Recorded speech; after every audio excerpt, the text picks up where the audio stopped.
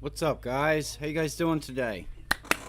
Let's cap it up. I've gotta bring this in the range, yeah. If y'all want to see me, all right. If y'all want to see me, what up? What's up, guys? How y'all doing? Let me size up my screens. We'll just leave it like this, I guess.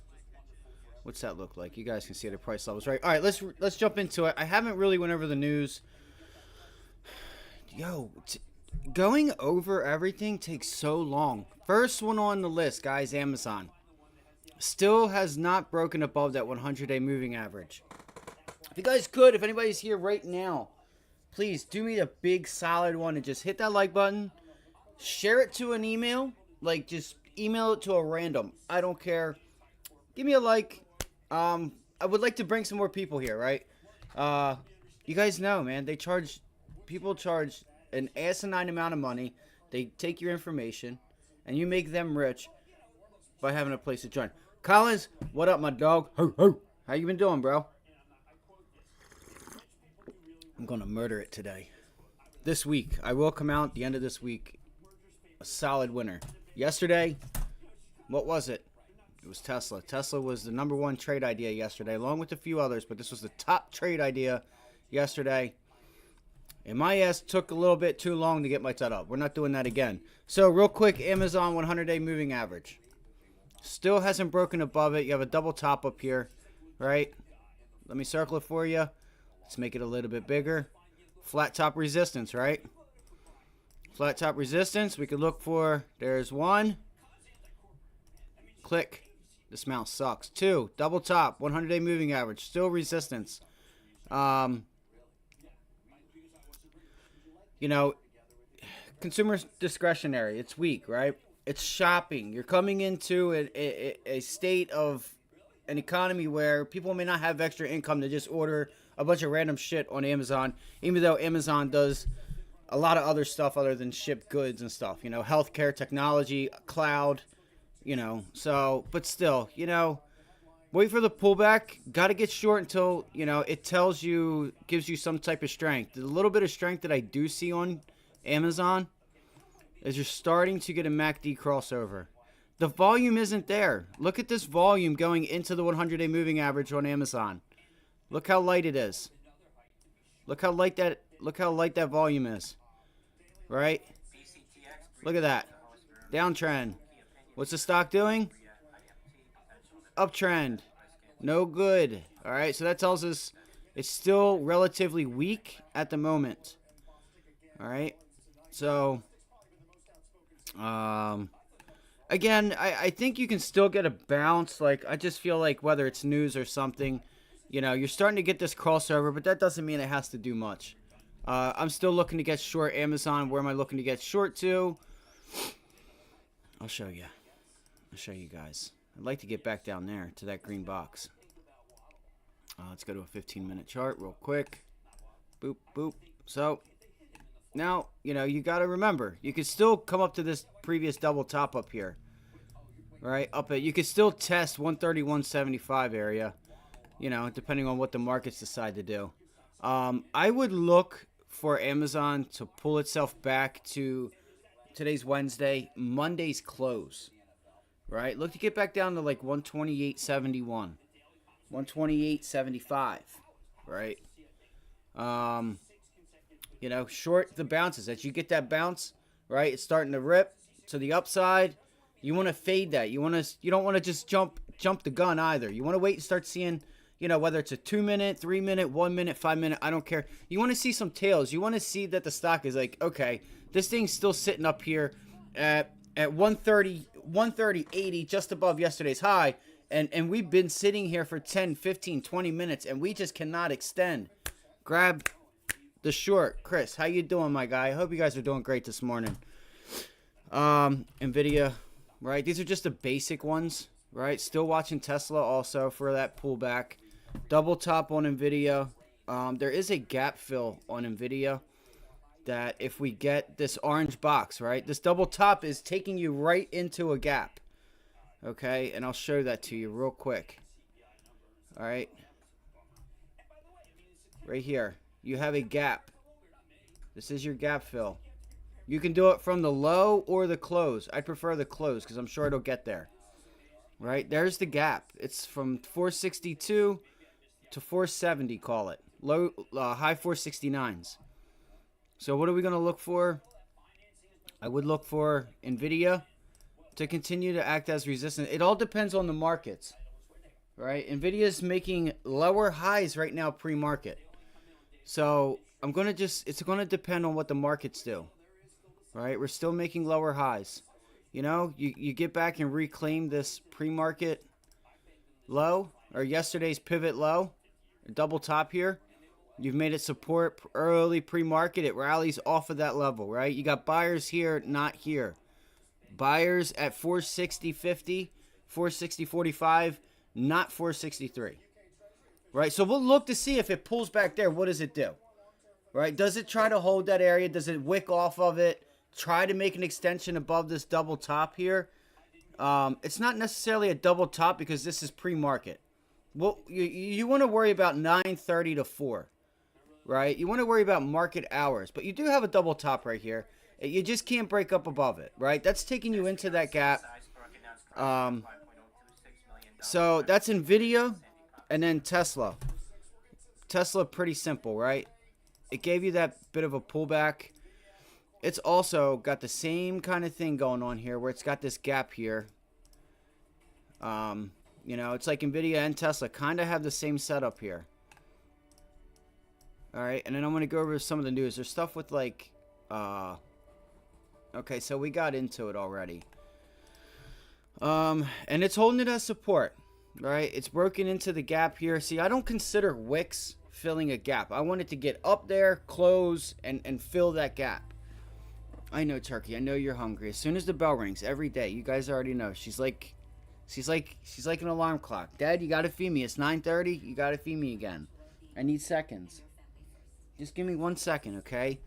I haven't. We have 15 minutes. I haven't really gone over the news, so I'll probably watch some of these bigger names and see what like Amazon does, what NVIDIA does. See if Tesla ends up pulling back here. Microsoft, guys, nobody's talking about this one. This is one of my top ideas here. Microsoft, same setup, right, as Amazon. Look at this. Double top. Like, you just got a flat top resistance up here at the 100-day moving average. All right, I want to see if it does break through it. Not sure if it does. I don't think it does just yet, right? So yesterday, it did make this area support. Right, it broke above it, it pulled back to it. So the one thing I am concerned about before I show you something is I'd like to see you broke the 50-day, this red line, you broke it. I want to see it pull back, or at least sit here and meet the 50-day, pull the 50-day up, bounce off of it. Like, it needs somewhere to put its foot in the ground. What is this? This is nothing, right? You have no moving average. You have nothing there, right? What is that? What is this? To be support. You know what I'm saying? Right? Now, if you had this pivot low, flat top right there, okay, that's one thing, which you did. But you got below it, and you kind of just like, it's like floating in space, and you're just bouncing off of nothing. Right? It's not like it's this two pivot double tops down here.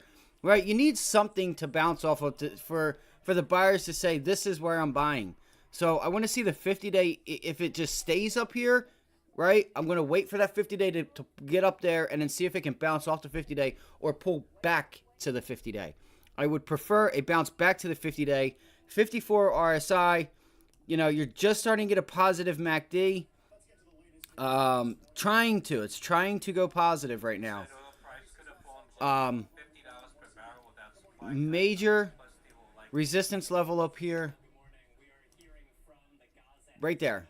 You guys see that? Major support and resistance level. It broke through it. Does it hold this as support? Now, this is a level I would say, hey, you could catch a bid off of it, but we just cannot get above this 100-day moving average. Let's go to a 15-minute chart real quick. So, personally, I am going to look to short off of this level, right? You have previous resistance and support level right here up at 330.79. Call it, 330.70, right? 330.70 is the area I'm going to be watching. If it does break, if you turn 330 70. If you turn this 330.70 into support, we break above it. You see the SPY is a little strong. Again, we have FOMC minutes, so you may want to wait and just be patient. It's hard to say what type, we may wait for CPI tomorrow, FOMC later this afternoon, whatever else we have going on coming into earnings. You want to look for this resistance area. You could get a 333, looking for a $2-3 move, right? Look for that $1.50, $2-3 move. You could easily see this thing back up to 334. Right? You could see it easily back up to 334, 334.50. Right? There's a break, well, resistance, pulls back, holds it, right? Sits here and flirts with it, right? Boom, boom, resistance, right? Doesn't know what it wants to do here. Support. So, and then back here, it broke it, resistance, blah, blah, blah, breaks above it, support. You guys get it, right? And then it just doesn't even, it just falls out of bed. Where did it fall out of bed? It fell out of bed up here. So remember, when we get back up here, you probably got a little bit of selling waiting for you to get up there. Once we do get to 340. Depending on the sentiment and what's going on with the markets. We have 10 minutes. I'm going to set my charts up. I haven't really looked into like plug. I know there's some stuff going on there. So there you go, right? This looks like an area of resistance, and we have that 100-day. I would look to see if we can pull Microsoft back to 325. Right? 325 is the target I'm looking for. So Microsoft 325. I don't know why I didn't write it down.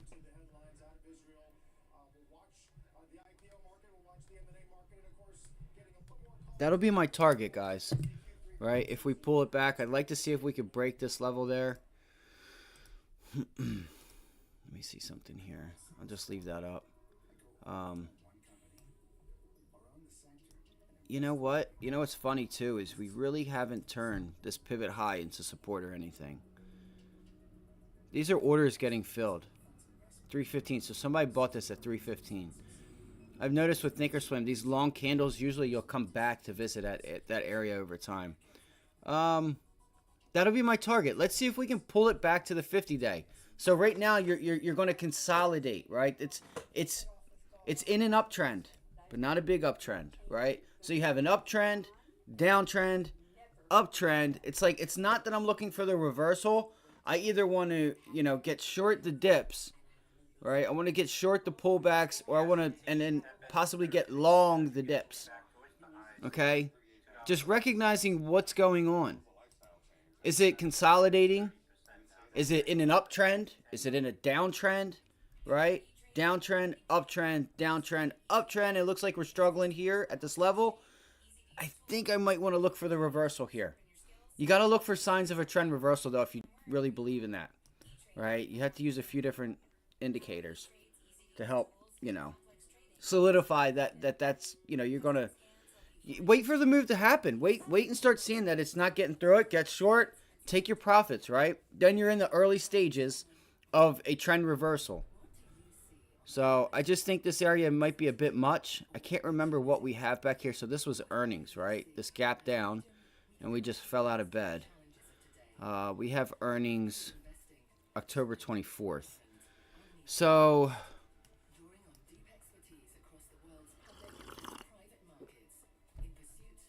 I'm not sure. I don't think you're going to get... It depends if you start seeing these other countries start to step in. Like, you may not get energy. Like, oil may not be... I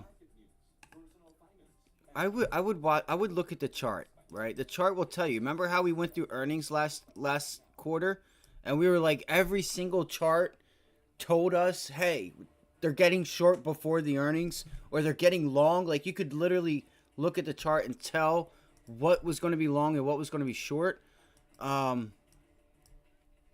was going to, like, how the market was going to perceive the earnings. I think I don't know if it messes you up that much. I think you have to wait until you see, like, what happens with Iran and, like, all these other countries. If other countries start to step in to help this group, then that's an issue. Absolutely it will. I think there's uncertainty right now, so you could just be trading a bit sideways for a bit. I would go look at futures. and go off of see, it's not going to give it to me. I would have the only way I could tell you is to go to TradingView and look at futures and just wait. You know, you don't want to like front run a move, because who's to say it's not for another 2 weeks that something happens that they step in. Do you know what I'm saying? On a daily chart, I mean, you could buy the dip. It's pretty oversold. Exxon, right? XOM. I mean, listen, worst case scenario, I don't know if it's a trade or if it's a hold. You know, again, I can't tell you what to do, but I would.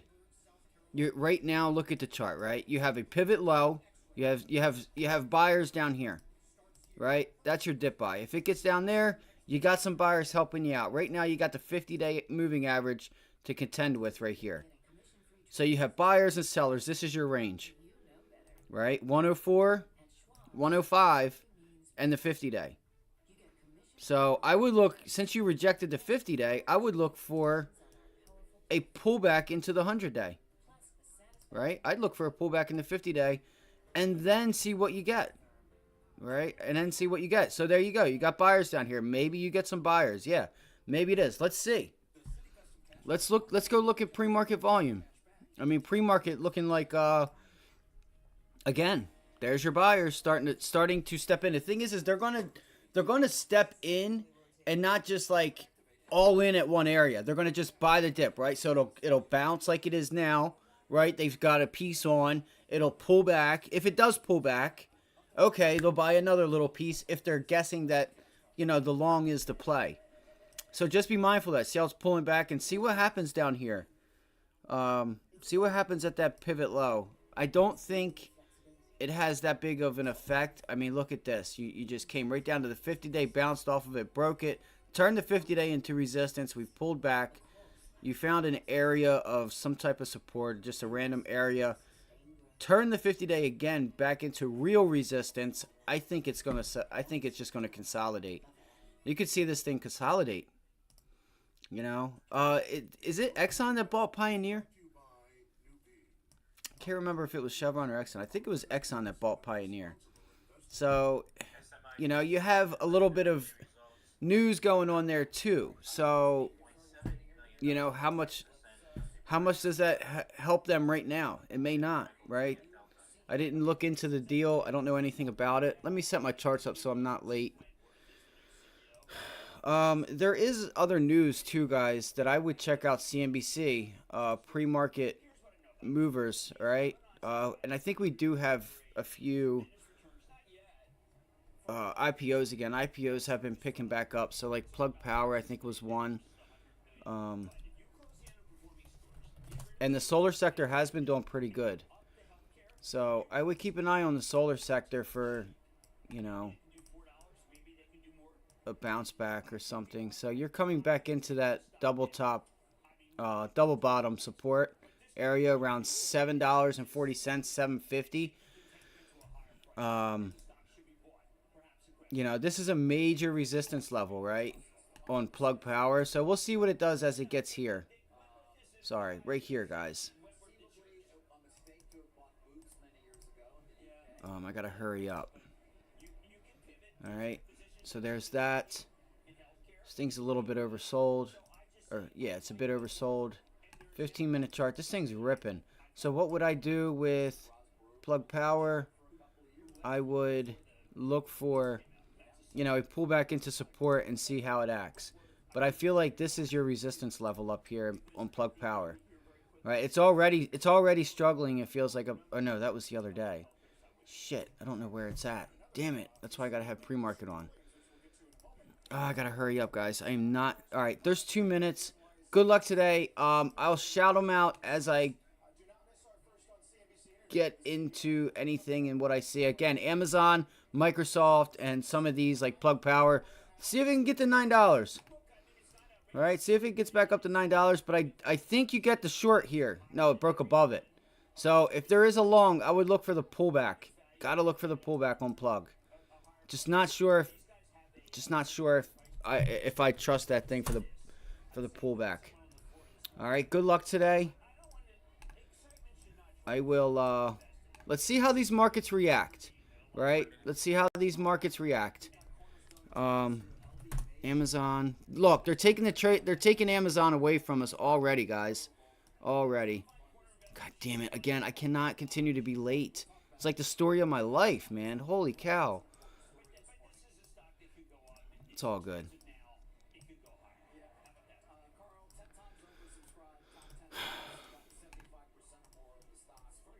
Settings, appearance, boom. I wish I could set it and save it. It just, for some reason, doesn't save it. I don't like that it doesn't save it. No.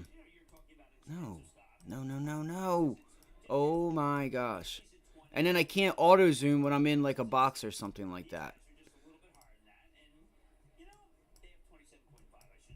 Alright, so what I'll do is, look, pre-market lows. It's like an area. 130, I want to look to get short. Amazon, if we bounce up there. I don't even have it up on my stuff.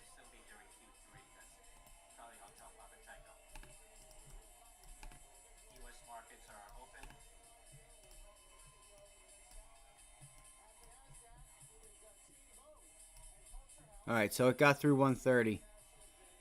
Yeah, there it is. 130.09.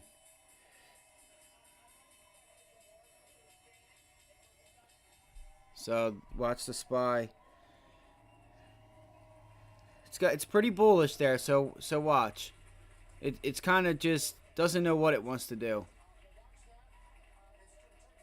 Nasdaq up 62.46 points after the open. Dow Jones Industrial Average up 90. Alright, number 2. S&P 500 up 13.79. I'm sorry, guys. I'm sorry. Just give me 1 second.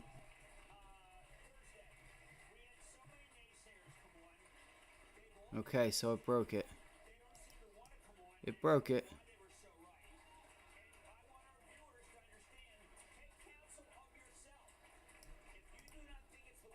Yep, 130.11 would be the area.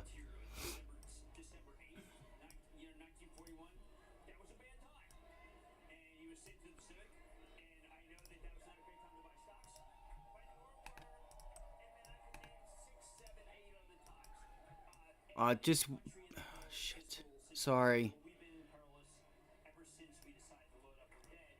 Yes, it was going off yesterday. Bingo, what's up, my guy? How you doing, bro? Let's get it, guys. Have a great day today. All right, so there's the... Looks like it's struggling up here. Pre-market highs, right? Let's be patient. That's Amazon. So the S&Ps are going higher.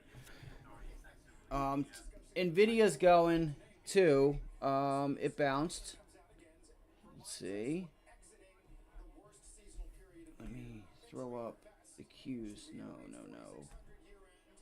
Come on.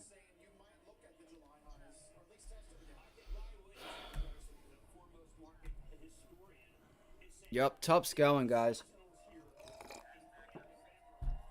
Yes, TUP is going. TUP's going. Get him, Chris.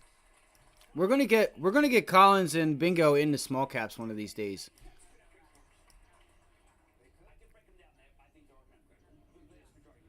I would look for pre-market highs for a pullback. It started yesterday, and I almost bought it. I almost bought it yesterday. Look at that pre-market support off yesterday's high, and look, a break through the high, right? The next day off of previous days like pivot highs. Once you see an increase in volume, that's gonna solidify that pivot high, yesterday's high, should be support. When you back it up with some volume. FCEL, nice. He said I'm already on it, bro. All right, let's see here. Studies. I just need to add a couple things real quick. I don't really need a MACD, but I do kinda, because it'll help me with divergence. It'll, come on, man.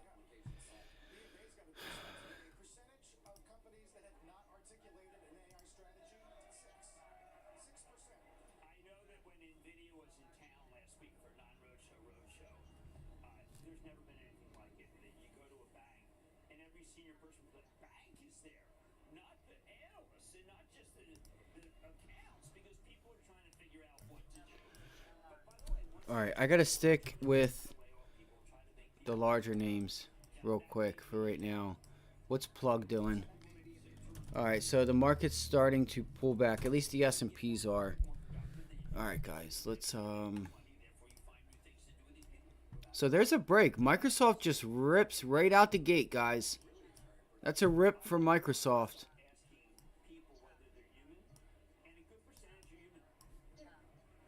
With nice volume, too. It feels like, I don't know why, it just gets this poop volume.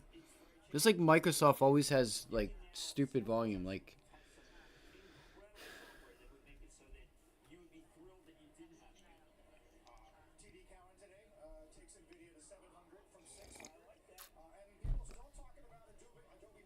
there was also news with Netflix, too, guys. Just so you guys know. There goes NVIDIA. What are the Qs doing?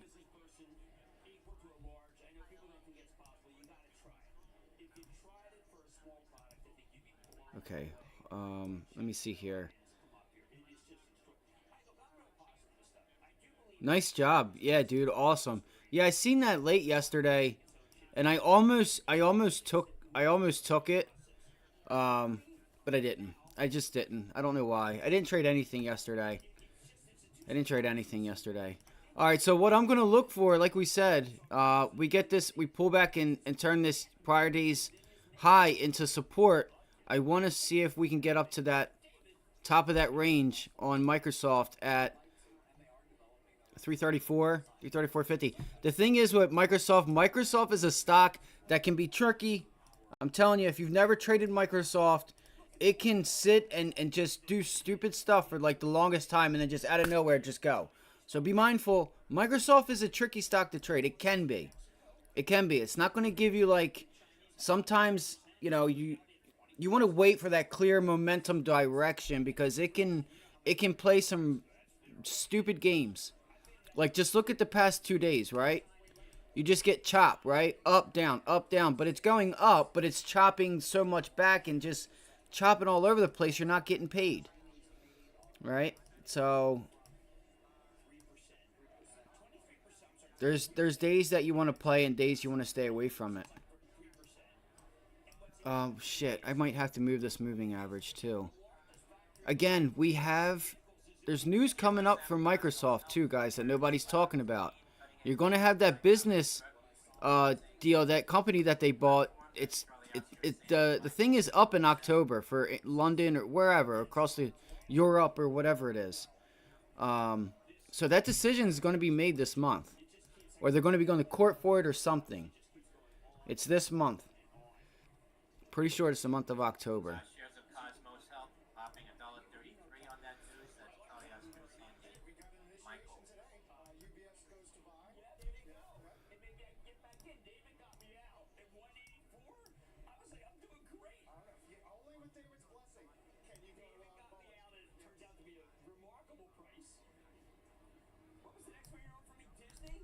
RAD, Rite Aid shares popping. Dude, Nvidia's ripping, guys. Nvidia is ripping into that gap. Fuck.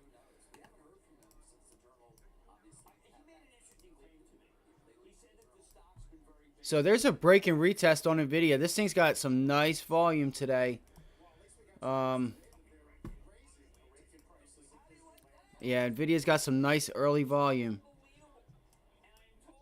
We should get that to 470. We should have no problem in getting that to 470 if we can get a pullback here.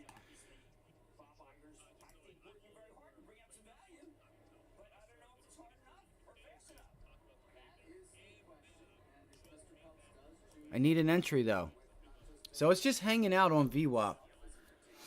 SPY seems to be struggling a bit also.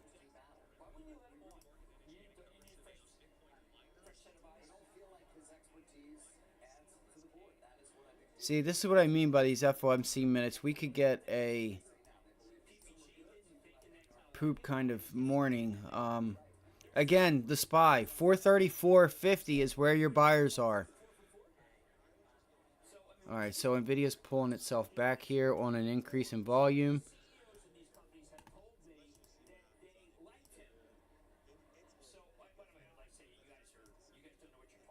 Shit.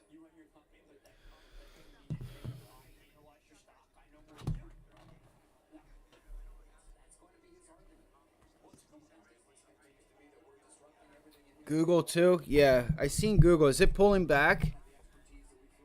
I thought Google was coming into a resistance level. It should start to pull back. I know it's got a resistance level up there somewhere.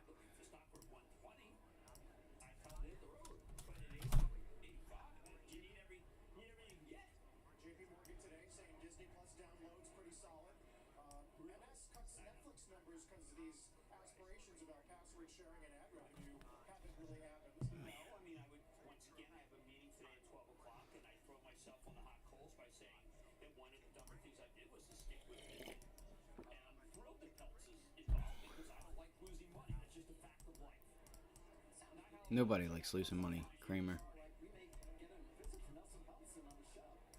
Feels like these candles are getting small too as the further AMD gets up. I just wanted to see what AMD was doing to see what the semis were doing. The SPY could get a bounce here, guys. SPY could get a nice bounce if it's going to hold VWAP here. You could see it break higher if some buyers do decide to step in.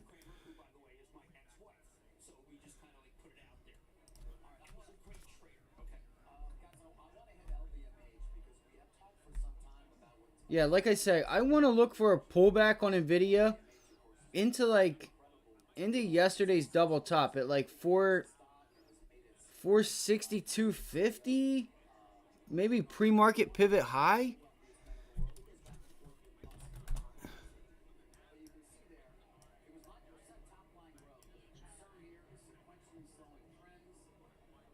And I think that was it.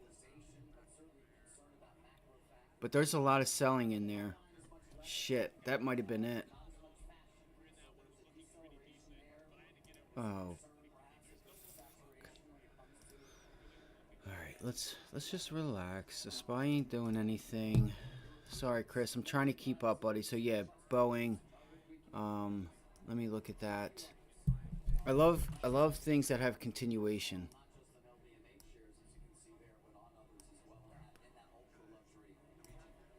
I feel like Nvidia's a bit weak up here. Okay, so there's Boeing. That's pretty nice. That's nice. The volume could be a little bit. It's not bad. The volume's not bad either. Volume's not bad. All right, there goes the SPY. SPY's pulling itself back. The Dow is pulling itself back. I'd be careful being long some of those names if the markets are going to pull back. Just, not that they are going to pull back, but just see who's leading and who isn't. All right, so the IWM's going green. All right, look at the IWM. The IWM is pumping. Let's see if we get a bounce on the SPY here. Let's see if we get a bounce on the SPY. I think we can. This is arbitrage that I'm talking about. Like, I would take a SPY long right now and look for it to continue with the IWM. Let's see if the Qs do it also. Let's see if you start to see the SPY start to bounce here. Watch. I've done it before. It was a while ago. So it changes. Sometimes it's the dollar. Like, look at the IWM go, guys. Look at the IWM go. It's past yesterday's high. Way above pre-market pivot highs. So I may take a small long here. Let me see. QQQ.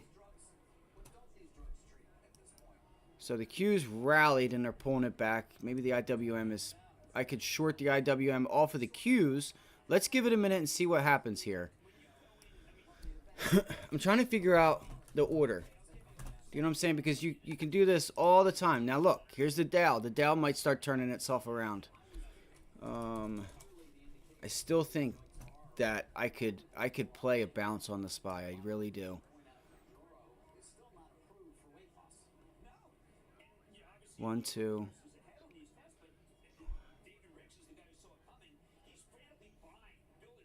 There it is. There's the buying. Here comes the Qs for the buying. Let's see. Come on, you guys can do it. Let's do it. Alright, so there's a tail in IWM. The volume isn't that great. TPST price target raised to $47. Maybe I'm just not seeing things clearly. No, I have the SPY. $35 to $47. Tango Papa Sandy. Tango.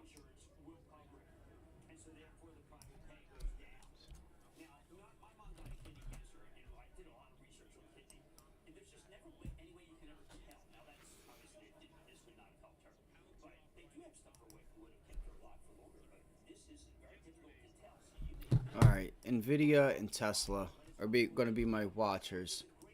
I want to see if the SPY turns around here. I just want to see if it does, or if it sells off with the Qs.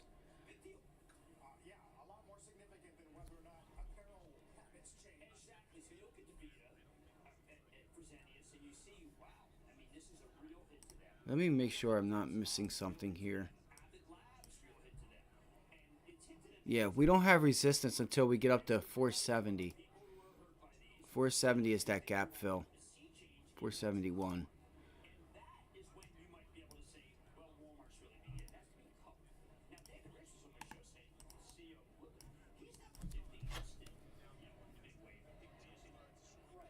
Hopefully I don't get my head taken off. I'm gonna grab an Nvidia long. Netanyahu news coming out right now. Not sure what it was. So what I'm seeing is a low volume pullback right now. Seeing a low volume pullback. See if we can hold this gap fill, or like this is like we're in the gap right now. So this orange line here would be pulling back to test, you know, getting into the gap, that 462.50 area.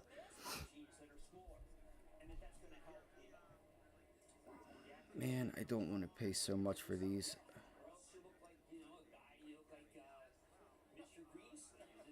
Let's go, SPY. Let's start the bounce. Let's bounce. Let's start bouncing it.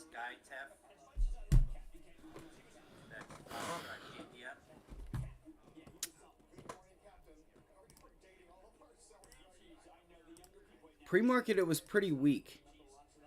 I felt like pre-market was weak. TUP still going, isn't it?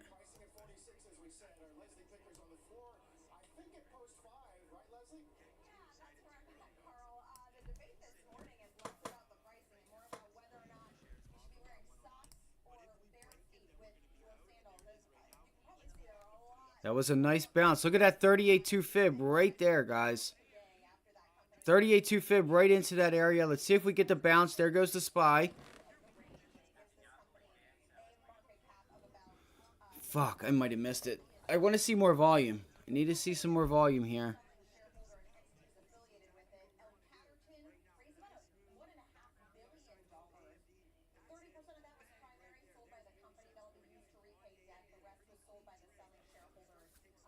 Bang, there it went. Shit. Fuck. See if this becomes resistance. Give me another opportunity. And there goes the SPY, like I said, guys. I feel like...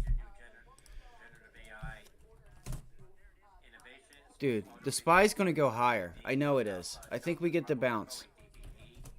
I think we do. I think we do. I think the SPY goes higher. If I were to play it off the IWM, I would be in calls right now. I know it sounds weird to say, oh, playing the SPY off the IWM. I know it sounds weird, but, you know, what's the leading indicator? Sorry, the chat messed up.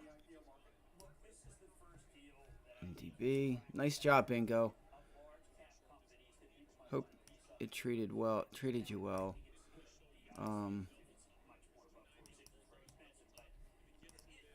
Okay. Shit, man. Come on.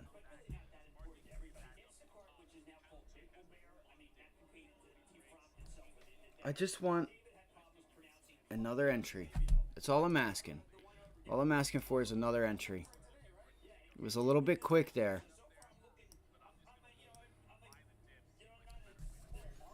I may have to just take it now off VWAP and the 9 EMA.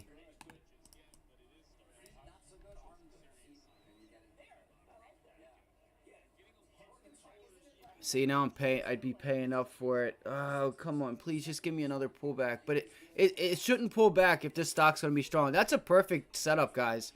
Breaks out, pulls right back into it, right? Boom, bounces right off of it. See if it can go up. We do have a little bit of tails in there. Volume is, you know, the volume. I want to see increase in volume to bring us higher too, though. Which we could get at any minute. You could get it at any minute.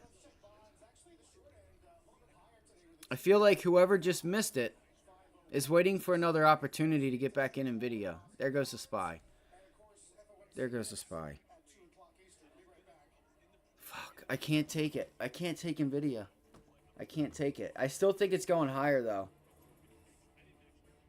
I think you're going. I think the SPY should give it a boost, and if the SPY doesn't give Nvidia a boost, then there's an issue.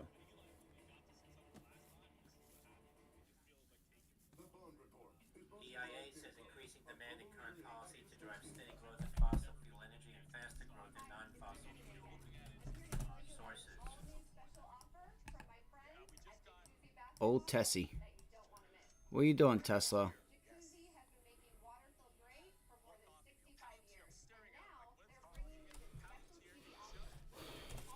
They're still talking about Palantir. They're like 2 days too late. Man, it's still got some nice volume in it. Kinda. Man, this is so weird. The markets are just... Alright, so there's... Looks like the pullback off the 100 day on Amazon.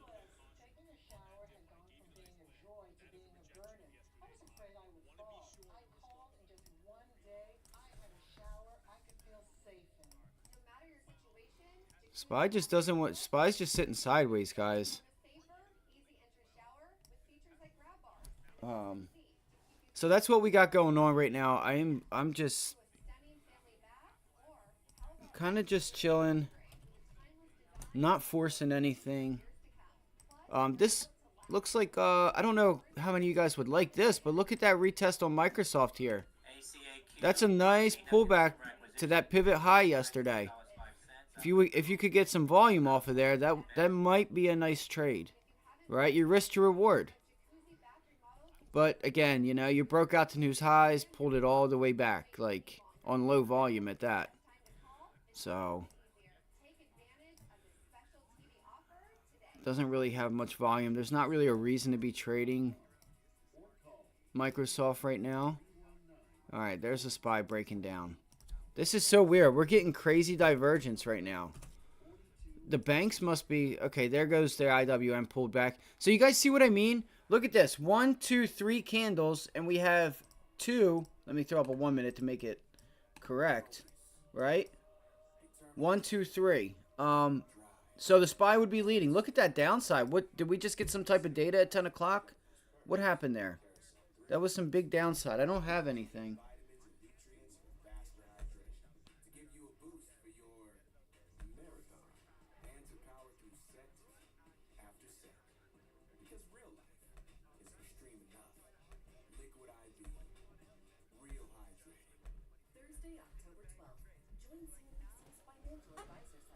Alright, there's our previous pre-market support. Okay, so we're breaking down on the SPY. Renewable and nuclear energy combined expected to be 55 to 60% of global electric supply in 2050.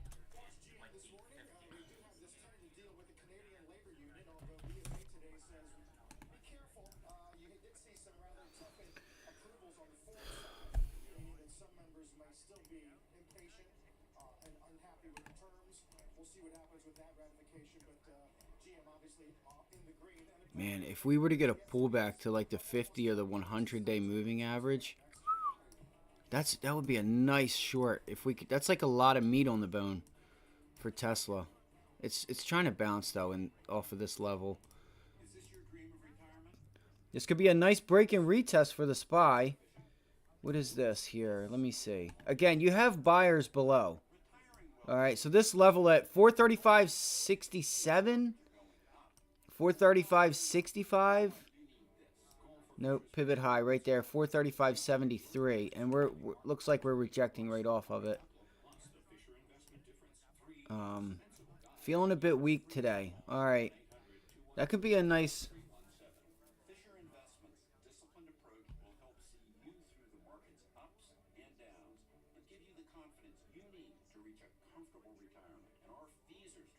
They're still buying.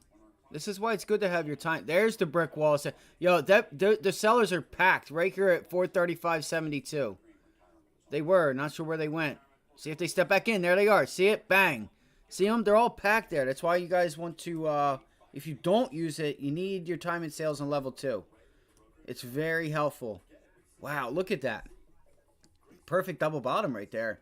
It should crack. There it goes. Man, that was a nice play there off of SPY. That was a nice play. Wow. That would have been a beautiful scalp, guys.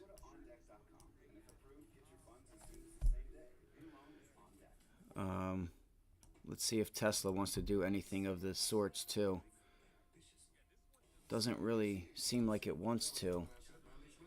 This could help our Amazon trade, guys, if the SPY is going to pull back. There's pre-market highs up here. I know I'm just... Man, look at the volume coming in.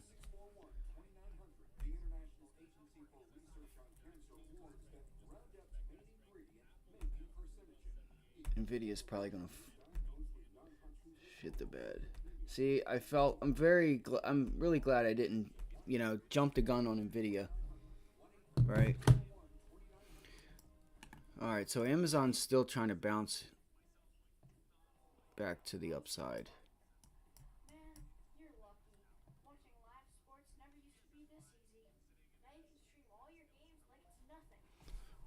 Let's see here. Sorry, guys. I haven't seen the chat real quick. Let me see here. Google's flying. Okay. All right. Let's see. I wonder if there's some type of news or something. Wow. You're right, dude. Holy shit. Damn. Damn. It is flying.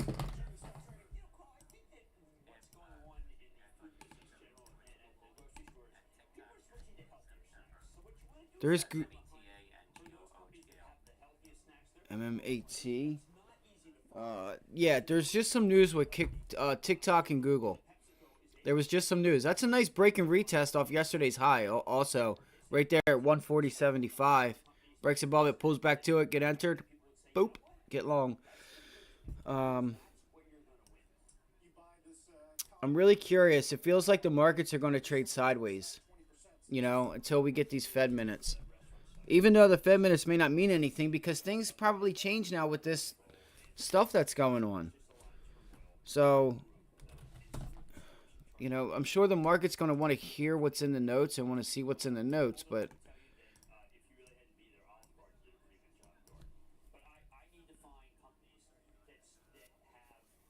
So this is a tight range on Nvidia. It's not really giving you follow through. I'm still, I still think we could see some upside in it.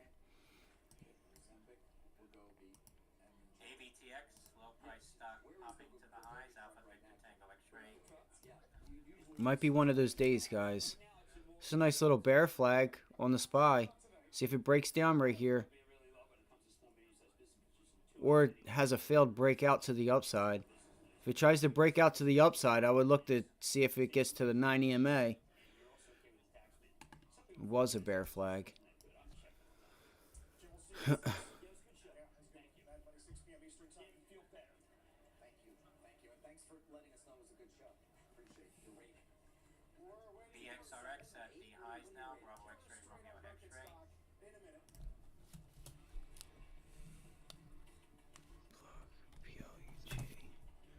Alright, so plug is pulled back to that level, guys. It looks like they're not buying it, whatever the news was.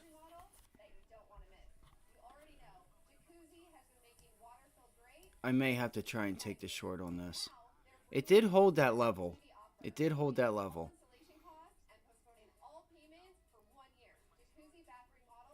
Yup, I think we could...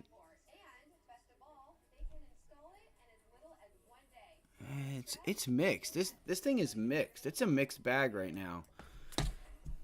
I wouldn't be surprised if it goes to the upside. See, I'm stepping in right there. Give it up.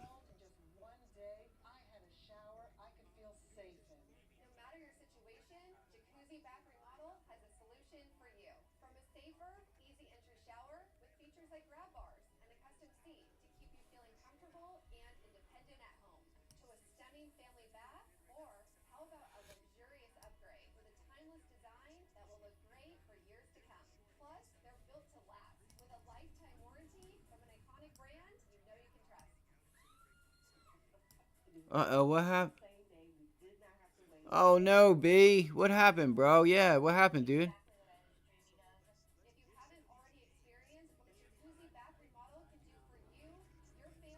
I know.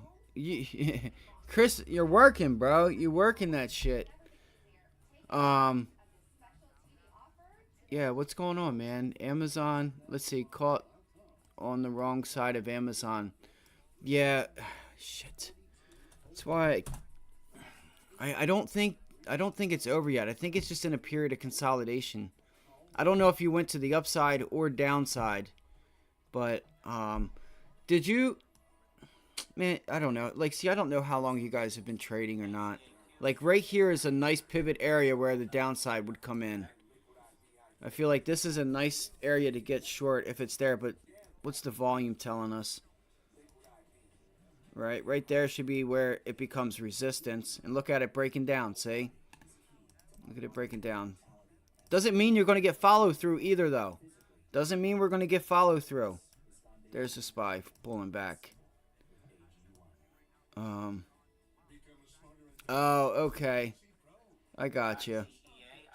I was looking to get short Amazon today. It does have a little bit of volume there in the beginning, but you gotta watch.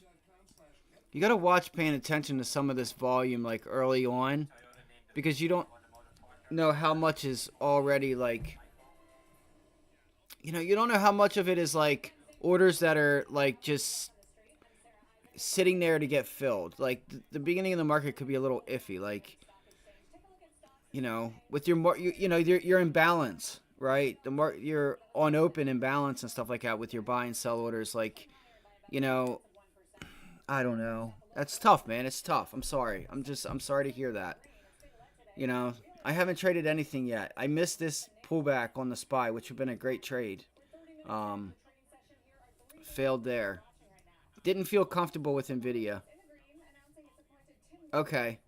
Okay. Yeah. Let's did you I take it you probably tried to bounce there or something. I'm not sure where you would get long or up here.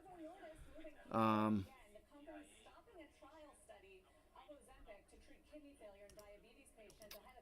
we'll have to work on it, Bingo. Let's work on it. We got to work on it. We got to see what we were thinking, why we did what we did. What was there something missing that we weren't seeing? You know, because I don't want anybody to fail. It doesn't. We're going to have mistakes. I'm going to have mistakes. I've been having a mistake for the past week. But it's just really important to go back over and see what it is where we went wrong, where we not seeing something.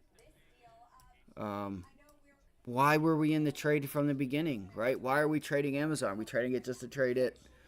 The thing is you're choosing a nice liquid stock, so that's I would watch, so you're saying like, and I'm not making fun of you. I'm not I'm not here to point you out, but listen, we have a double top at the 100-day moving average, and we're buying calls, and we have not broken through the 100-day yet, like on volume, right? When you break through, you want to see Amazon do it on volume. So it's like, me, if I was to come into this thing, I'm going to say right now, until we break through that 100-day moving average on volume, I'm going to be short at the 100-day moving average until it proves me otherwise, right? I'd like to have the markets at my back, right? I like the Qs, the SPY, the Dow. I like to be in in an uptrend. It isn't an uptrend, right? It isn't an uptrend. I give you that, right? I give you that. But we need to buy dips, right? We need to buy the pullbacks. The weakness in the midst of strength, right? It's got some strength here. This is the weakness, right? Now it's just consolidating because it's up at the 100-day moving average and realizing, this is a big resistance level. It's a big resistance level. So, I want to make sure that I have volume, right? That's the most important thing, right? Like, look at this volume here on this 15-minute chart. You know what I mean? Compared to other days, like, look at this volume compared to it. And I know, I'm just trying to help. You know what I'm saying? And that's all. 948. Okay. Oh, awesome. Fell out of bed quick. It did fall out of bed quick. Uh, yes. There you go. And that's a positive, right? That's a positive, B. You cut it quick. You realized, hey, something's not right here, right? Something's not right here. That's what's up. I'm glad you were able to cut it quick. I don't know what just happened. Um, so I think we should start to get some type of volume here. Like, look at this volume and how it's just decreasing right now, right? It's just decreasing. The volume is decreasing. See if it starts to ramp back up because of the 100-day if something happens. Or good news, something. So, doesn't mean you can't play it because it is a liquid stock. It's good that you're playing Amazon and not something like Starbucks or something where there's like no liquidity and no reason to trade it. But it is good risk management. Exactly. Cutting it quick. Sometimes you have to do that.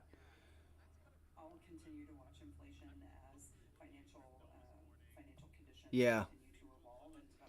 I think, are they there?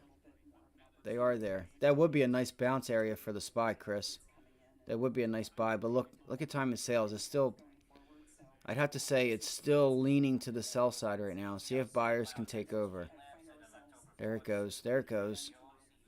But you got to watch the low volume bounces too. Just take notice. You know what I mean? I know you've been doing this for a while, guys. Just just take notice to the low volume bounces, right? Because it'll probably just wick right back to the opposite side.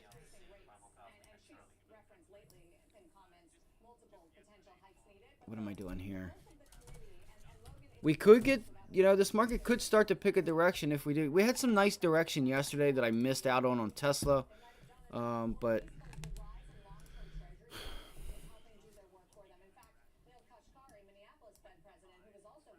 let's see if we get some dip buyers here.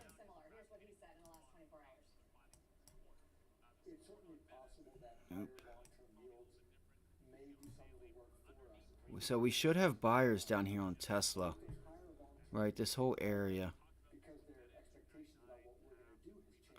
What is that? 264.50.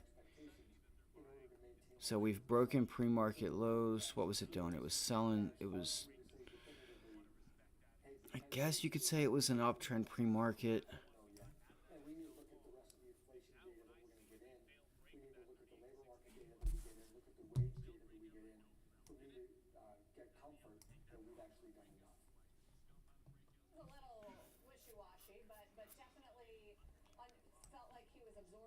All right, it's 10 o'clock.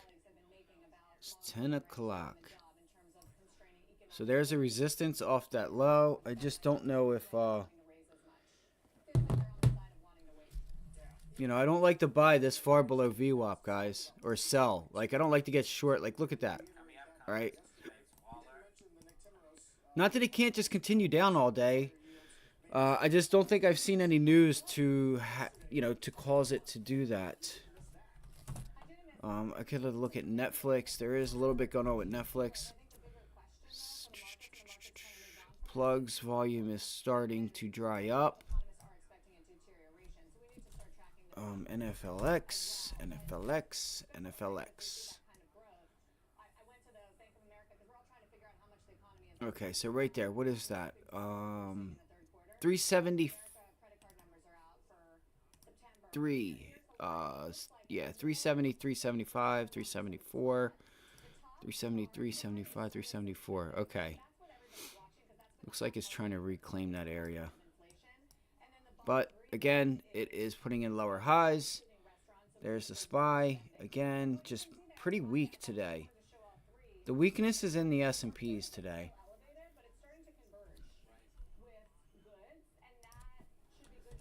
Could get a...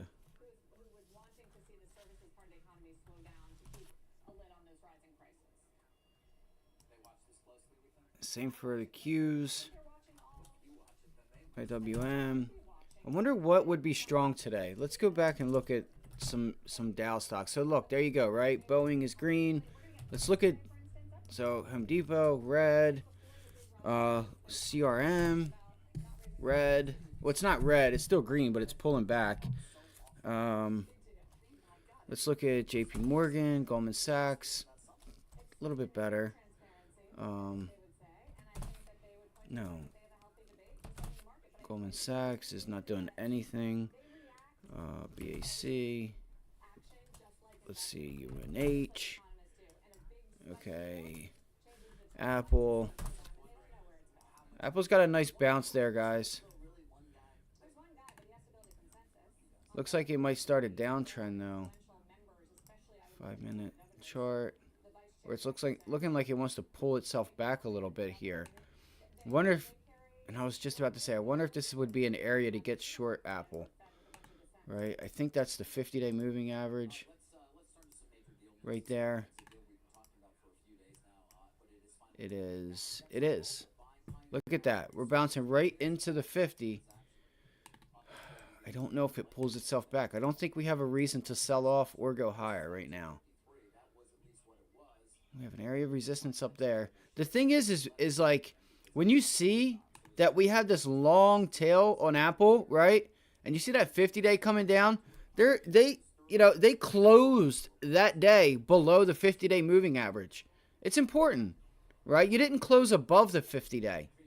It's pretty important there. Okay. You too, Bingo. I hope you have a good rest of your day. And if you need anything, stop by, man. Whatever we can do to help, one another. Don't force it. Whatever you do, don't force a trade, because the markets, they're moving, but they're moving really slow.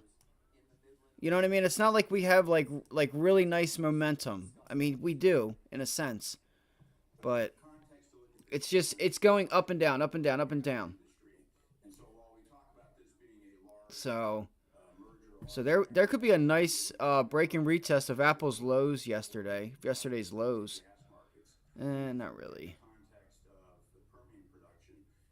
I would say it'd be like this area, 178.23. And there we have VWAP there also. Let's see if we get a short there on Apple. If the markets can pull back. That might be a good short off of VWAP on Apple there. Shit, I'm not going to be able to get it fast enough, guys.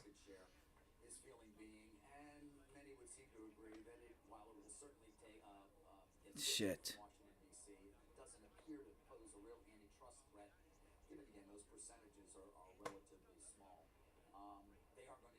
Oh, that sucks, guys. That would have been a nice trade right there. That would have been a nice scalp. I mean, I'm still going to wait.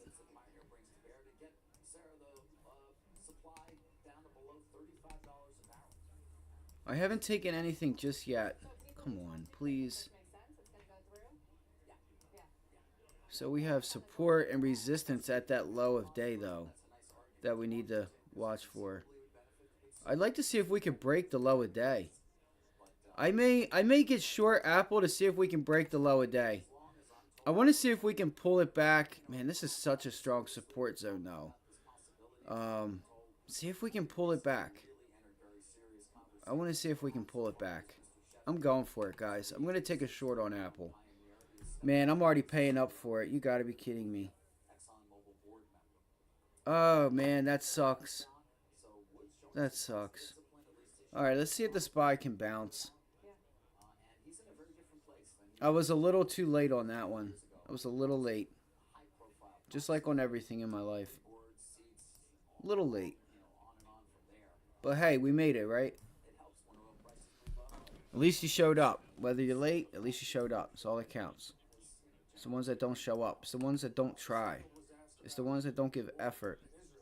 It's the ones that don't want it bad enough to go do it. Do what it takes. Go get it. All right? If you want something, just go get it. Go get it. I want Apple puts, but I can't grab it right now because the freaking door is locked. And I'm trying to not kick the door down and make all kinds of noise. You know what I'm saying? That was a really nice short opportunity right there.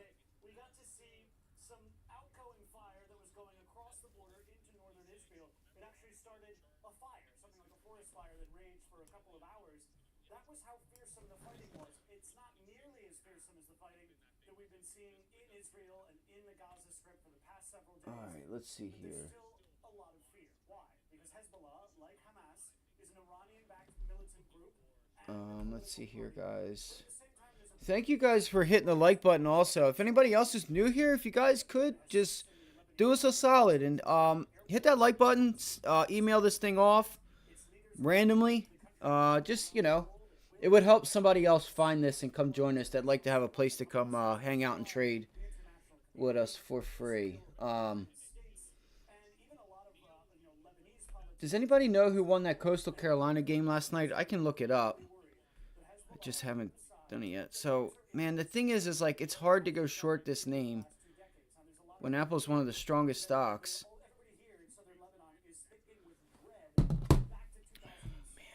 Fuck, look at the SPY, guys. Look at that. Man, what a nice short that would have been. Shit. It's giving you the follow through now. It's 10:15. I got to keep track of my time because I do not want to be at like 11 o'clock. I would be okay with a day like today. So I think the SPY may try to pull back to this 430 area, which would be awesome. I'm not saying that it does it in a day, but I feel like we need to test that area. I think we need to test it.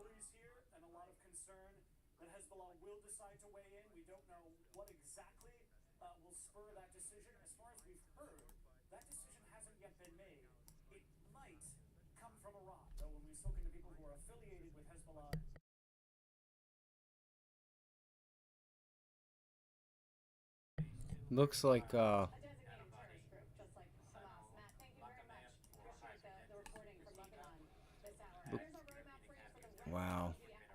That's so crazy. What a bad decision that would have been to go long the SPY following the IWM, because that was weird. You usually don't.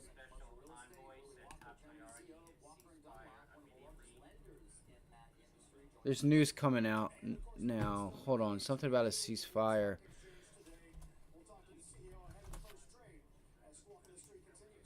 The Dow is still pretty strong. It's like.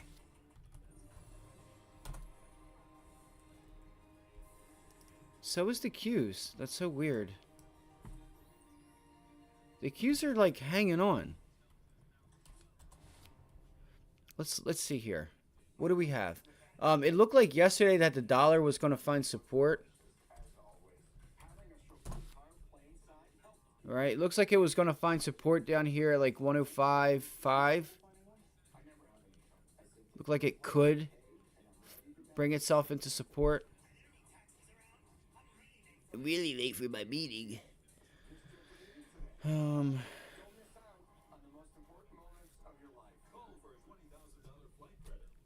I know longer term yields were going down.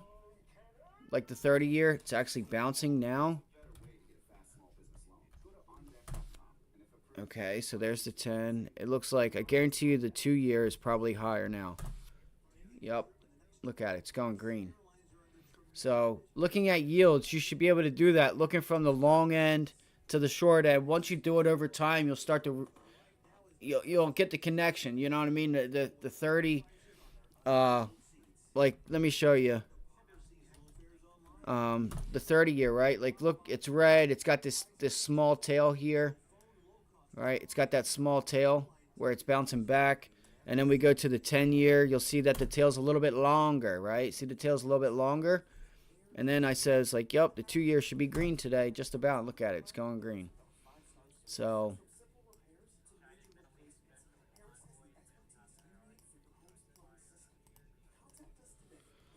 all right. What was I going to look at? Financial conditions. I want to see what financial conditions if they've been.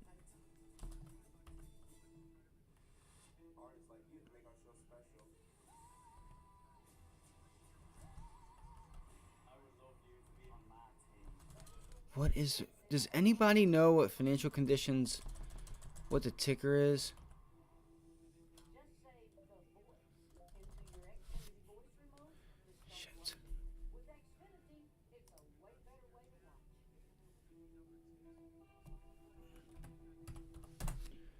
All right, let's look at a 5-minute chart here of the dollar. All right, let's see if this triple bottom can become resistance on the dollar, guys. And we'll use that, which it doesn't look like it's going to be. We'll use that for a, if it starts to pull back more, look for the pullback and get long the SPY.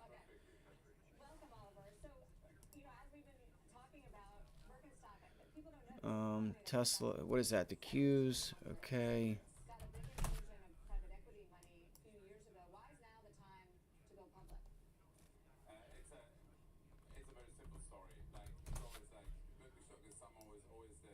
Nvidia bounced. Sheet. Nvidia's still up there.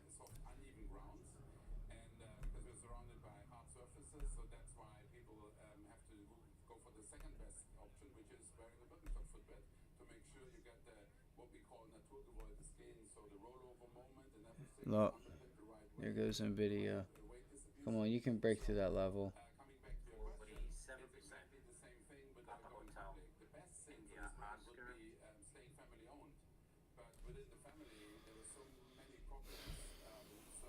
Company, There it goes, guys. Or let's see. Hold on. Let me. Intersil Compound. That's up. Let's see. Let's see if we can get the dollar to pull back here. We need it. We need the dollar to pull back and turn that area into resistance.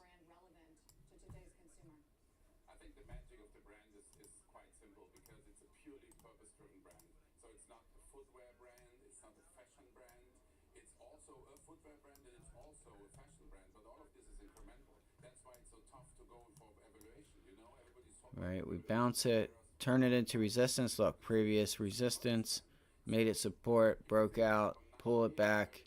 What are you going to do? It's back at that area. This is a key area for the dollar. I feel like it is. I feel like this is a key area for the dollar.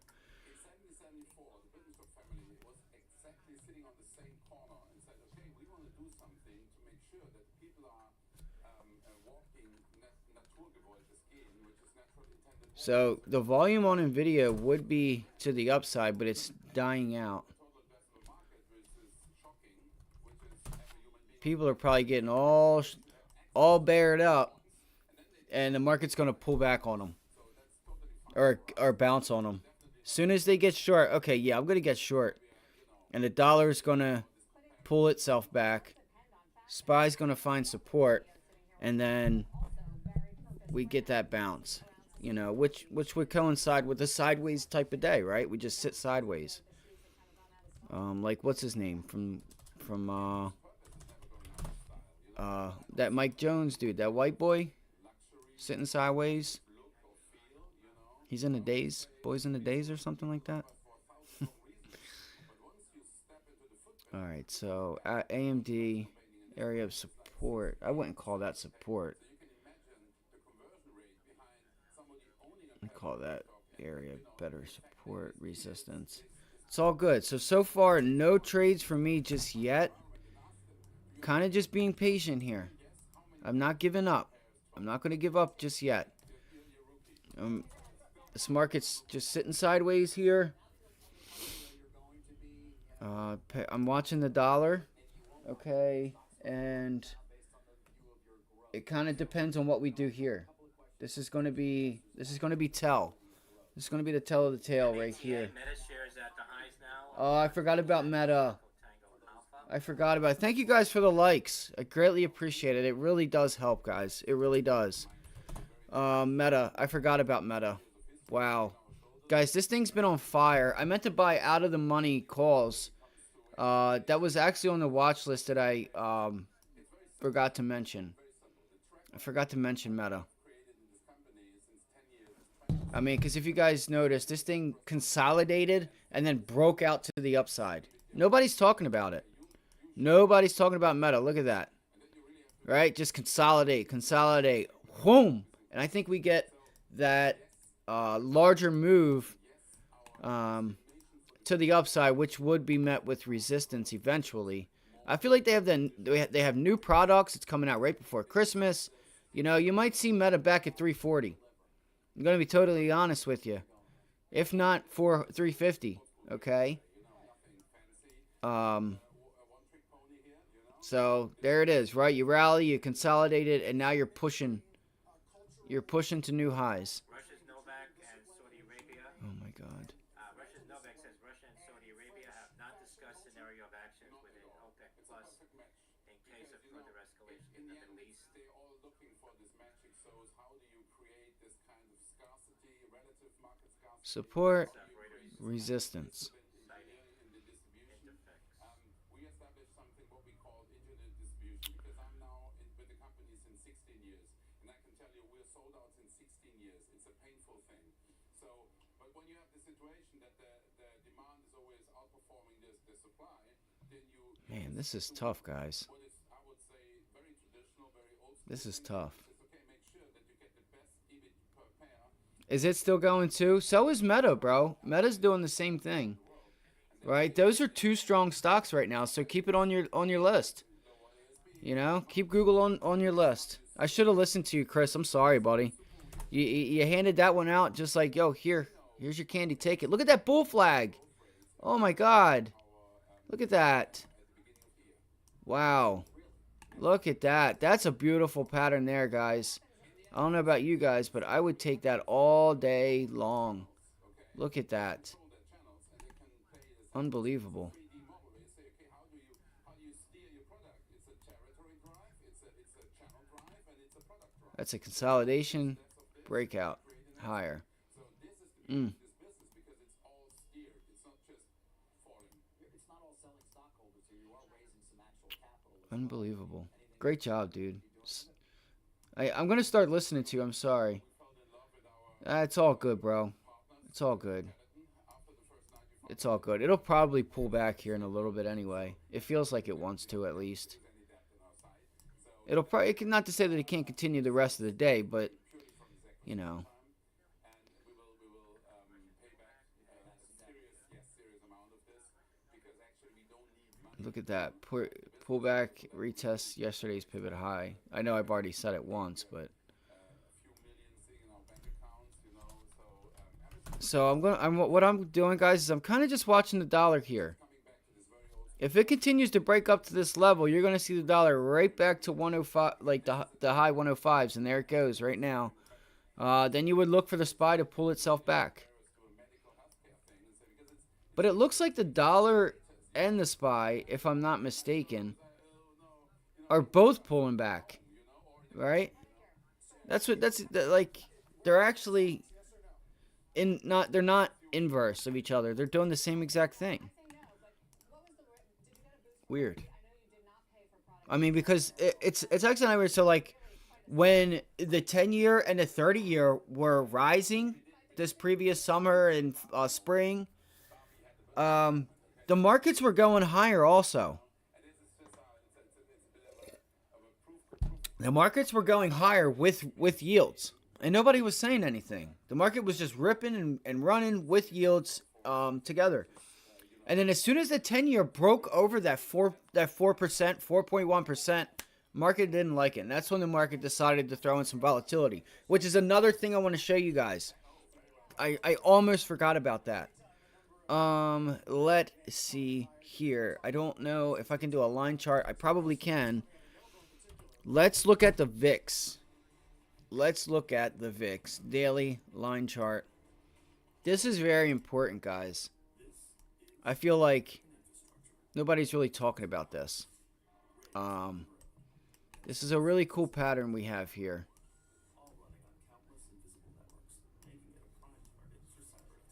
This $20 level, as we know, has been resistance.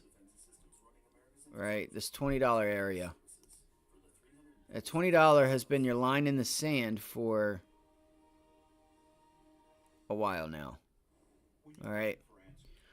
And I mean, technically you could call it 18 to 20, but just, you know what I mean, $20 is what it is. As you can see, 20 is that level. So we broke below it. You had a double top at it, right? You double topped. Double top. Boom, boom, if you guys can see it right there. But what are we starting to do? Right? What are we starting to do? Right? And And then we put in what? There's your pivot low. And then what happens? We retested it, but what did we do? We put in a higher low. I want to see when we pull this back if we get another higher breakout. On a line chart, it looks so much better. Let's see if I can get it for us without missing any trades.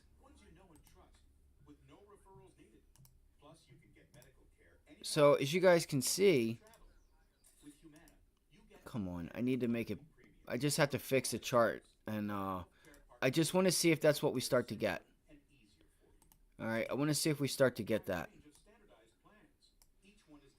Because as you'll see, we get, you know, you get that breakout here up to $38, $33, and then it breaks back out to 26, and then what? 20, and now we're below it.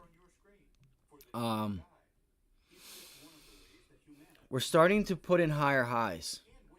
That's the second higher high. I want to see if we can hold like 15, 16. It may take a little bit, but look here, right? Like look there, look here, right? Look how small it was. You started at 21, went to 24, pulled it back, 30, and then what? 31, 36. I remember this, 36, should be 36. Yeah, 36.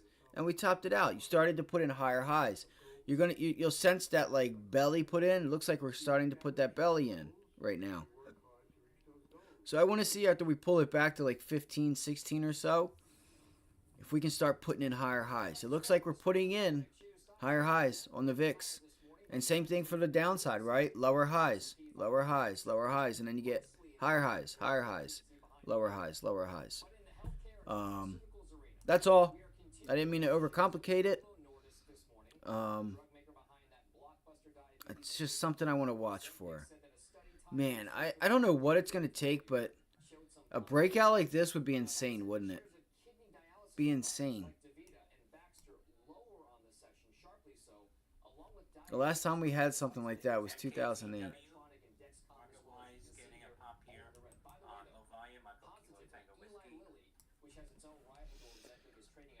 So yeah, not sure what your guys' thoughts are on that, but that's what I'm watching for. I want to see if we start to put in some higher highs on the VIX.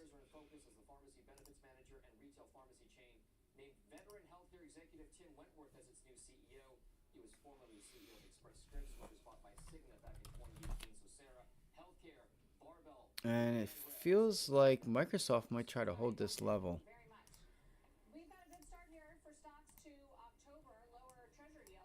So, kind of just consolidating it today. We do have FOMC minutes, which will be the notes from last week, coming out at 2 o'clock. And I'm going to go see what I can find. It's 10:30.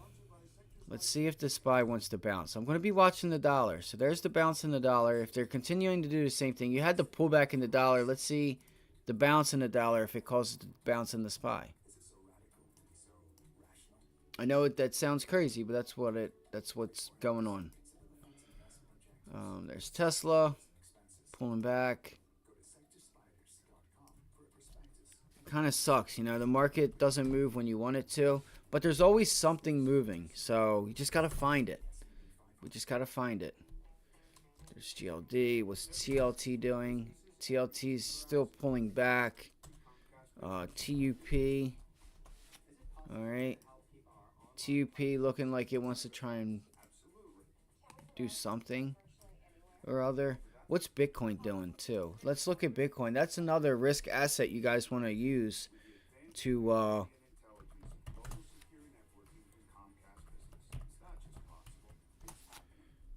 you know, for, you know, a risk monitor. Like what's going on? You know, risk on, risk off. You okay, turkey butt? Do you want something else to eat? I know Daddy didn't feed you, but you had your dry food. So Bitcoin's still holding out, hanging out up at this level here. That's pretty bullish, right? Believe it or not, it's pretty bullish. It's just slowly grinding higher. Feels like I'm kind of curious if that was the lower high there. We'll find out. It's just mascots for my old insurance companies. Yeah, just my bad decisions haunting me. You should bundle your home and auto insurance with Engine. You could save. All right, 5 minute chart. Let's see here. Boom. No jingles or mascots. Just great insurance. With scary good savings. Bundle with MGM. Welcome back. I'm Silvana Henao with your CNBC News update. On the fifth day of conflict in the Middle East, Gaza's energy ministry said its sole power plant is Come out of on. fuel as Israel blocks supplies to the region. That leaves only generators to power the area, which is home to more than 2 million people. Meanwhile, So right now, I'm gonna scan around and see if there's anything I can find. You know, maybe we don't get anything until Fed minutes come out. Hamas rocket attacks in the city. Apple's starting to bounce to the upside now. Ministry announced schools will switch to remote learning on Sunday. The ministry said the curriculum would focus on emotional and social Let me aspects see here. appropriate for the current violence. Another strong earthquake rattled Afghanistan this morning, just days after Saturday's tremors, which Taliban officials say killed Nvidia, AMD. AMD is pretty weak today, guys. All right, AMD is pretty weak. It looked weak at least on the 1 minute chart. All right, so there's a nice pullback in volume. Might turn itself back around to the upside. There, might have some dip buyers. Just not sure how much I believe in it. What are you doing?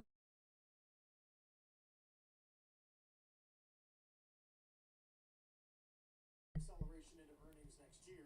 Barclays head of U.S. equity strategy, Vinu Krishna, joins us today. Vinu, it's great to have you. I know you've written a lot about the bear steepening that's going on in yields and sort of what that historically has meant for the economy and for stocks, right? Yeah, I mean, if you look at a lot of the questions we've been getting is the steepening of the curve and what it means for markets. And what's different around this time is it's a bear steepening. Crude dropping to the lows now at 83.46. The New York Times And the question was whether it's headline. They said crude, Early intel. I think. and we did Iran was find a surprised by pattern Hamas with this, but attacks. this was an inflationary period, which is broadly So crude's pulling back here. 83.42 at the in lows. those high inflation Crude is pulling back. it was far higher. But generally Um, speaking, in all instances, bear or bull steepener, I think the risk of a recession remains wow. generally high. Damn. Even though Look at that volume too, guys. It's got a lot of volume to the downside.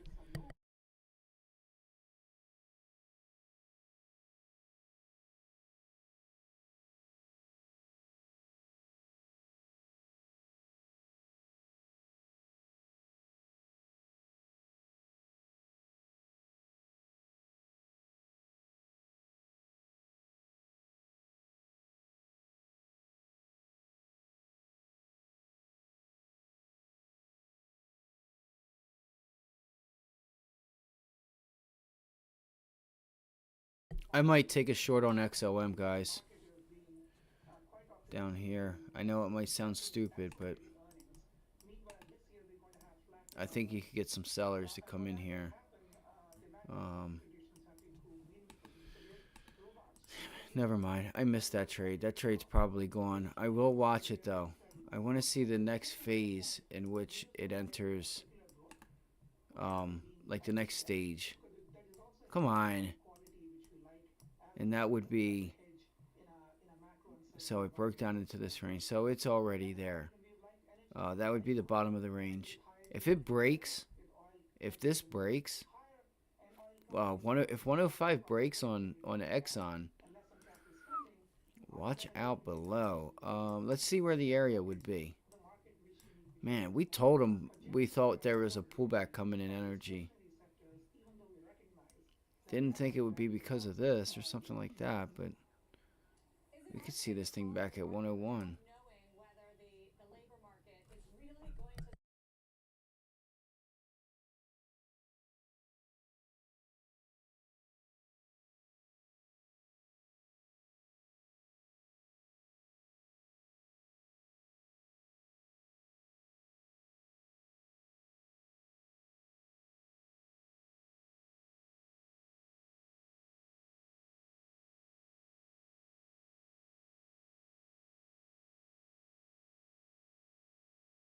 There's a huge bounce. said But they're not. So clearly the market long-term is moving rates fast are from market upwards. determined. When the But where the deficit is problem 6, comes is that Huge bounce, guys. deposit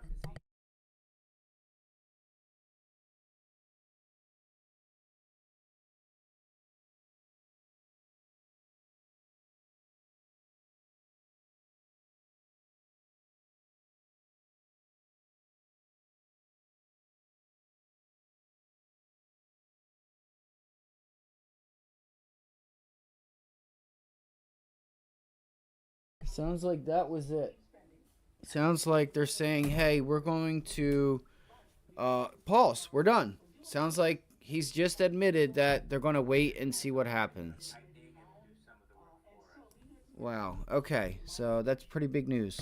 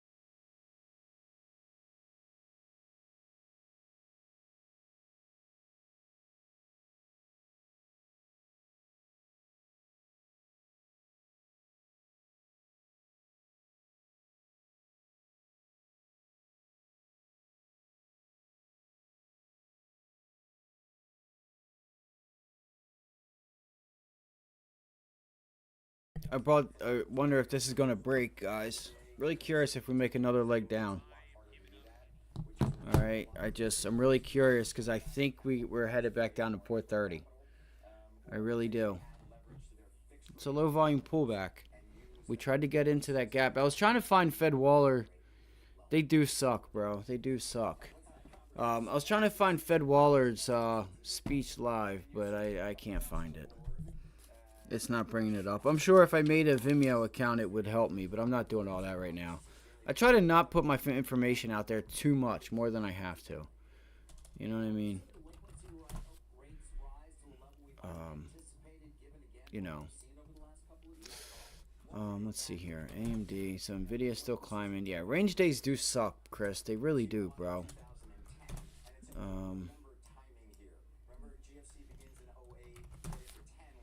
We could get some random ass news during the day. Let's see small caps and stuff. Let me look through here and see if there's anything going on. You know, remember we do have Fed minutes at 2 o'clock, right? It'll just be the notes from the last Fed meeting.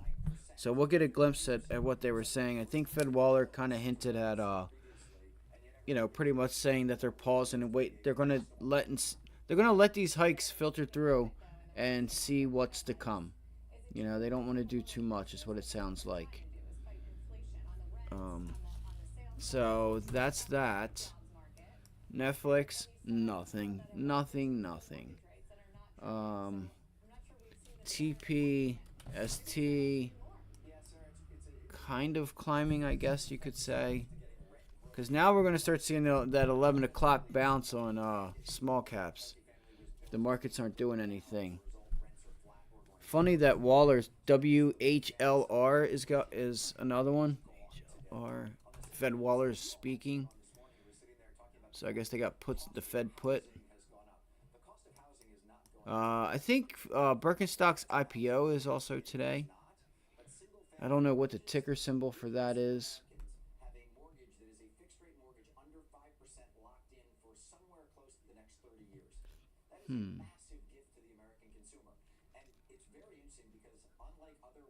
WeWork continued to make new highs, $2.74, seeing call activity, the November $3.5 calls. So, equal weight of Netflix. Data, producer price index, month over month.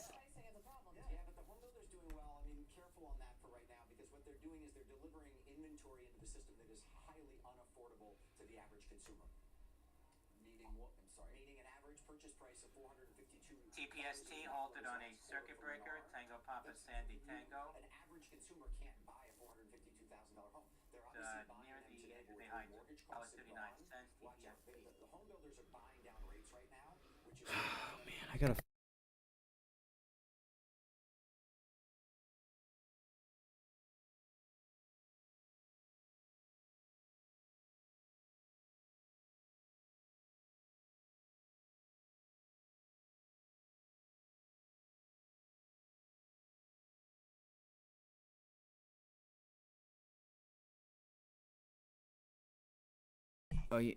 Baba was another one.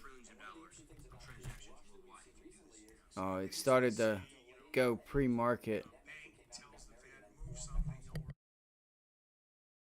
We'll start keeping Baba on our watch list because it feels like if we could get another pullback, we might have something here.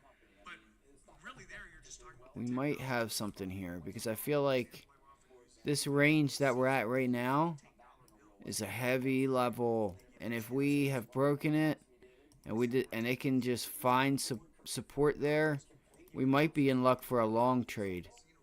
So we just have to be a little more patient. It's your double top, broke above it, pull back to it, right? Break up above. Looks like now that is resistance. Let's see. It could hold the highs of yesterday and still try to get through it, but I think we need volume.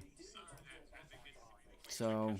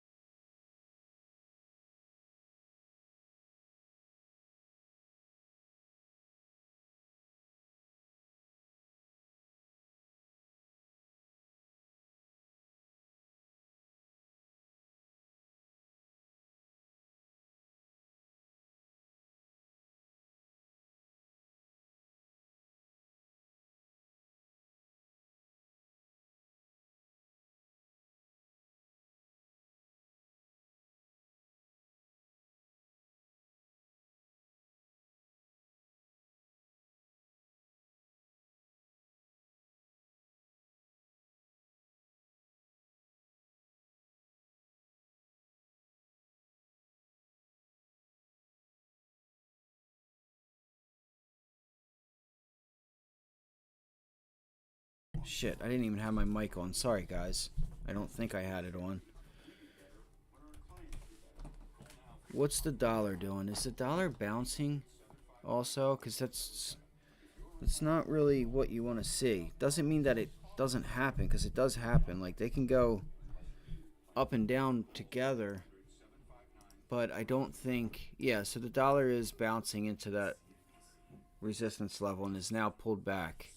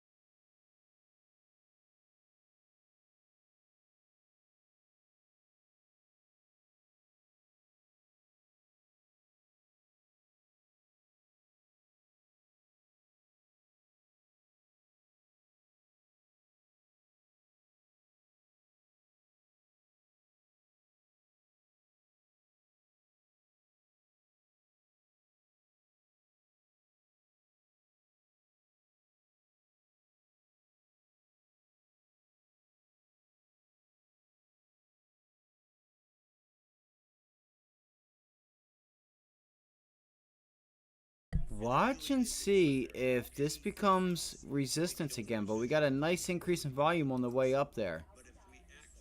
So I kind of like that. I'm looking at Tesla right now.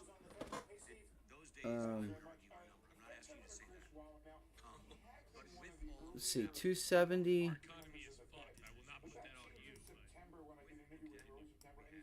And Tesla's still consolidating as well. 275. Man, I don't want that.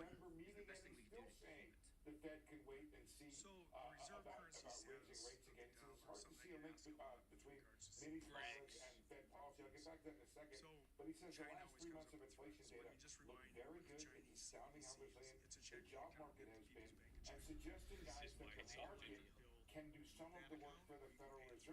We got to see if the S&Ps here are going to make this resistance.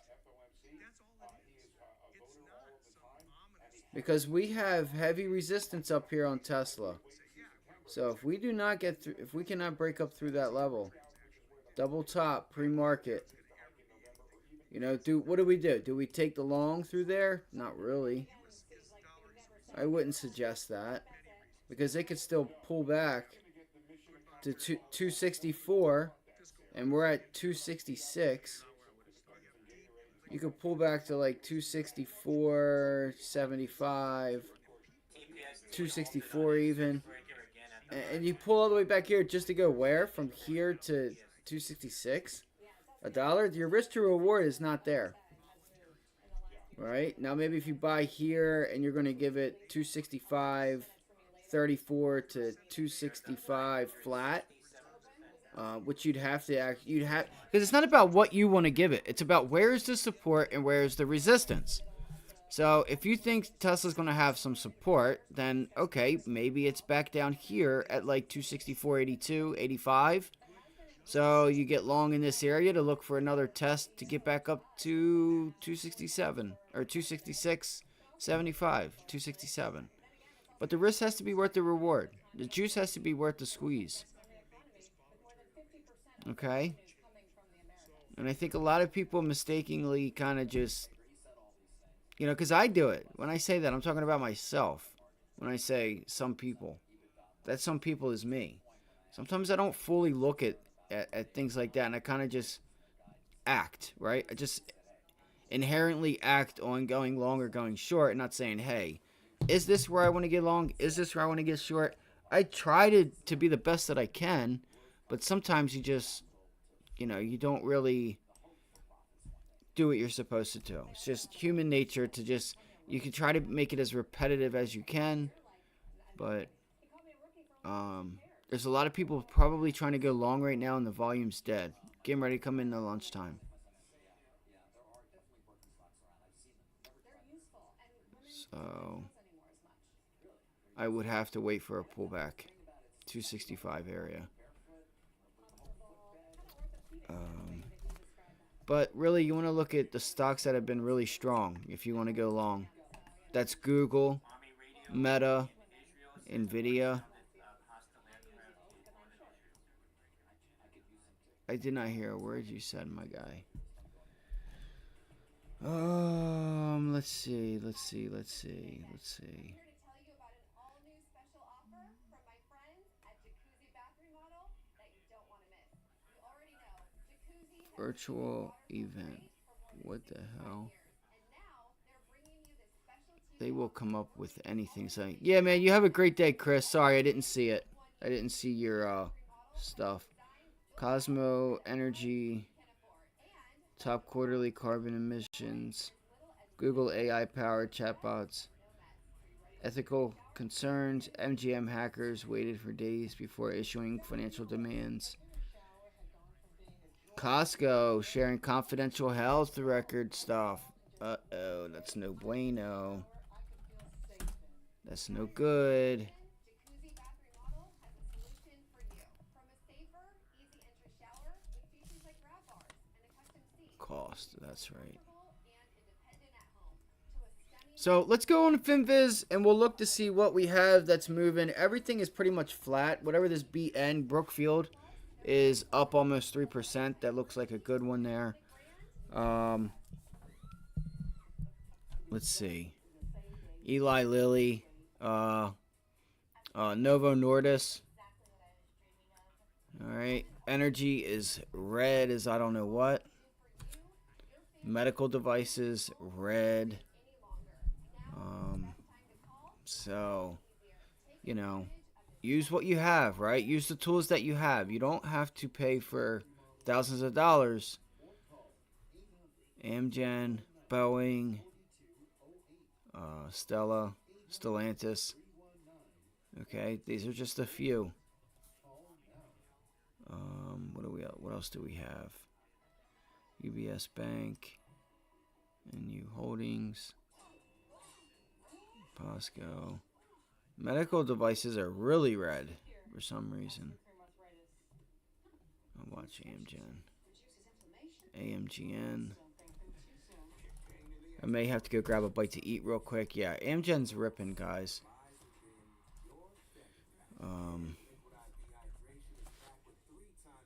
Palo Alto's pulling back.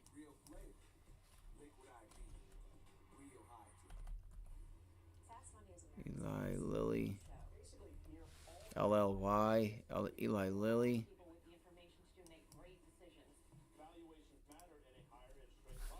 Valuations matter. Of course they do. Good Wednesday morning. I'm Carl Quintanilla, Sarah Eisen at the New York Stock Exchange. Former U.S. Defense Secretary Mark Esper joins us this hour as fighting in the Middle East stretches into its fifth day. Plus, the dealmaker behind Birkenstock's highly anticipated IPO today. An inside look at demand and what's in his pipeline. And later, a new short from Muddy Waters. Carson Block will join us with a sector he says to be bearish on. Well, let's start with the markets. Got wholesale inflation, PPI, coming in a bit hotter than expected this morning, signaling the Fed might need to continue to raise rates. At least that might be on the table today.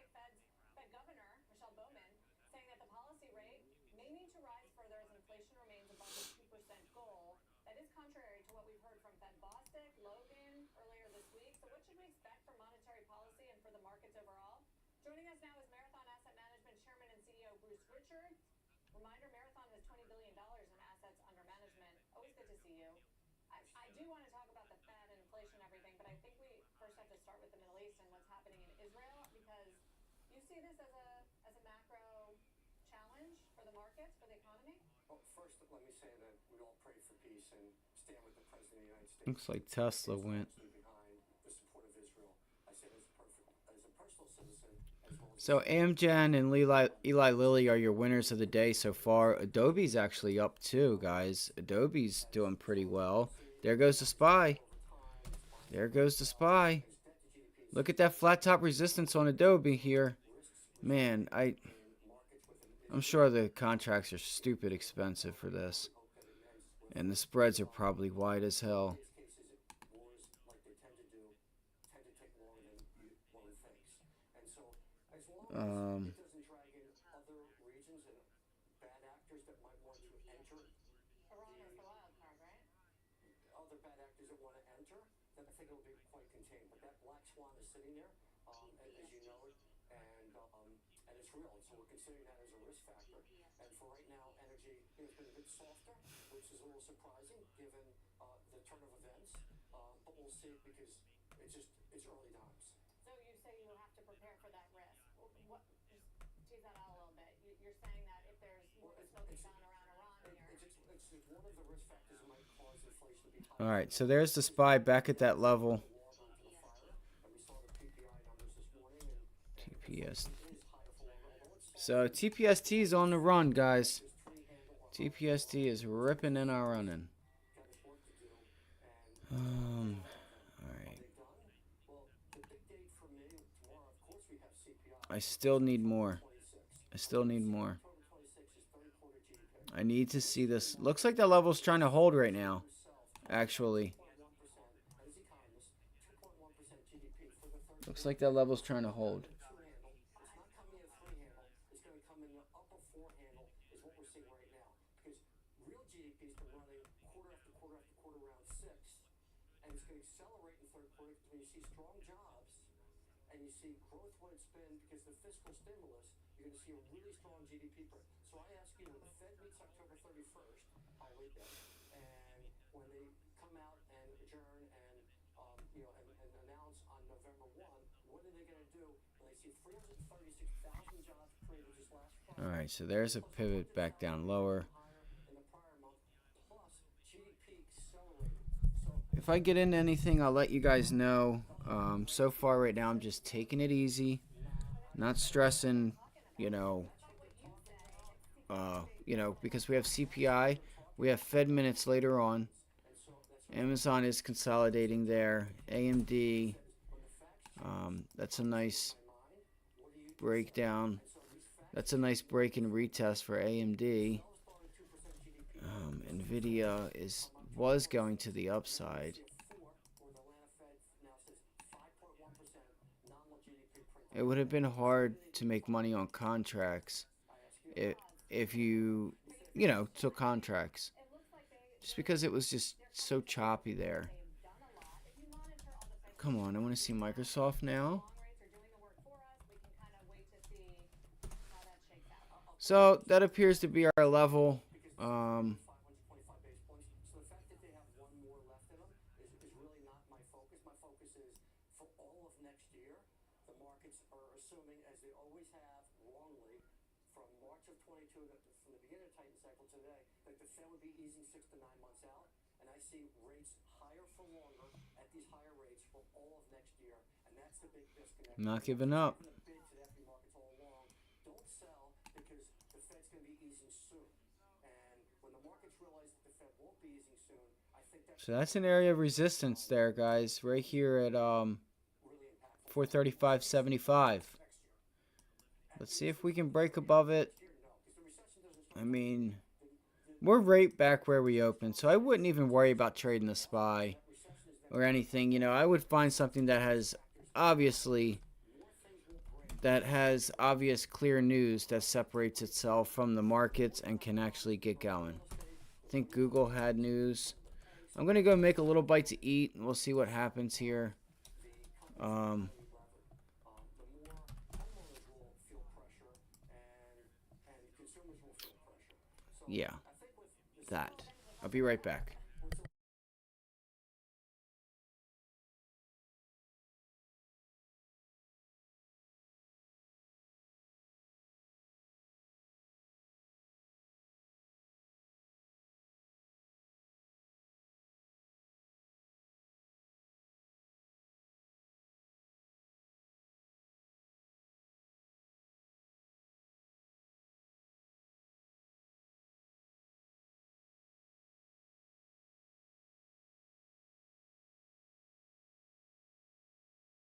Roblox is breaking out. That's up 3%.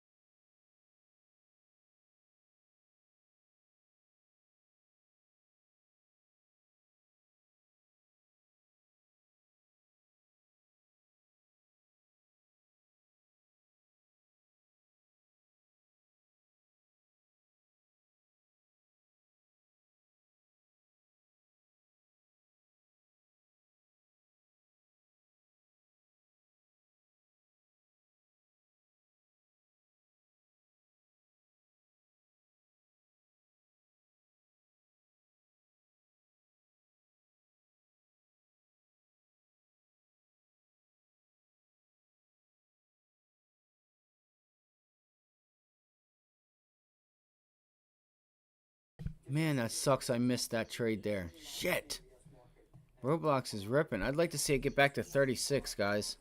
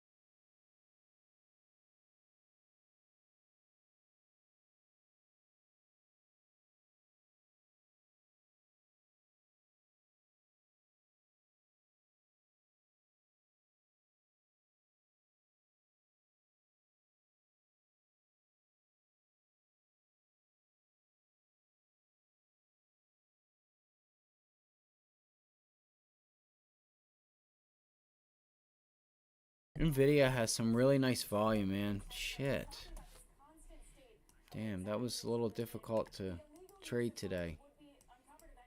It's got some really nice volume to the upside. Doesn't seem like it, but it does. She knew it was wrong, but, quote, Sam told me to. She said she lived in what she called a constant state of dread every day, worrying about customer withdrawals from FTX.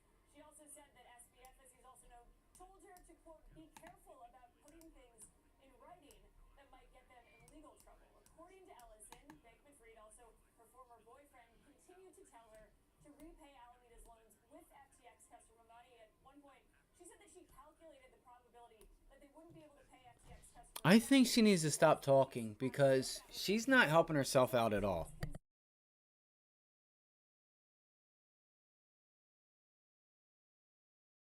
Like, I was concerned FTX customers would withdraw their money and it not be there. Like, then why wouldn't you go say something to someone? She's admitting guilt. She's gonna get in trouble. This is stupid. I don't know what lawyers they hired. Oh my god. Oh my goodness.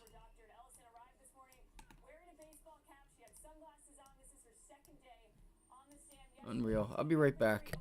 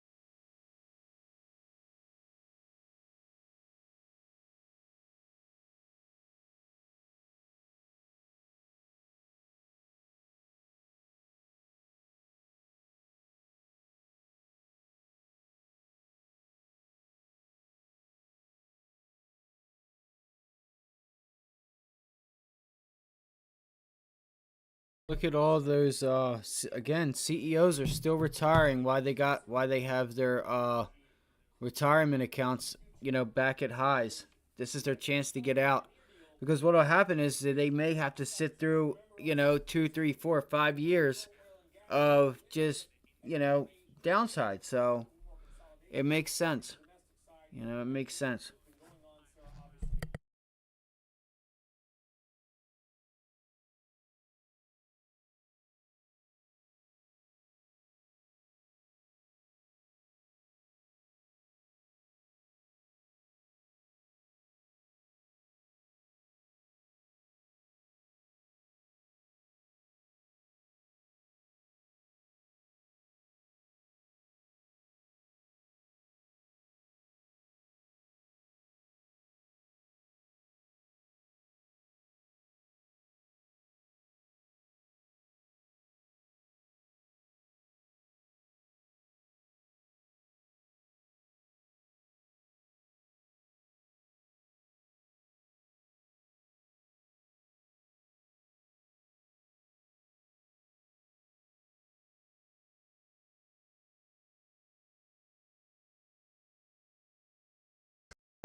All right, good morning.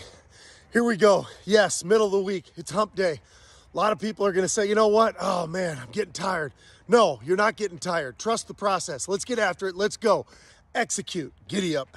All right, good morning. Here we go. Yes, middle of the week. It's hump day. A lot of people are going to say, you know what? Oh man, I'm getting tired. No, you're not getting tired. Trust the process. Let's get after it. Let's go. Execute. Giddy up. All right, good morning.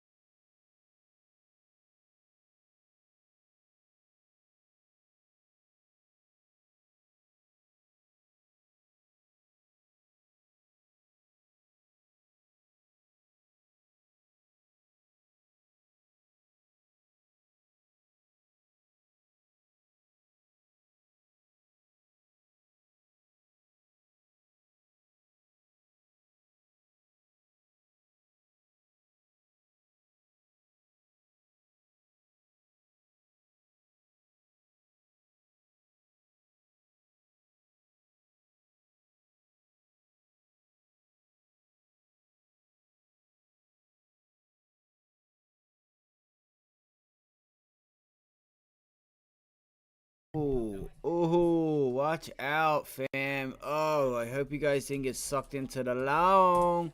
Something's going on. What is it? See if we got some news. Hold on.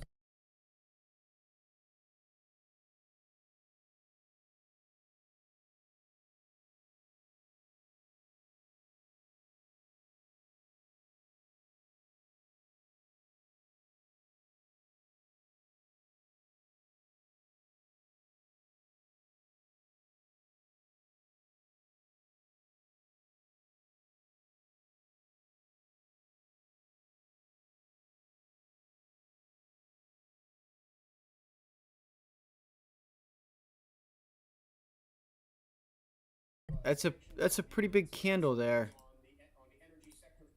That's a pretty big candle there, guys. I'm really curious to know what's going on. I thought about getting short up there too. Shit.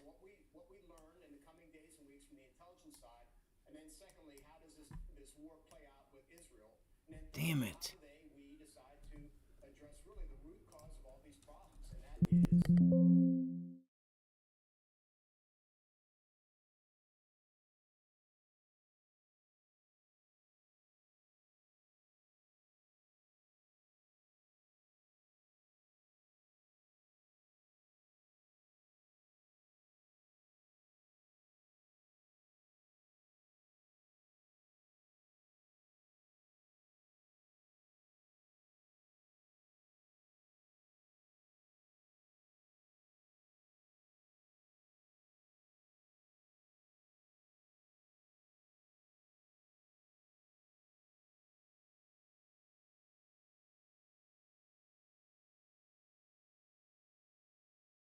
So I would pay attention to this weakness, right? I'd pay attention to the weakness and embrace it.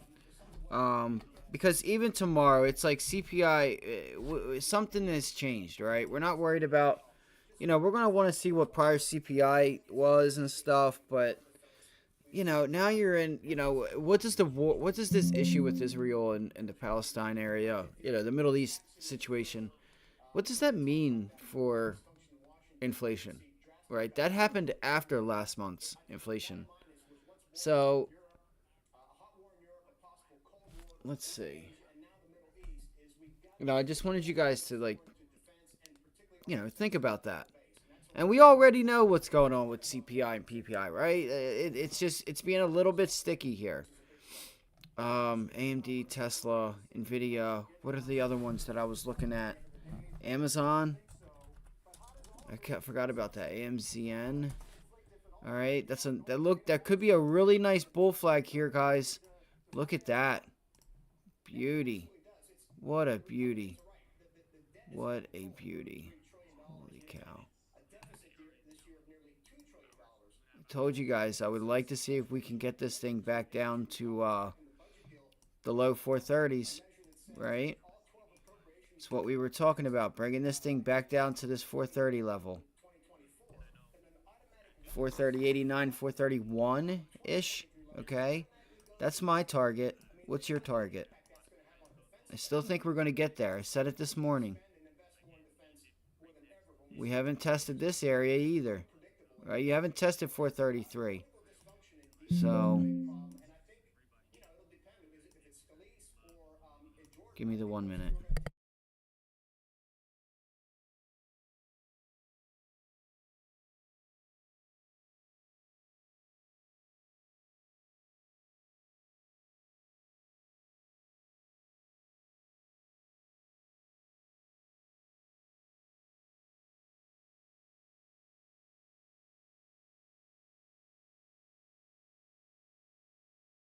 This could be a failed breakout.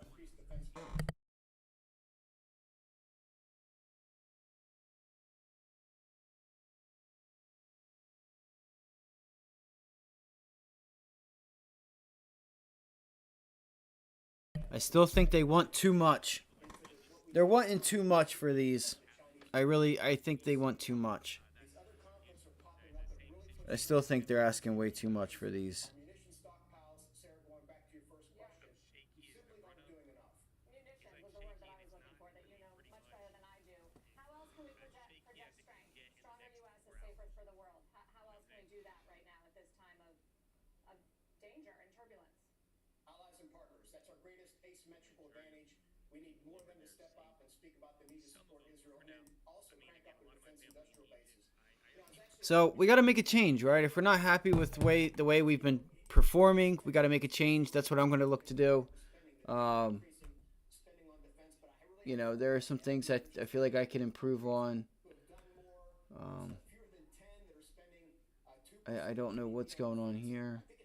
But I'm going to make a little bite to eat real quick, see if we can consolidate, and I can get in on a bounce back. We appreciate it. Former Secretary of Defense. Well, the conflict is one of the big themes of And yesterday's try and get a short going here. conference. That's where I was yesterday. I sat down with a number of prominent executives, mostly in Europe, including the senior country officer of JP Morgan in Italy. He's the banker that runs Italy there. Listen to what he said about the global impact.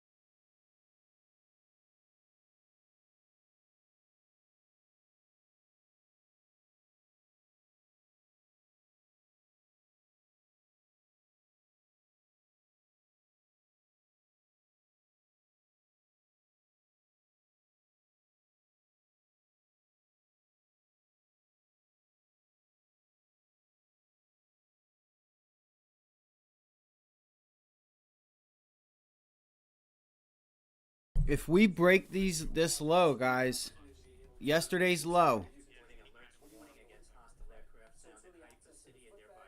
So this is what I'm watching for, and I'm gonna get myself into some puts. It's pretty clear what's going on here. All right, you break this level of 434. We don't have any support until you get down to 433, 432. You don't have any support until you get down here at 433, the low 433s. So that's what I would look for, right? You break it, you have all that upside, boop. Especially if we take today and take it right back. Let's see. Let's see what happens here. All right. TUP's going again.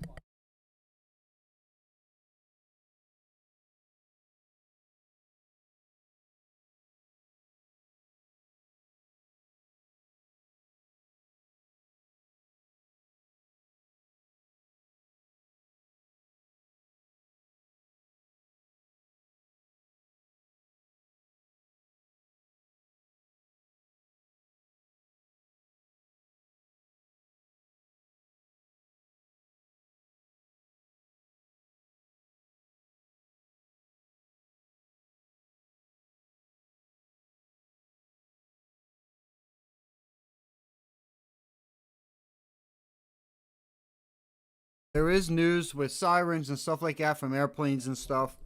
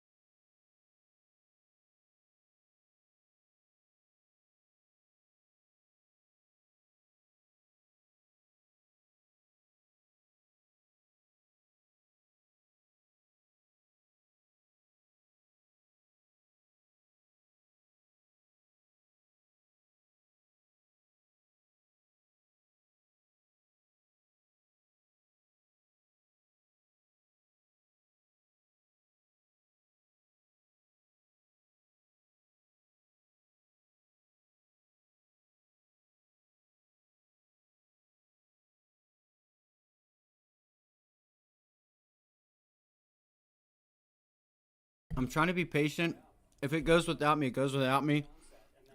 Feels like it's making it resistance now. But you can see that 9 EMA is way up there. And look, I think it just made it resistance. Just turned it into resistance.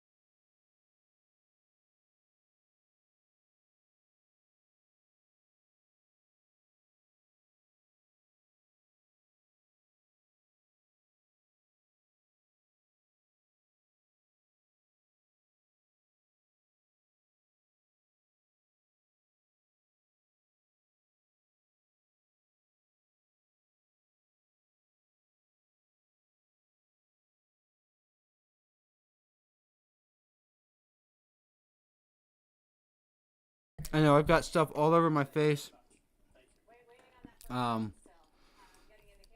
Again, I'm looking for a short on the S&Ps.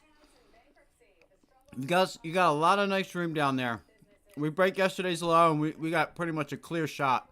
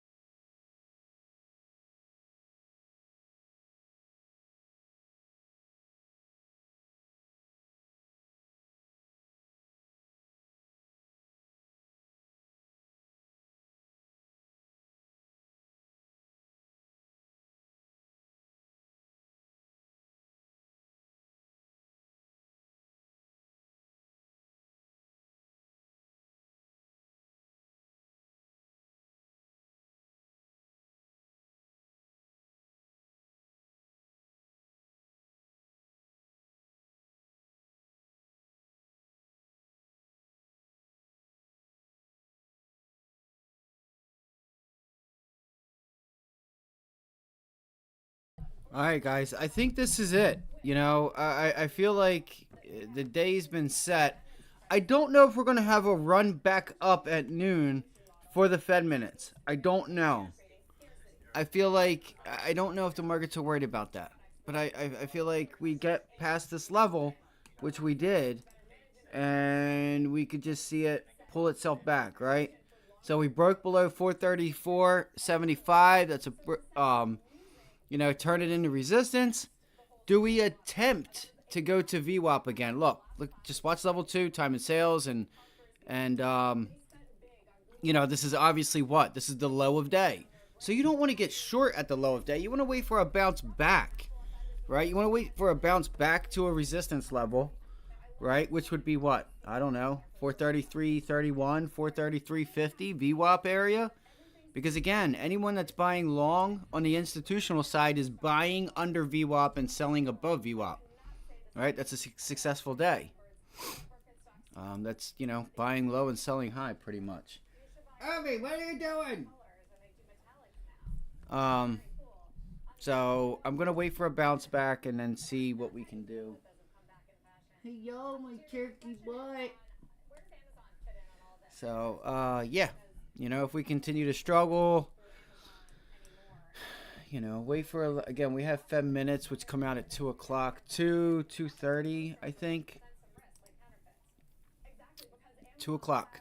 So we'll see what's in those minutes. I don't think it's going to give us much. I don't know. You'll probably get some volatility because, again, this is from the last Fed meeting. And, you've had a lot of Fed members already coming out and speaking. Sounds like the Fed wants to hold things where they're at, let some time pass by before they consider raising, lowering, and all that stuff. So that's where we're at with that. I'm watching this key area here on the SPY of 434.50, 434.45, right? 434.50. So we'll see. We get a break, retest that. You could find yourself in for more downside. Again, you have room. We break that. We test VWAP again, whatever, which would be up here around 435 would be a really nice area to turn back into resistance. And we got room all the way down to 433.29.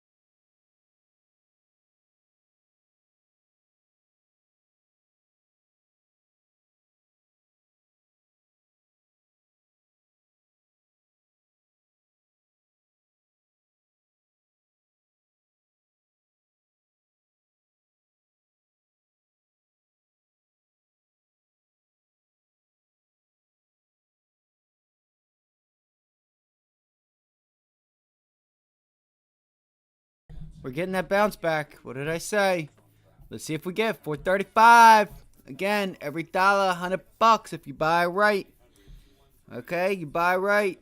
Buy 10 contracts, $100 on each contract. What is that? Do the math. Do the math. Let's get it. Let's go.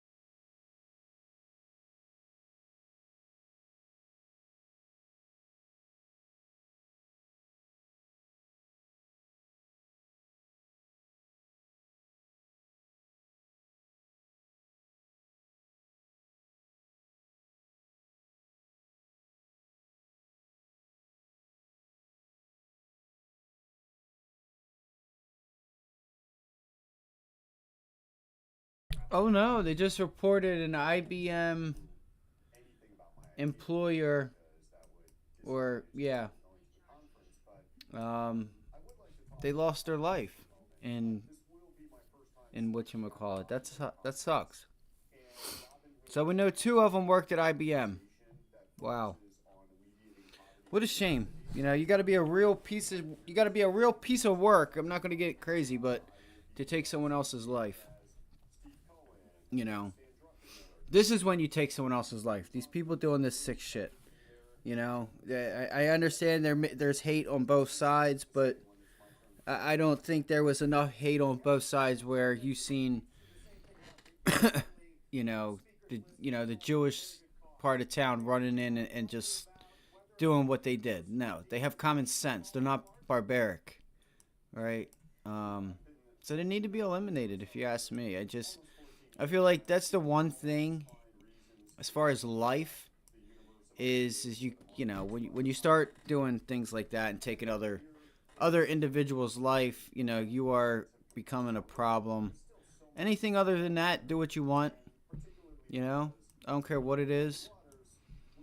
Um, but it's just when you do that, it's where the line's drawn. All right, Tesla here. This looks really nice, guys. There may not be enough room. I don't know because this resistance may become support now. I'm still unsure. But 261. We're just reporting IBM CEO says one IBM employee and IBM retiree. So a retiree and a current employee lost their life. Okay, that's what it was. Thank God I got it twice. TPST, another The big last spike time you now, were on up that you revealed one of your 1,500%. shorts with us, Tango Papa Sandy and it Tango, was on the Tank ESG Tempest front. I know Therapeutic. you've been going after a lot of these TPSP. companies. You call them filters. Tempest Therapeutic. How is that going? Tempest Therapeutic. Tempest Therapeutic. You TPST. use them with all sorts of things. This thing was halting a little bit ago. Financials and cash flows. I Wow. assume it's a profitable short. Oh no, we got disconnected.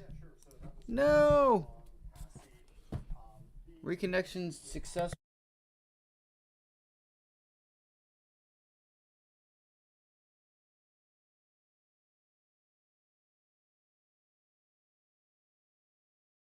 All right.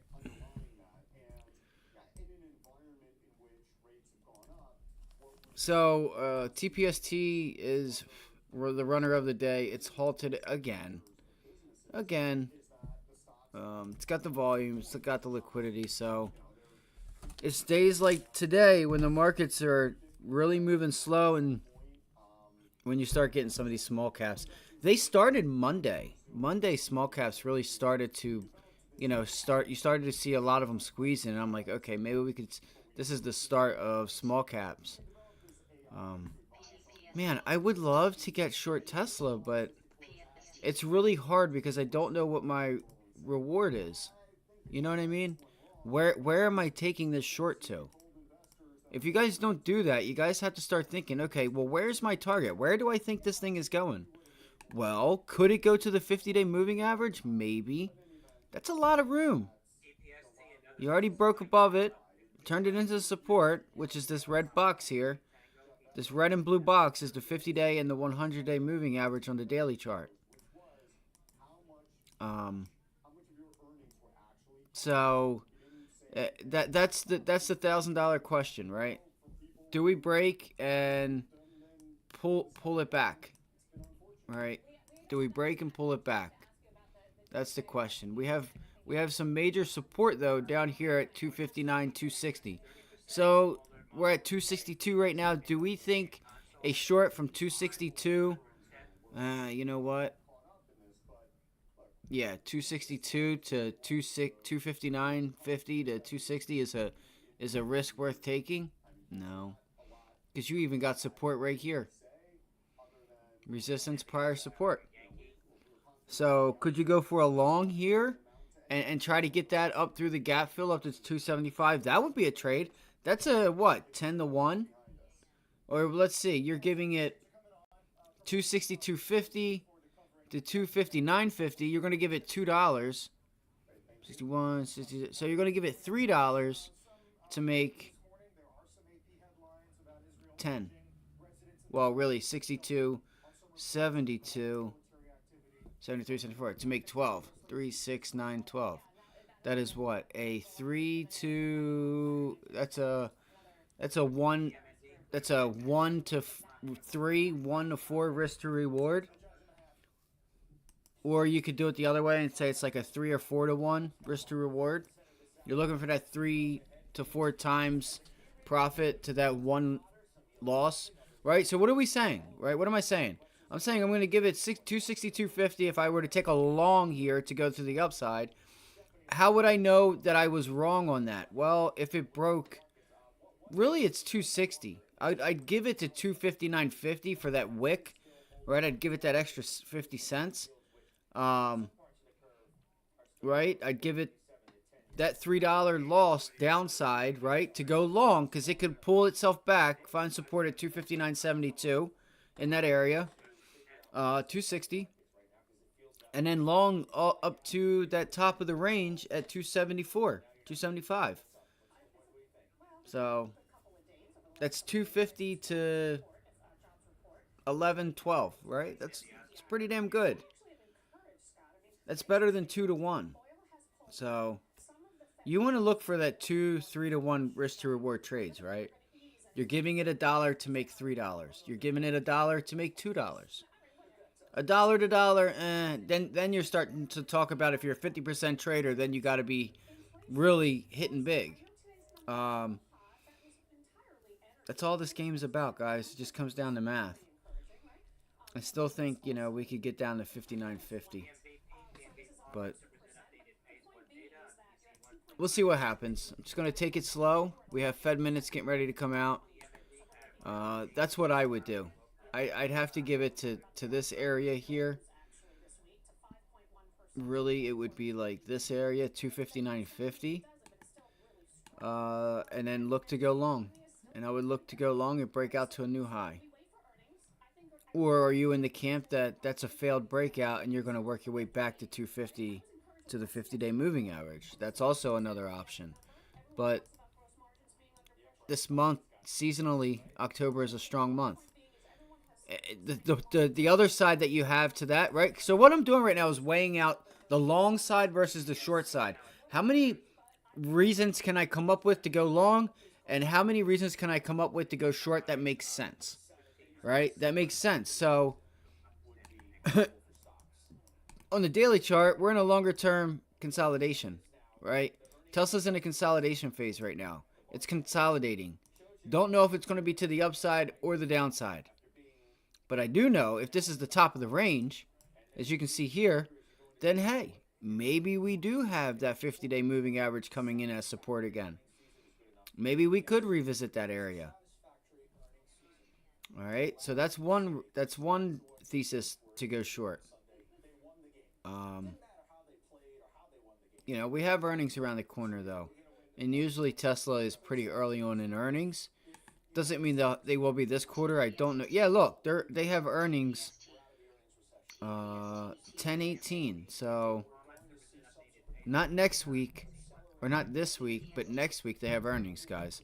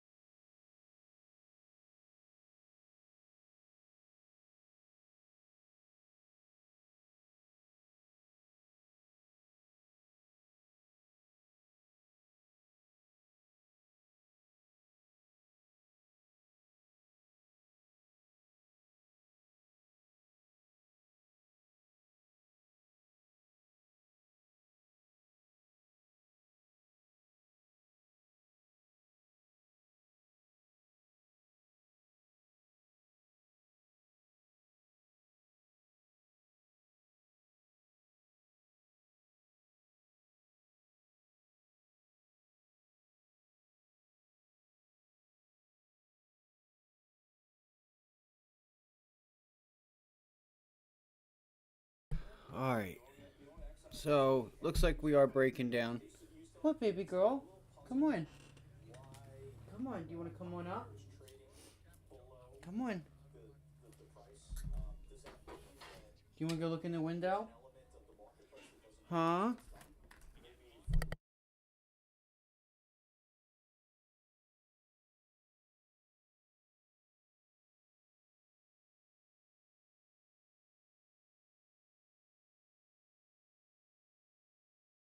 Knew it would be only a matter of time. I put down a shirt here next to the window. All right, there we go. We're starting to crack, guys. Shoot. Well, I was not able to take part in this because I walked away as soon as that movement was getting ready to come, unfortunately, and I gotta stop doing that. I thought we would get a bit higher. I was looking for this area. I was looking for this area because now that you see VWAP starting to price into the downside, let's see where it's at without the pre-market data, because again, that's going to affect where your moving averages are, your short-term moving averages, that is. You know, you need to know the difference between long-term and short-term moving averages. So yeah, it's still up here, still about the same place, a little bit lower, obviously, with this new drop. This is where I thought we would get to with this bear flag that started to form here. You know, it was a little mixed. You guys may not really be able to see it, but you might be able to. Right there. It's a nice little bear flag, right? So, and then you have the breakdown, you pull back up, failed, you know, that's a little bit of trickery going on there, but you know, I would, you know, unless you're going to just take the short outright or do something of that nature. Look at the buyer stepping in there. So you should get a nice wick back up. The thing with this area is this is where we just ripped and rallied, right? You don't have no support and resistance zone. So you could easily take this day back, right? We're going to take back that day. You know, I would watch for that. So now I want to see what these 430s are going for tomorrow. They were around $50 when I looked at them. I'm not sure what's going on with my charts over there, TPST. So TPST opened up with a gap up. $4.90 now. So it feels like they're still buying the heck out of this thing. Wow. Wow. Let's see here. I don't like Thinkorswim's level 2. I don't like their level 2, honestly. But 30. So there you go. Look, 1400 bid. 13, 12. You're seeing it get filled. Gone. They got some of that order filled. BRT. Let's see here.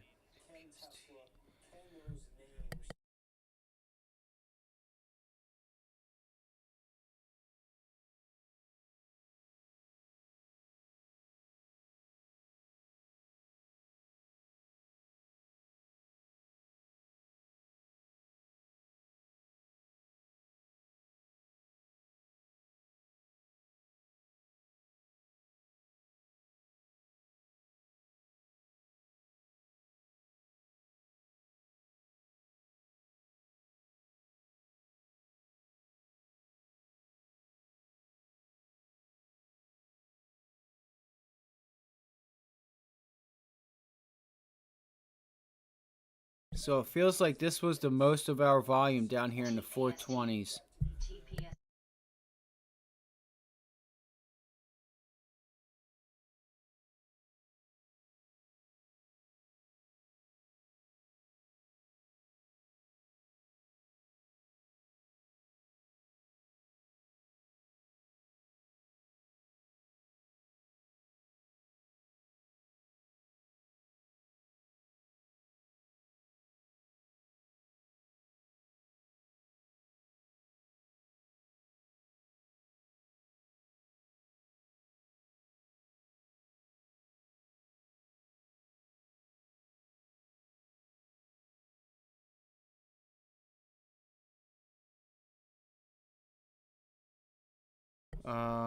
Did it get halted again?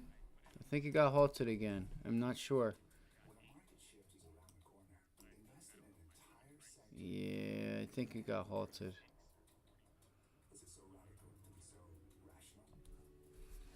So TPST is up almost 2,000% on the stock alone, guys.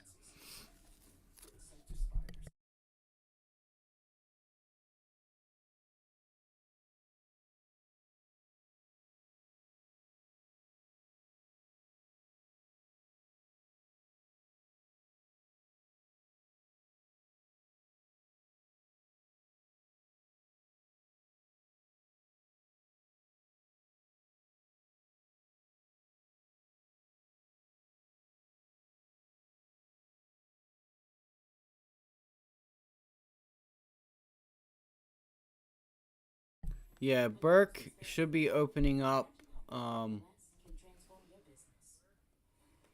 around 41 to 42, in between $40 $41 below that $46 issuance price. I need to get the ticker for that. Yeah, I don't know what's going on with TPST.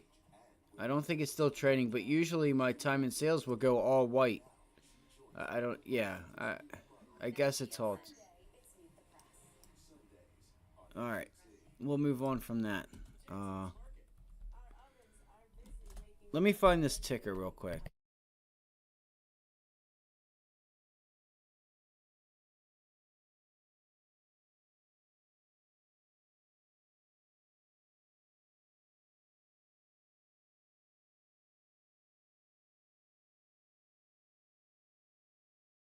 Okay, BIRK. Interactive Burkers. BIRK. Alright. So we're just waiting for it. BIRK. Let me write that down.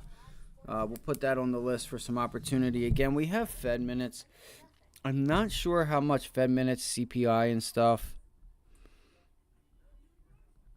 Hold on one second.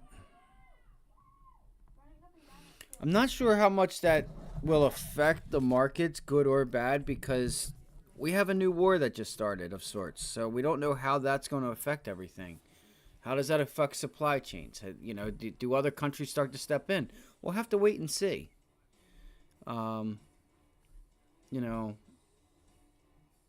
there's anybody on here that's just joining or anything, if you guys could help us out with a like, it would help someone else find this that would like to be here and trade with us. Maybe ask questions, maybe go through a lesson, whatever. At least someone else may find this and have a place that they'd like to come to if they so choose to, and hang out and trade and whatnot. So again, we're looking for this low 30s area. All right. You don't have much until we get down to the low 430s, 432, right? I'm going to say the low 430s. But you will have a little bit of chop if we do get down to like 432.60, 432.50 area. Let's see what happens here. 433.26 would be the area I'm looking for next. It's just consolidating so much, Just a slow grind down, guys. Slow grind down. You might want to wait for the new pop to see if we put in a lower high. We have Fed minutes at 2 o'clock. Not sure how that... it's not sure if that has an effect on the markets or not. Again, because, things have changed. Things have changed just a little bit. And you've also, more so, not even about, geopolitical stuff, but more so, you've had all the Fed members come out.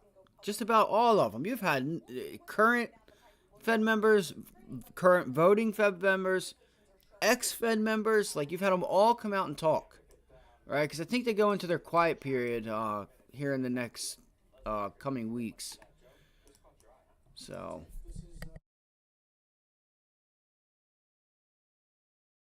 it's a nice break and retest on Tesla there. I'm still trying to be patient for the afternoon in these Fed minutes. That's my personal, it's just what I'm doing right now. Unless we get some type of news that changes everything. Given the significant rise in the long end of the treasury curve, it's a different environment. TPST. TPST. Sounds like TPST is open. Why is it so loud? That's what I want to know. 5:20 now, and it is halted.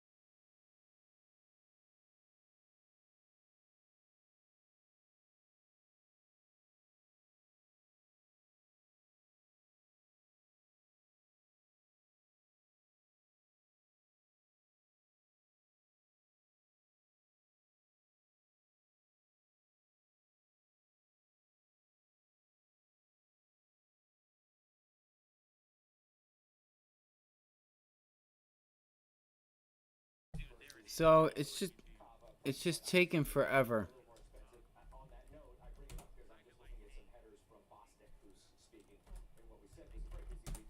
So Bostic is speaking right now. See what I mean? There you have Fed members speaking, all that stuff. So I'm not sure how much these Fed notes are going to, Fed minutes are going to affect the markets. I'm sure you'll get some volatility, but I don't think we get much. Um, so I hope you guys are having a great day. If you guys could just hit that like button if you haven't done so already. If you guys have any questions or anything, feel free to post them in the chat. I'll run through them. Amazon would be a nice pullback into this 128.75 area. That's another rejection off the 100-day moving average. It's still green, right? It's still green on the day, other than like the S&Ps, right? So that's a little bit of divergence you want to pay attention to when you guys are looking at whatever it is you're looking at to trade for the day, right? The S&Ps are red. Amazon is still green on the day. So, yeah. Just take note in some of that stuff.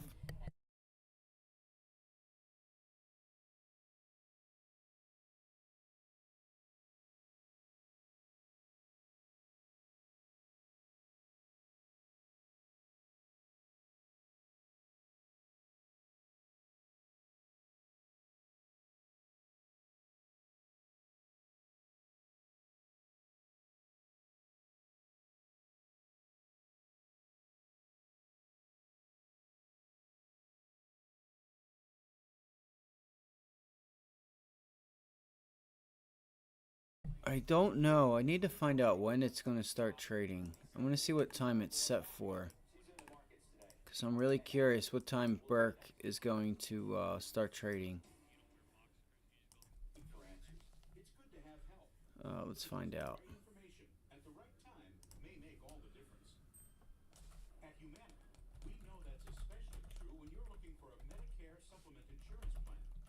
why we're offering 7 things every Medicare supplement should have. It's yours free, just for calling the number on your screen. And when you call, Let's see here.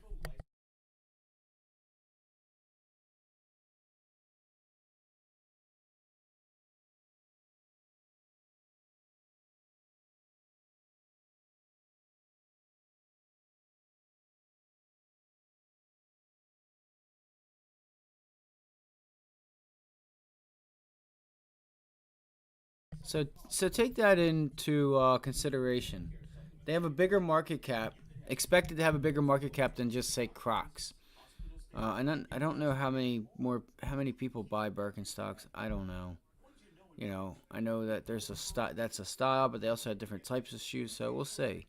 The lofty valuation reflects the company's success over the past few years. Um, so I don't know. I want to know what time it's going to start trading.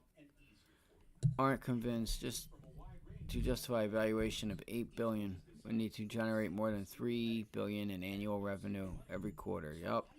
Or about 3 times its 2022 revenue. That's very true.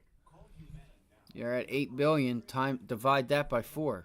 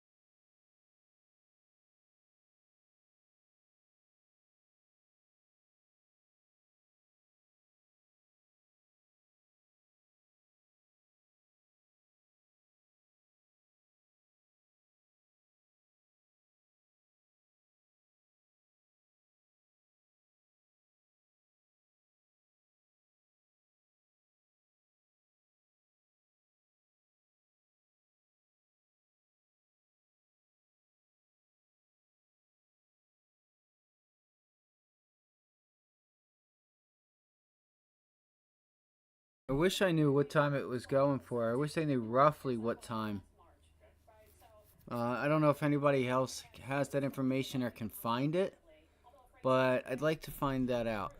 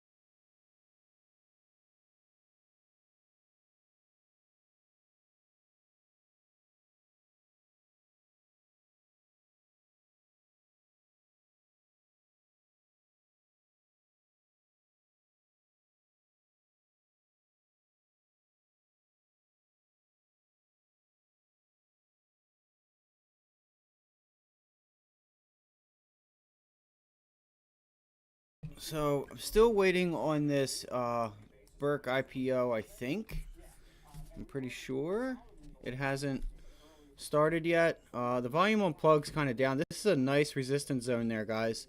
It's a nice flag. We see if we get some sellers to hop in here.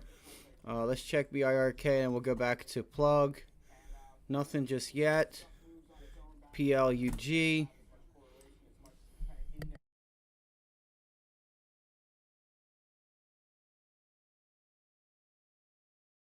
Now, if you ask like why sometimes I use the 1 minute, I've started going back to what I used to. I want to see what's really going on under the hood, right? It'll give you an inside scoop on what the volume really looks like at what price. I mean, you'll know it looking at a 3 minute. At least I can, but you could find yourself, if you're new, you may not be able to see like now, does the risk to reward make sense here? You got to think. If anybody's trying to short it, what are they just going to look for a 20-cent move, 10-cent move?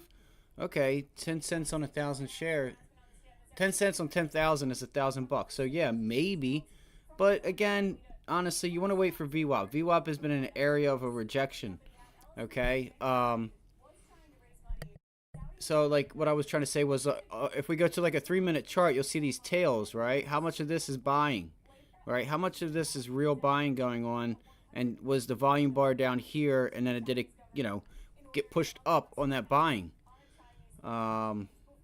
So,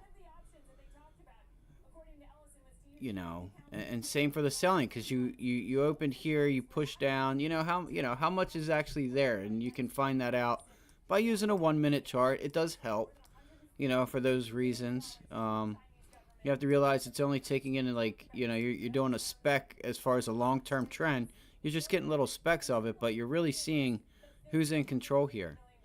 So you do have some buyers in this area. So you could imagine it's going to hold up a bit, right? You could have some short covering down here. That's why you get a nice bounce into that level. You get some covering. You got the break. Now it becomes resistance. So let's see what happens here.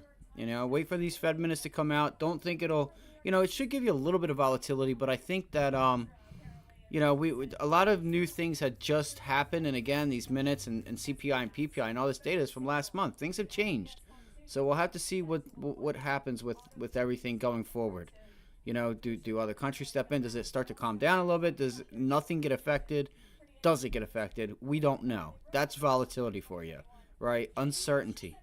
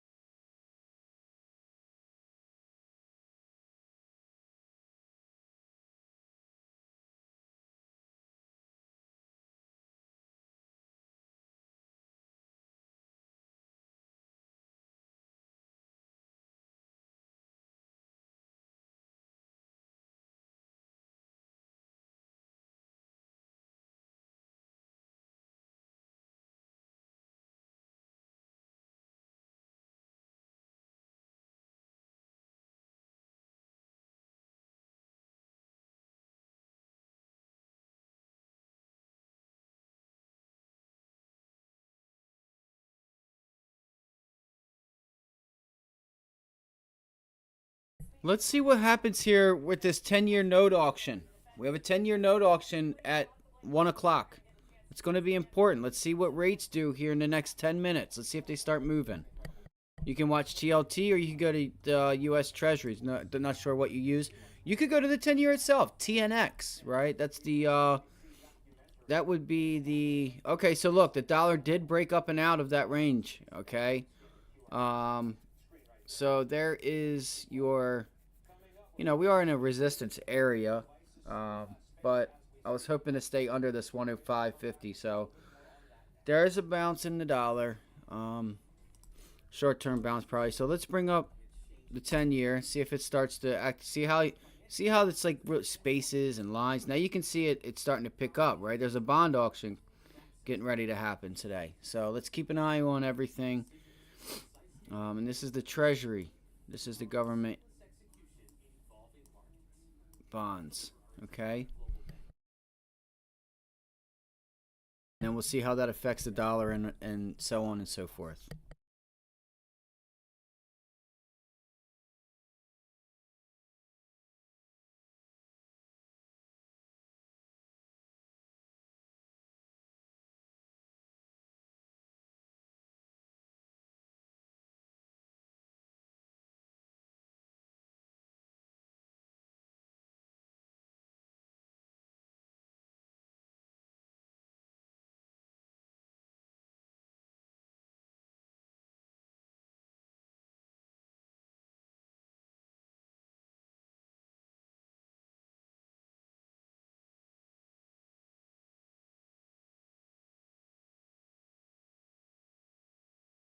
So there was your breakthrough pre-market lows. That was the low in pre-market, and look what you're doing now.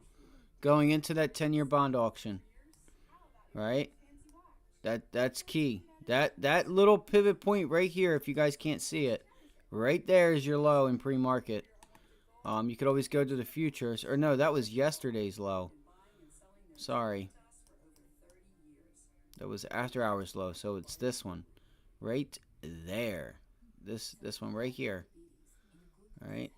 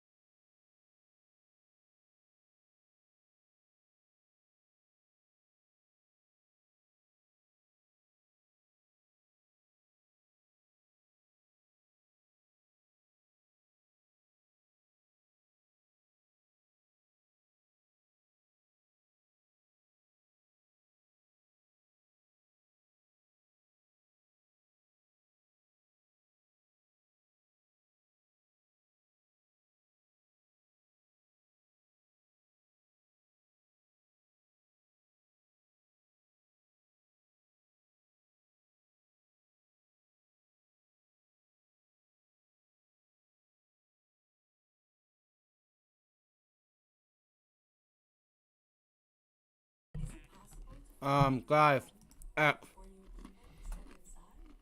Boom. Let's see here. What's going on? I don't have anything just yet. Give me a minute.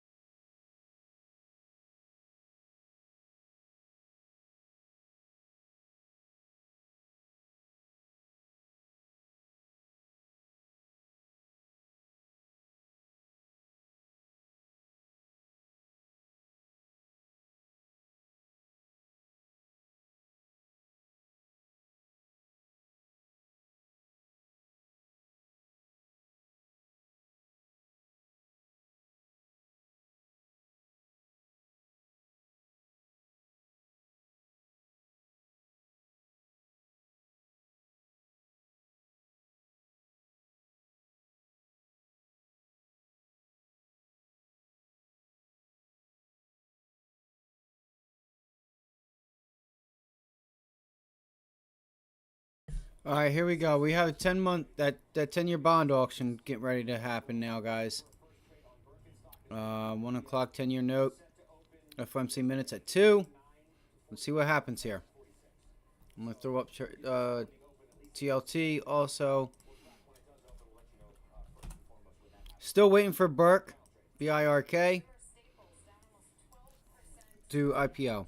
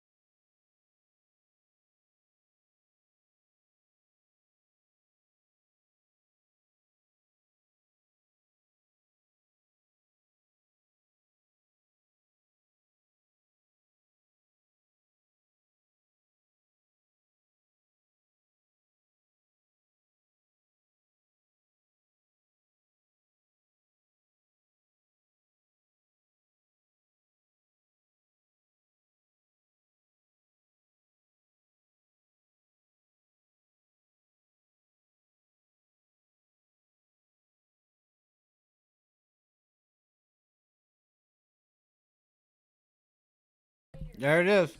Right? There it is. Higher for longer? Look. Wow. This is why it's good to know these. These are opportunities, right? This is opportunity. Dollar isn't moving just yet.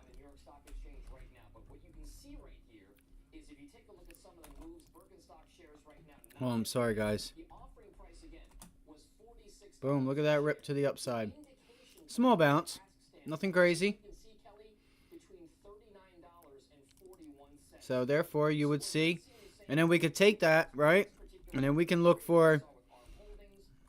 So there's always opportunity to be had. A bigger upside on the longer term and maybe a shorter upside on the short term, right? Yep. See, there's already a tail.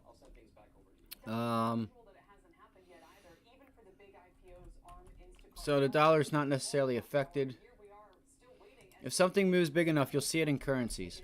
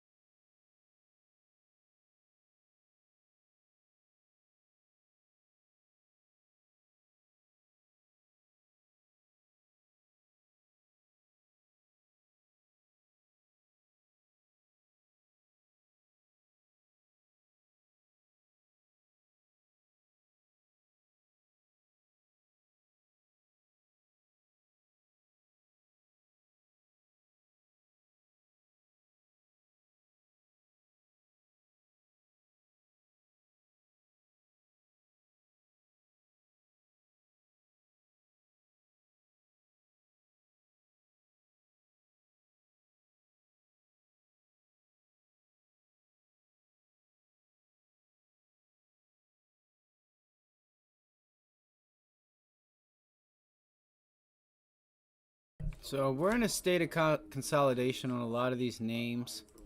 There is one that nobody's talking about, guys. Um, Roblox, RBLX.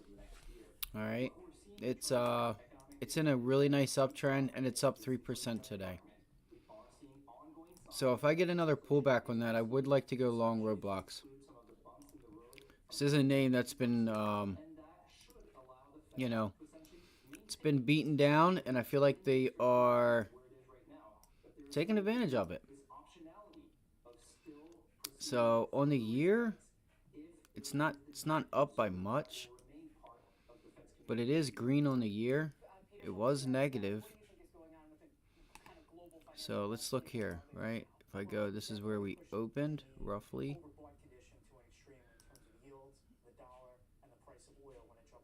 And it went there. Oh, of course I can't see it. All right, let me see here. Let's try something else.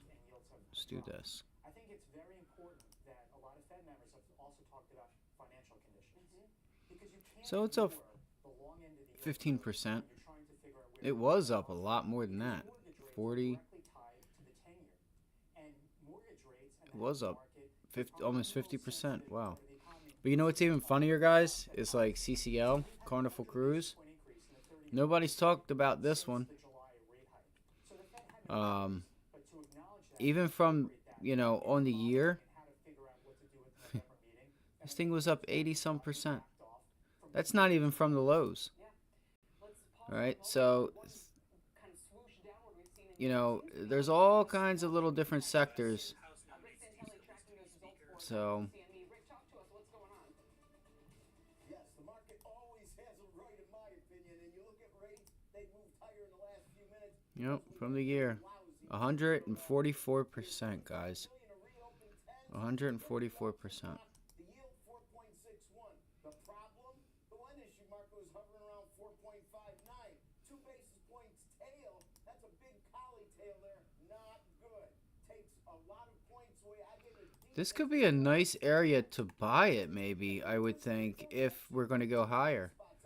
All right, what do you guys think? That's a nice break out of that area and pull it back in to retest it. You got the 200-day moving average right there. It is down on the day. That is you don't want to step in front of that type of downside, but man. that the investor didn't like the taste of the 10-year at these levels, and who would not respect that considering the volatility? Now, if you look at what's going on with 10s, you should also be very much on top of the notion of the differences going on in 2s. Yep, I've been explaining that. At a 1-month low, we haven't closed below 5% in a month. But Yep. look at 2s to 10 spread over that month. The fact of the matter Twos are going higher.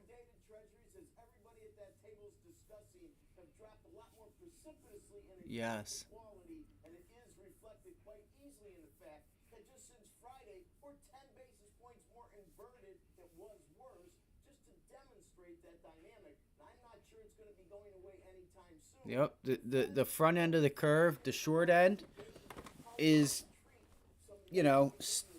still in its inverted stage. I mean, it's still going higher, right? It's going higher.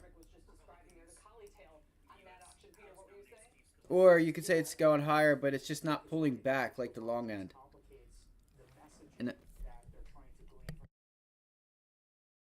And it's important to notice that stuff, guys. It really is. That's why I try to show you guys what I see, and that is what I see. If I were to pull up yields, and I did it this morning before we traded, right?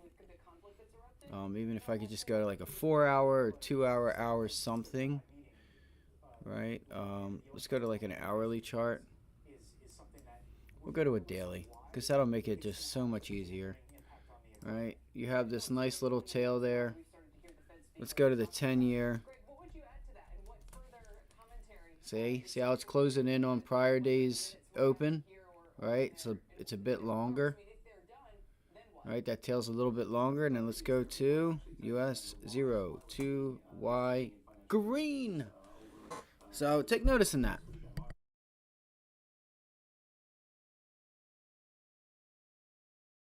Because why you say why would I look at that? Why would I do it? Well, if you see that, then guess what? Then we say, hey, Snowflake, you're going down, bro.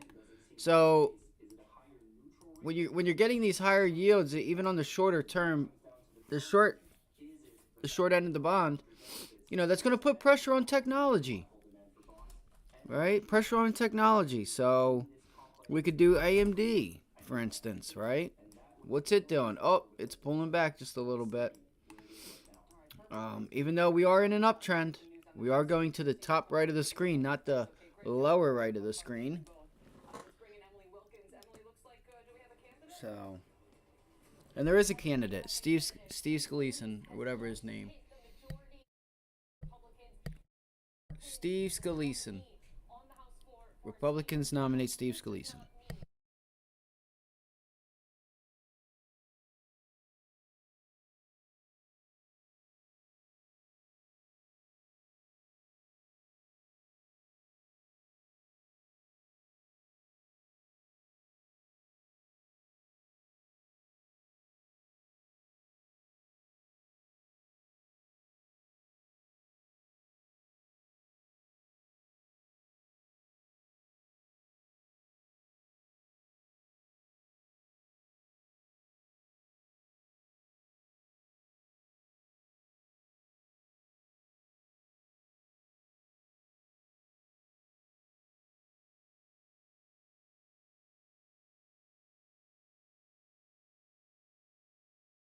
Let's see if we start trying to rally back to VWAP or where we, back up into that area.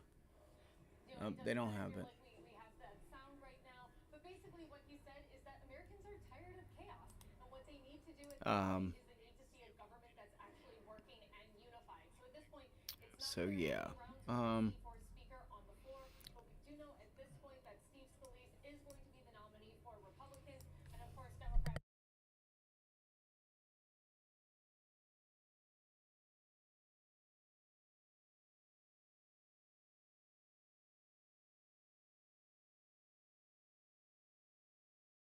ABET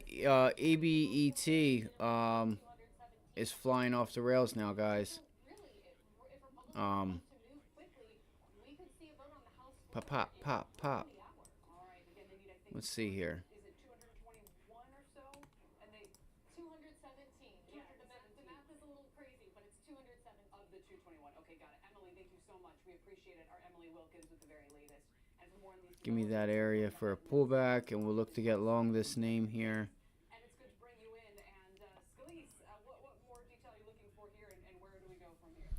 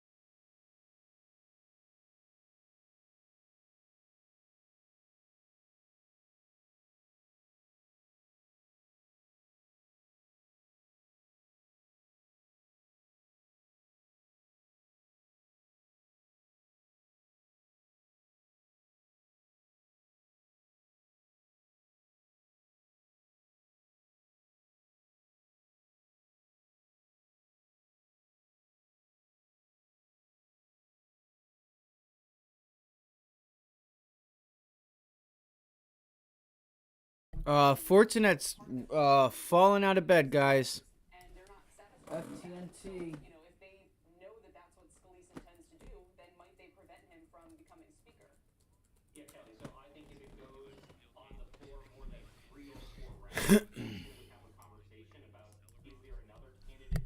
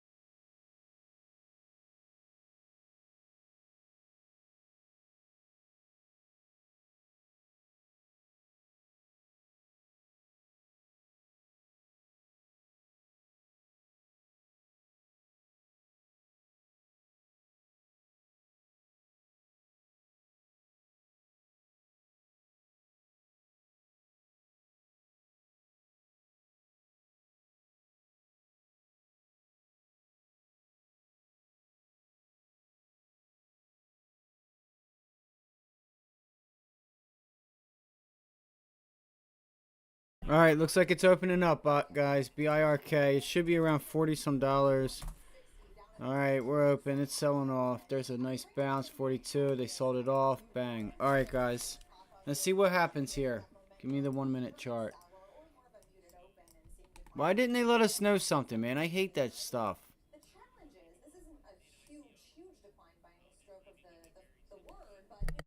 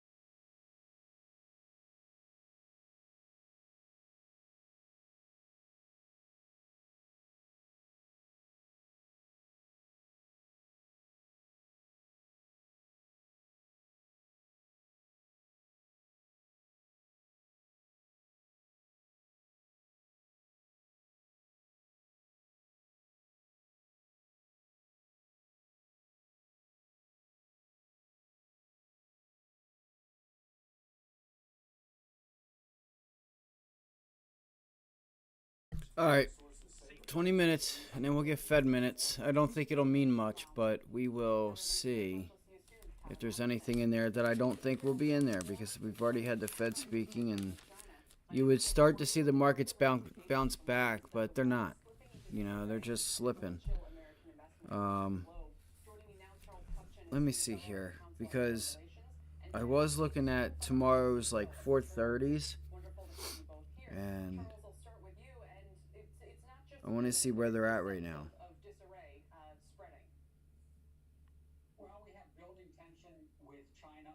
All right, so they're up a lot. They were around $50 a piece, and they're at 83, 84 now. So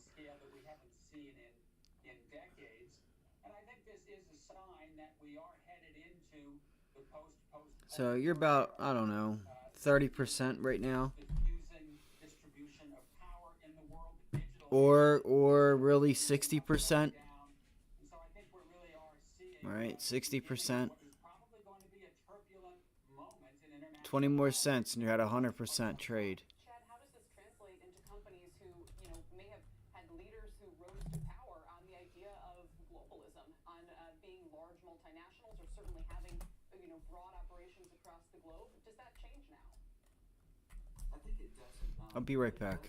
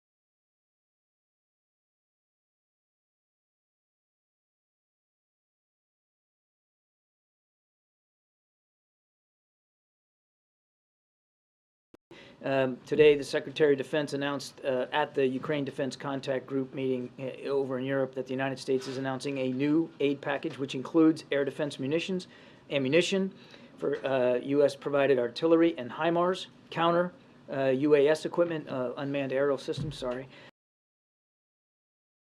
to help Ukraine protect their people against Russian and Iranian drone strikes, additional anti-armor capabilities, and more than 16 million rounds of small arms and ammunition.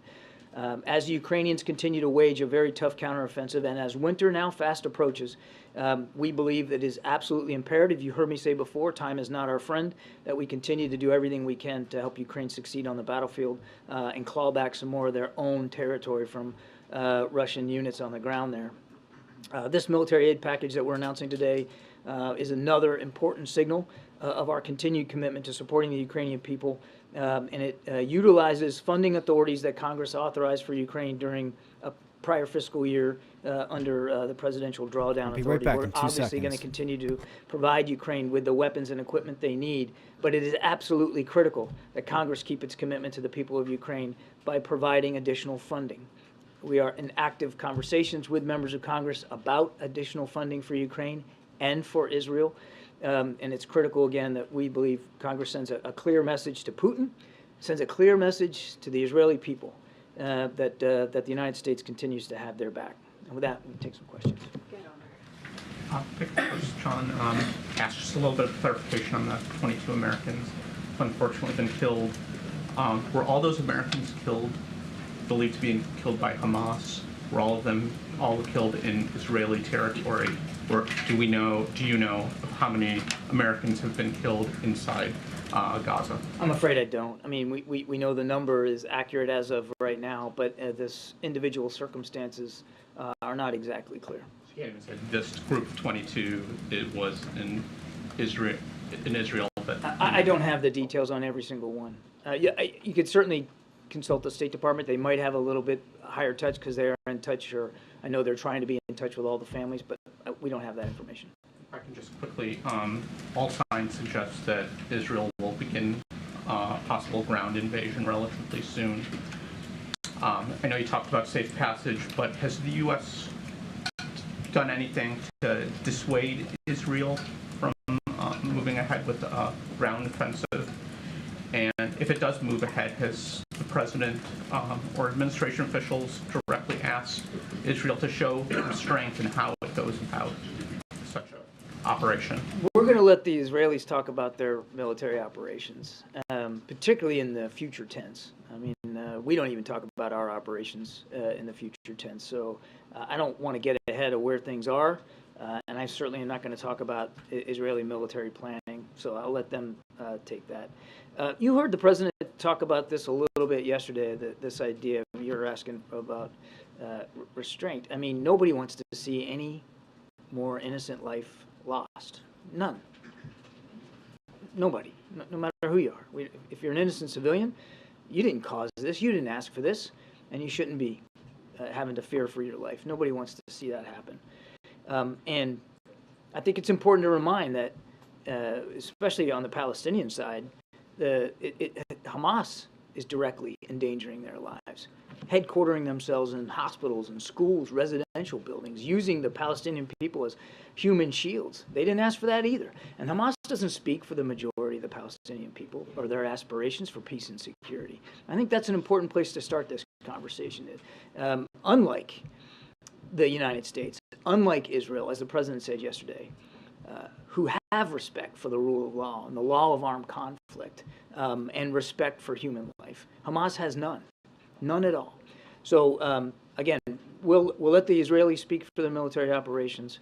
Our focus squarely right now in these still early hours, and they are early hours, is to make sure that the Israelis have what they need. I just want to clarify the numbers here. I think, Corinne, you just said that 17 Americans remain missing. Is that the latest number? I think yesterday you had said 20. I just want to make sure we're operating off of the same thing. There is 17 that are missing and 22 that are dead. And is there anything you can share with us about anything you know about the condition of the hostages? And also, has there been any kind of communication with Hamas, either directly or with our allies or partners, about securing their release? Is there any kind of receptiveness that they've shown even to talking about this issue? So let me take the second one first. Obviously, we're in discussions not only with the Israelis about what hostage recovery could look like, but with other allies and partners in the region. And there are some countries like Qatar that have open lines of communication with Hamas. So, of course, we're casting the net wide, as you would expect we would. We want to get these, all the hostages back with their families, particularly the American hostages, no question about that. Now, where they are and in what condition, no. Sadly, we don't know. And that makes efforts very, very difficult, again, in these early hours. But we don't know. We don't know where they are. We don't know if they're all in one group or broken up into several groups. We don't know if they're being moved and with what frequency and to what locations. Burke's still All of holding those that area questions, there. we're working I hard to expect it to I break. understand you're casting a There wide are net, no but options, has obviously. any It just got communication released. actually been made with Not sure if you can Hamas? short it. I haven't even I'm looked just yet, but I going do to expect it to break. leave the answer. There's no way that the way I people gave are it going to to you. buy this. I think up just here. like in any other case when You we're know, talking I don't know about if this is just a run getting up so they can Americans sell home it overseas higher. I don't know. that have I been have held no idea. hostage or wrongfully detained. The less you say out there publicly. No way the I better. would buy this up here at an Two $8 on billion this region and one valuation. on another in this hemisphere. Right, that that's I know 3.5 some outlets in this room a have questions quarter. about. See if they can do that. First, on the humanitarian corridor, is it accurate that the Egyptians have rejected calls to allow for one? I think you'd have to talk to the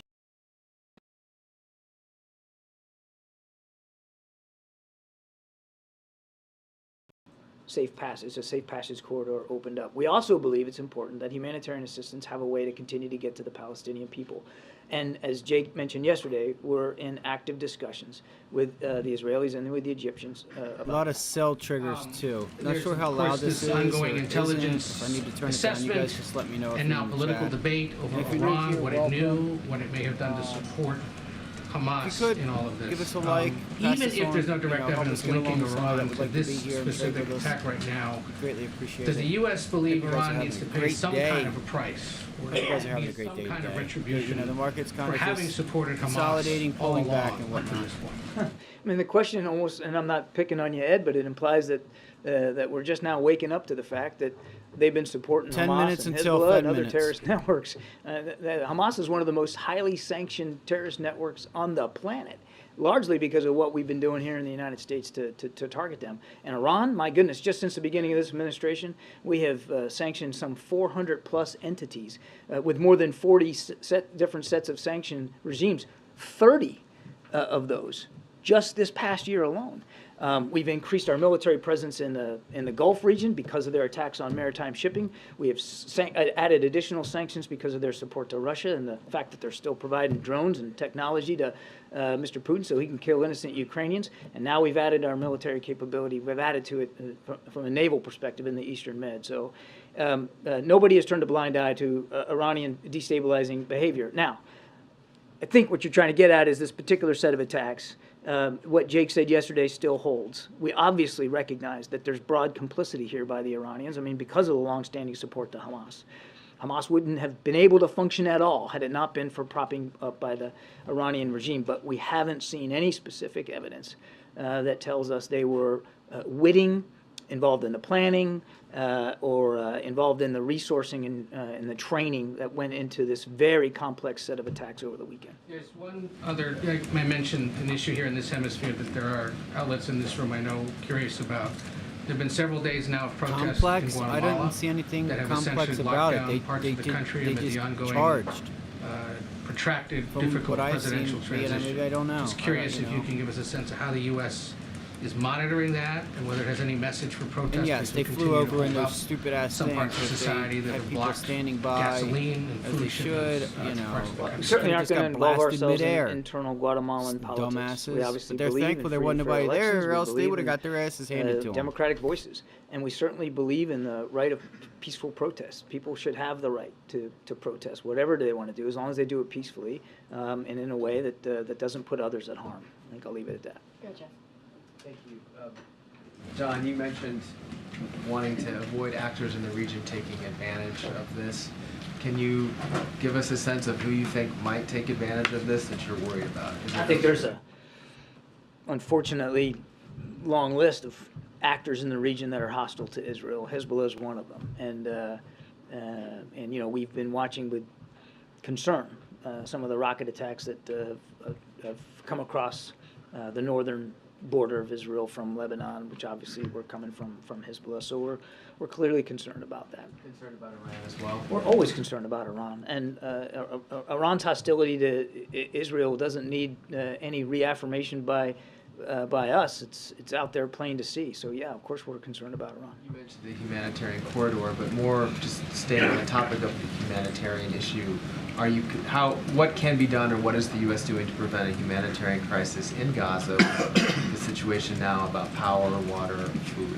Yeah, as I said, we believe that humanitarian assistance is important for the Palestinian people that live in Gaza, and we are going to continue to pursue options to make sure that they get that humanitarian assistance. Yeah, so is the U.S. in conversation with the Palestinian Authority or the Palestinian community here in the U.S.? We have been routinely in communication with the Palestinian Authority. There's not meetings or discussions, in recent hours that I can speak to, but we have long maintained an open line of communication with them. How about, does the U.S. also condemn perhaps potential war crimes Israelis are committing in Gaza, against Gaza? Well, our focus right now is making sure that Israel has what it needs to defend itself against these attacks. If I could ask you first just about something that you referred to, which is the reported incursion into northern Israel. There have been reports from the IDF. Do you have any new information to share on that? There were reports of paragliders initially. Any other additional information about that? I've seen the reports. We've taken a quick look at them. We are not in a position to corroborate the validity of them. What I talked about with Jeff was rocket attacks that we know have occurred in recent days. Then if I can, I just want to ask you separately about these hostages right now. Presumably 22 dead, at least 17 held hostage. Not only the number of dead could rise. 17 that we know missing. Excuse me. And that number will That number fluctuate. could rise. It could rise, it could go down. I mean, as people, maybe they're found safe and sound, so Understood. it's 17 today. Understood. So about those who remain hostages right now, has the president ruled out sending any American forces of any kind into Gaza at any time to help secure their release if necessary to get them out safely? We haven't made any policy options or operational decisions with respect to hostage recovery at this time. We are in active. Ruled out.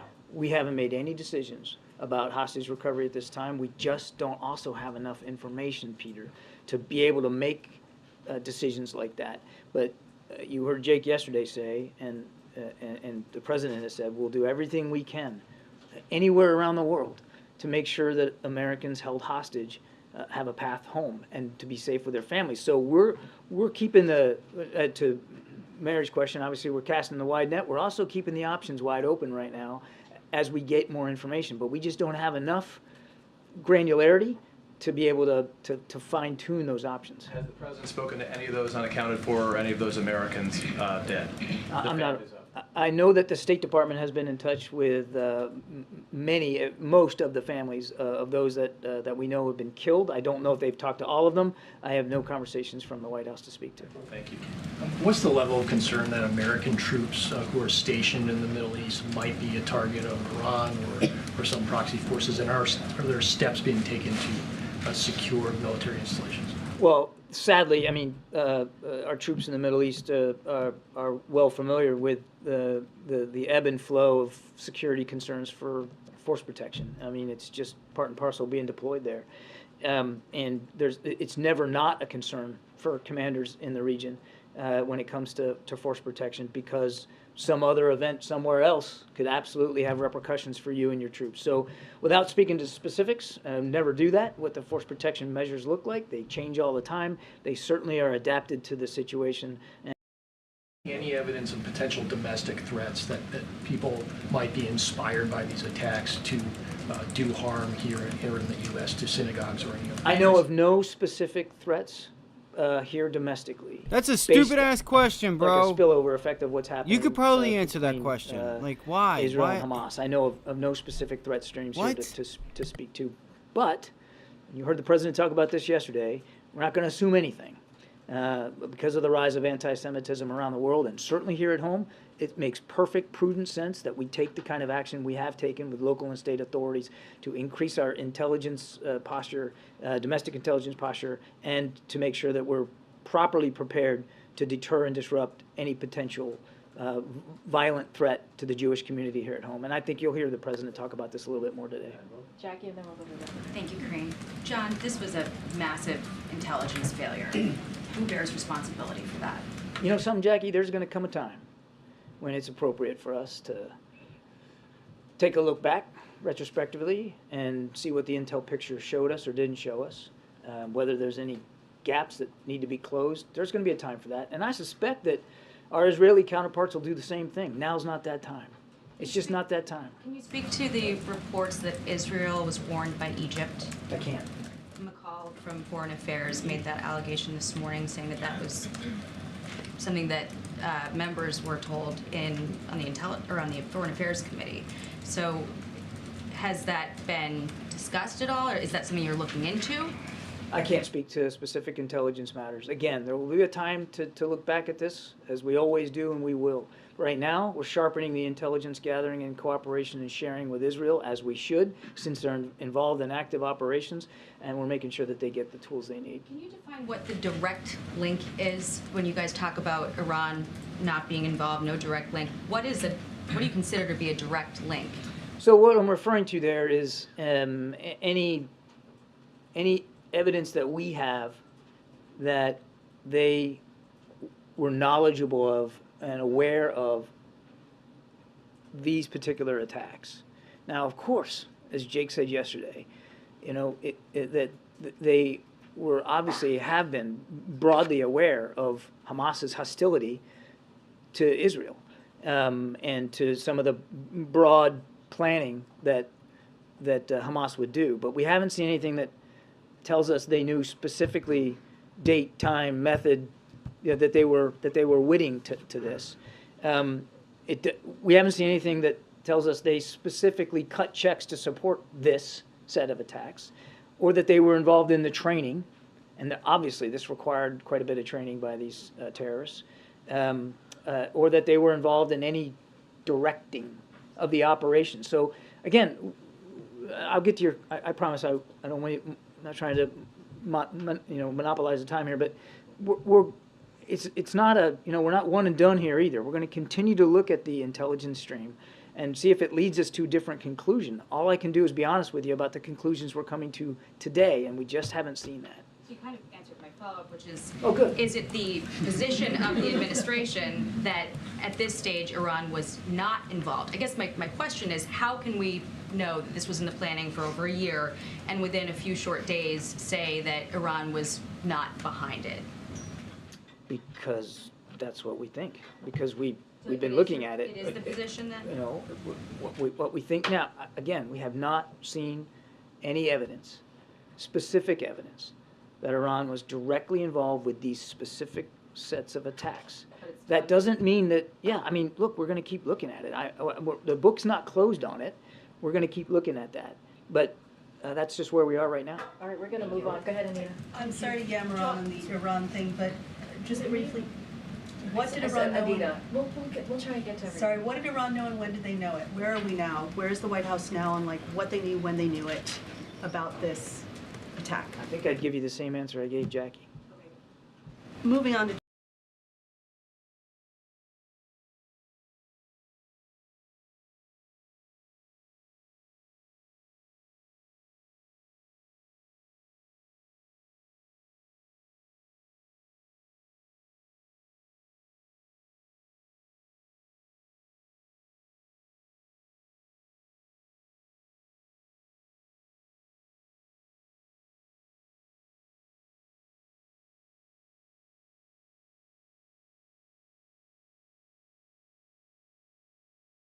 Give me a second, because my computer's messing up. Hold on.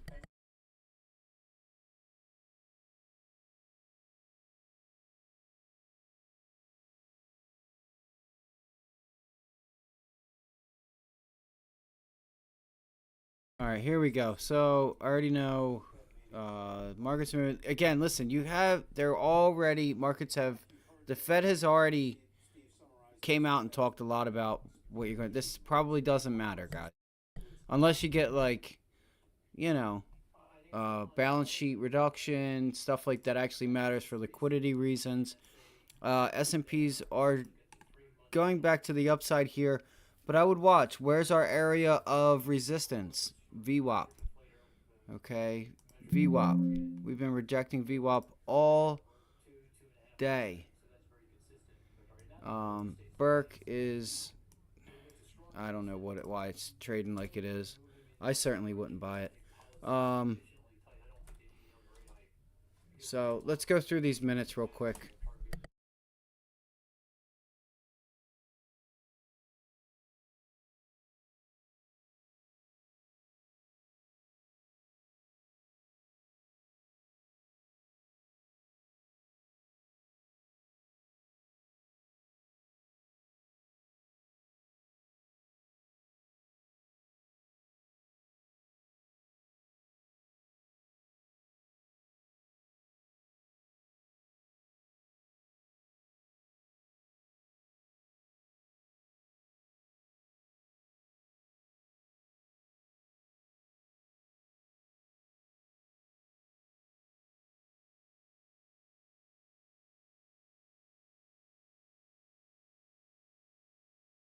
Just in case you guys want to read it also while I'm reading it.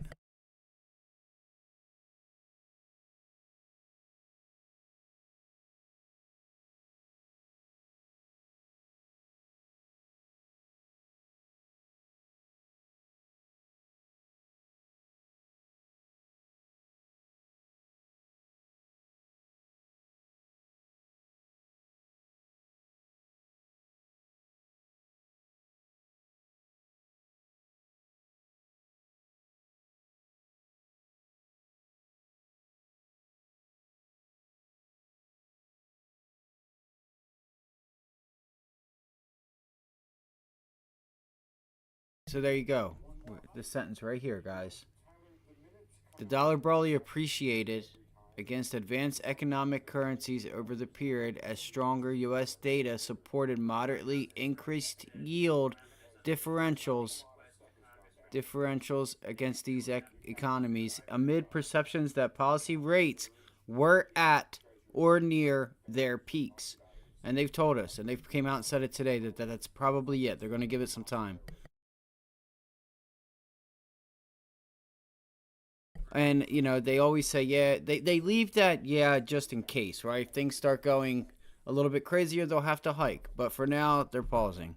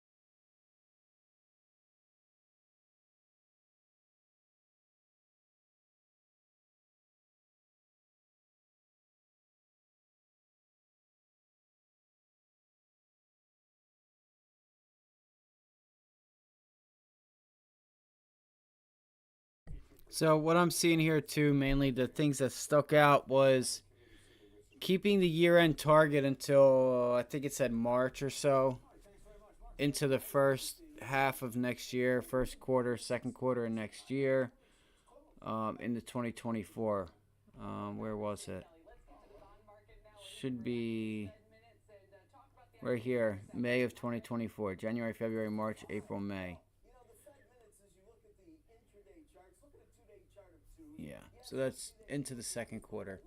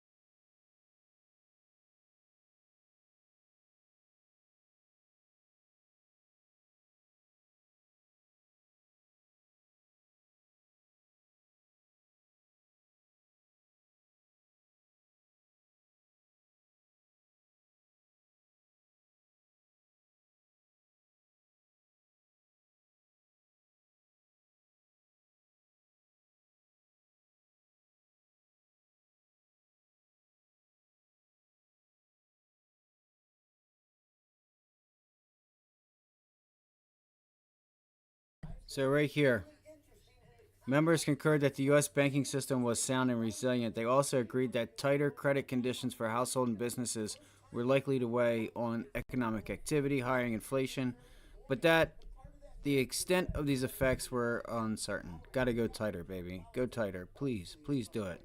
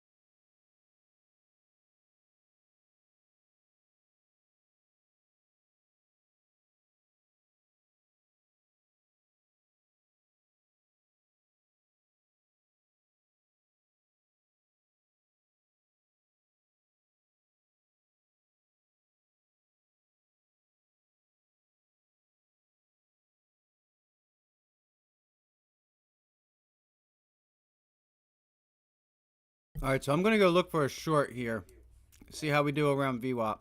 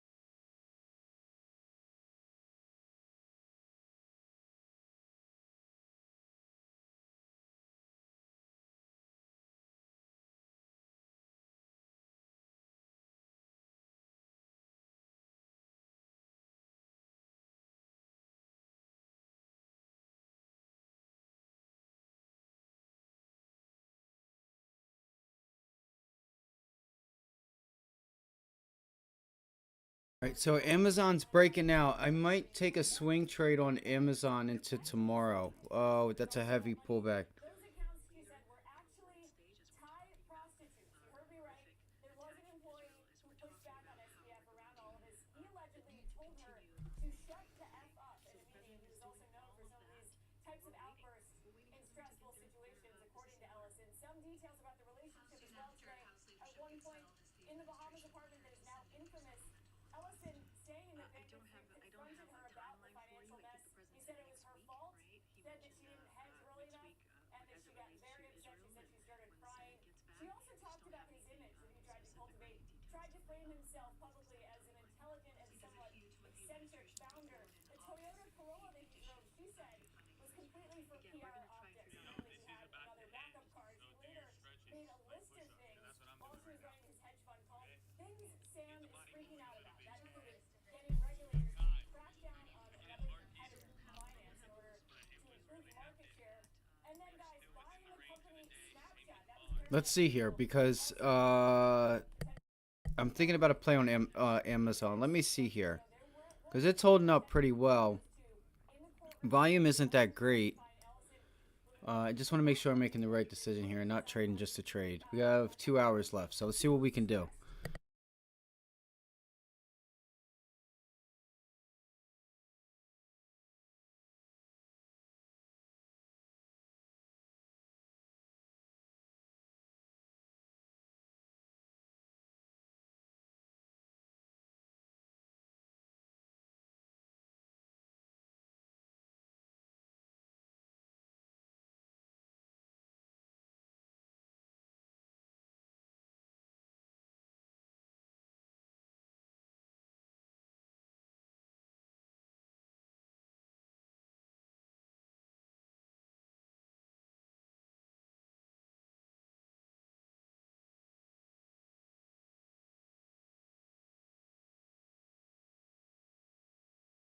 If you could only hear the shit that these people are saying, lowering costs for no, how about you actually lower costs in a real sense of a manner, as in let the companies decide what they want to do and not do. If I could play this shit for you guys, this new ruling about junk fees, like, no, you can create good companies if they decide to not do junk fees, whatever the fuck that even means.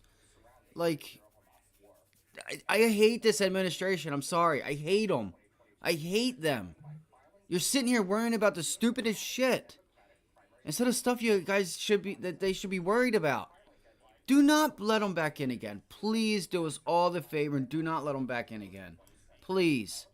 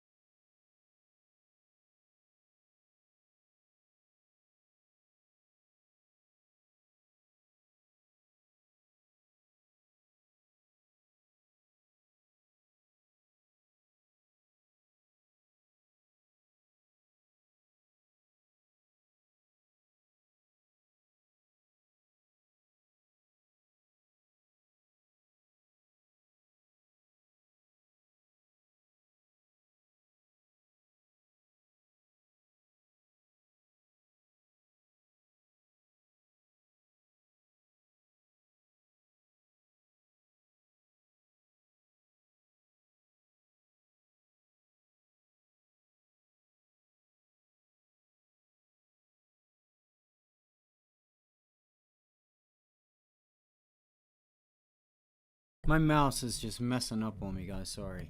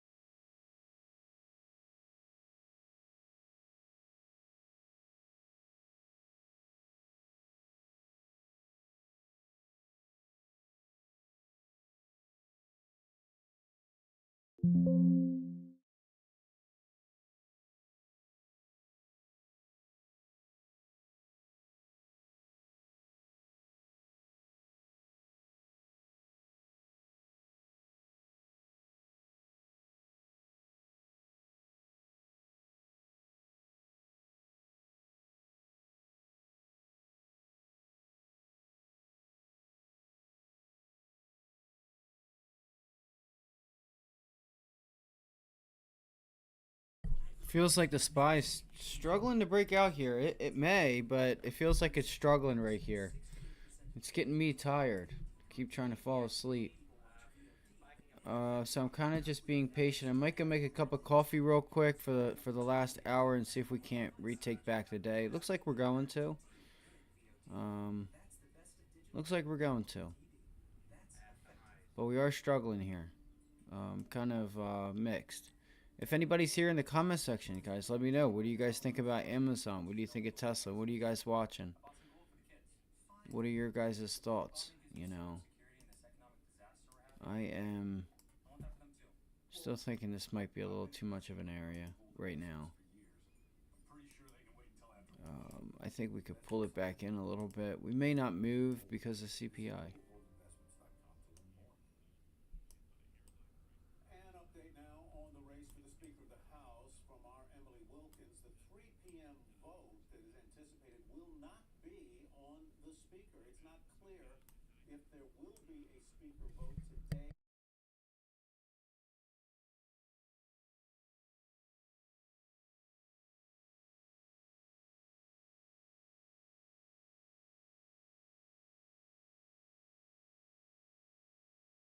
We just cannot get in that gap and stay in there, huh?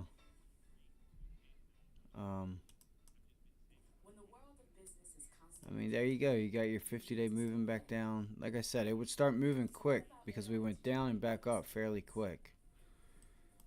I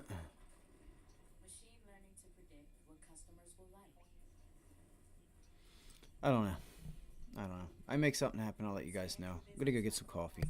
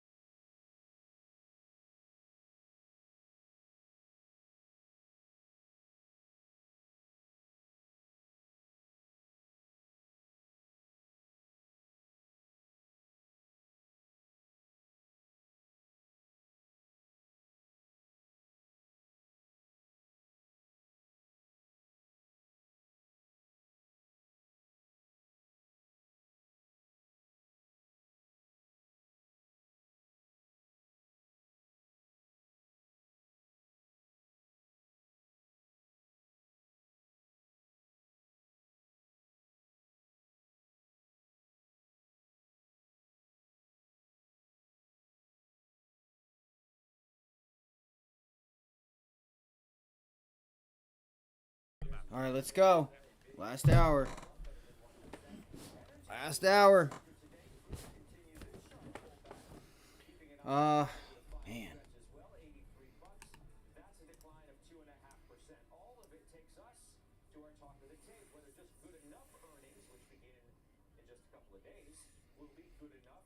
So I'm kind of watching Amazon here. Just don't know if it's going to give it to us, man. I really don't. You know, and I don't want to carry something into tomorrow. Like, just look at this volume. Look how weak it is. Right? Look how weak that volume is.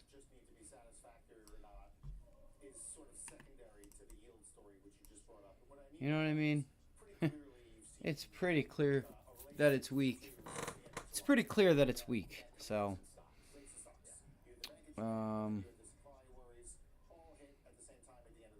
we still have not gotten into the gap yet. That's what we want to watch for on the S&Ps, guys. If you don't already know, you want to watch for that gap. So if you ain't been told, watch for that gap. That's what I'm going to look for tomorrow, is that gap.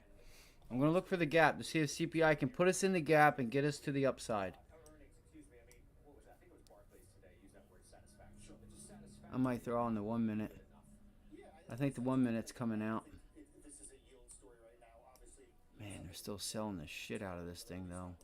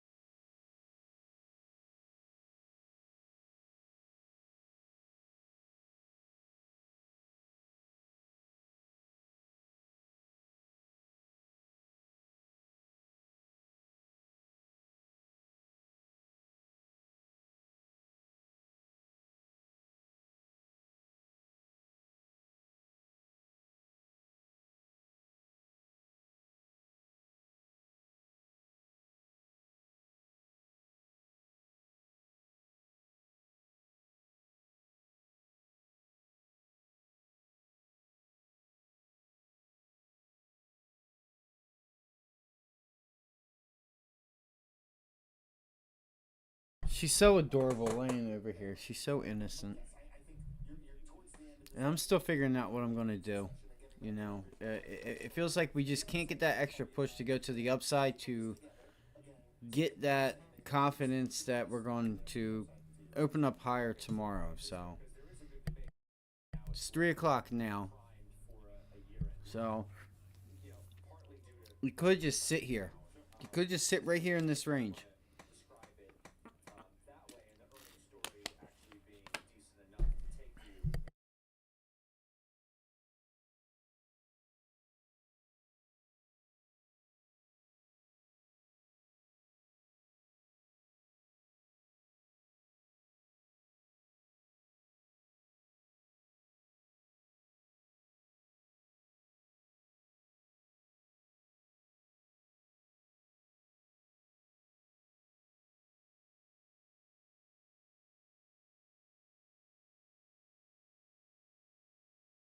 Just have a glare on my monitor from the from the window and the sun shining in. There's a big glare on the right side of my monitors.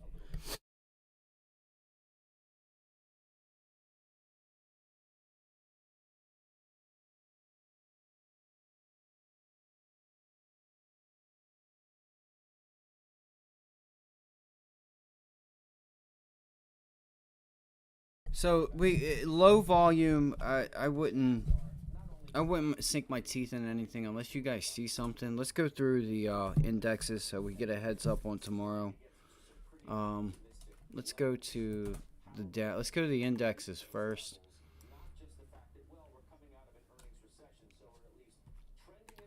And then we have the IWM.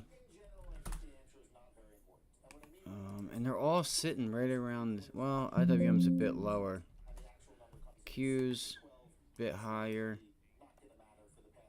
Let me see. So let's go to like HD.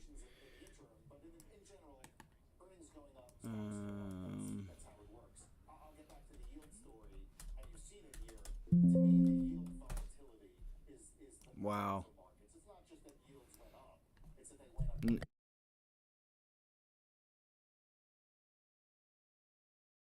I thought the mic was on. I'm sorry. I was talking the whole time.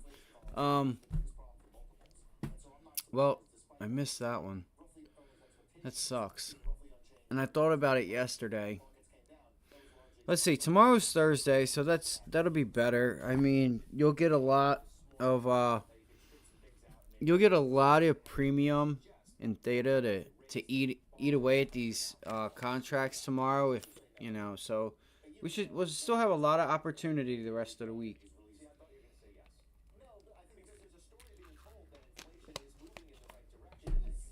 Now on the SPY, you have. Let's see. Let me see here. Let's see here. You have a really nice support that was put in. That I think we gotta go a little bit lower, but we really don't. Now, if I had pre-market hours on, which I can throw on for you. This was an area of support right here.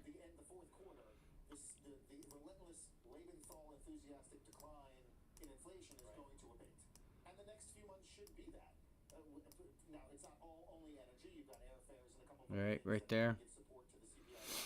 But the next few months, probably not going to be 0.1s on CPI, and the market's going to have to wrestle with that. But I don't. This is not Aesop's fable. I mean, the inflation rates are coming down. My point all year, and it remains now, is you're not going to get to 2% in a uninterrupted decline. It's going to be a little choppier from here on out. All right. Well, let's bring in Jordan Jackson of J.P. Morgan Asset Management. So that looks like we just reclaimed that, right? And look. And then you had a bunch of buyers just step right on in right there. Now this would be your next level to get through, 435.75. Probably till the next FOMC meeting. I think it still remains to be seen whether the Fed will feel like they've got enough ammo or they can go on pause here. I'm a little bit more in the hawkish camp. I think they'll have enough evidence to maybe go again. When you look at the revisions to the payroll numbers over the last 3 months, the 3-month moving average has jumped up from 150,000 to 260. We still have not hit that 100-day moving average. Still haven't hit it. Oh no, that's an hourly chart. It doesn't matter. It's still on a daily.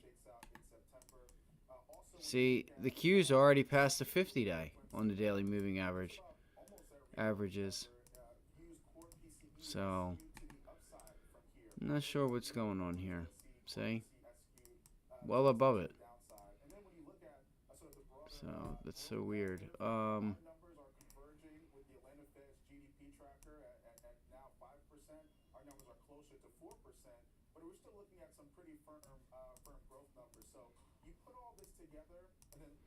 Sounds like they're closing it up at the NASDAQ at the New York Stock Exchange. So, you guys might want to think about doing the same thing.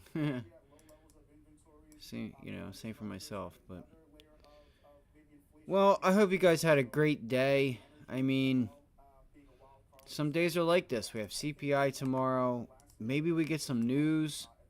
We're getting ready to come into earnings, right? So the market could just relax and see what happens when we start kicking off earnings next week. We have JP Morgan, and what earnings do we have right now? Let's go to the quickest way would be earnings whisper. What's today? The 11th, 10th. I gotta text my sister. It was her birthday. Remember, since the early 1980s, the average wage inflation rate has been about 3%. Over the last 3 years, consumers have enjoyed wage inflation of north of 4%. Let's see here. Wall Street bets. I don't know what I'm doing here. Hold on. Most paid earnings. There we go.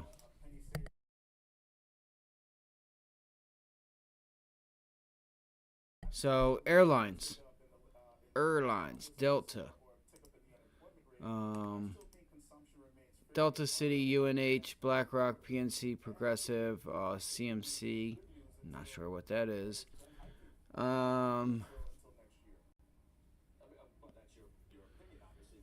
JP Morgan.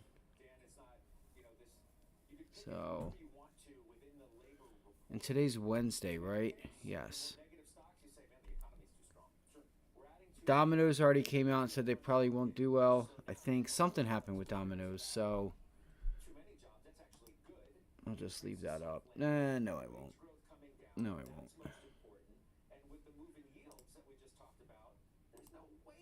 They're actually pulling back. The 2 years pulling back. So I'm going to be focused on the short end of the bond because that's the one that's been moving. So far, depending on what the short end of the bond does, I can tell what the long end's doing. I will continue to check in on the longer end, the middle and longer end, in case there is a change in the, into what's going on. But short term is rising quicker than the longer terms. The longer end of the bond. Let's go back to like Amazon. So I'm gonna just see what we can find after the market. Maybe we get some small caps or something. I'm just gonna have to wait until tomorrow. See if we get some volatility tomorrow. It is what it is. Sometimes days are slow. You just have to be patient. Be a seller, right? Go sell some spreads if you have to make some money. You can always make money in the markets. Sell spreads. Go sell 438 calls and 432 puts for the end of the day. I'm not telling you what to do. I'm just saying that's an idea, right? Maybe close it in closer. I don't know.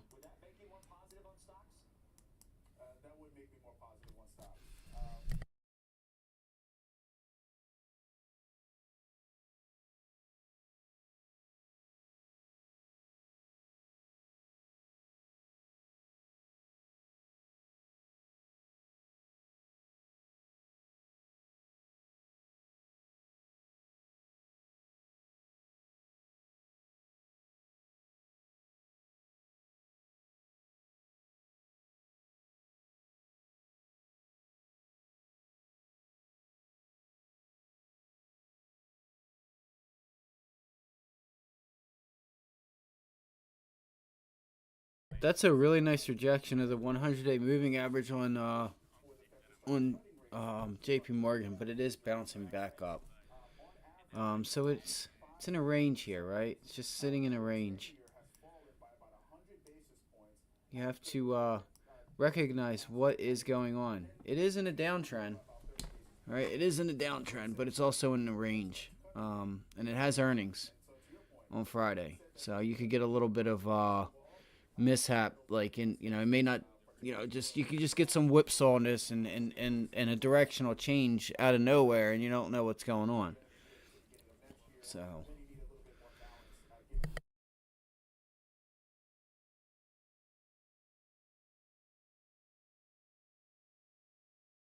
shit, is it before market ends or after?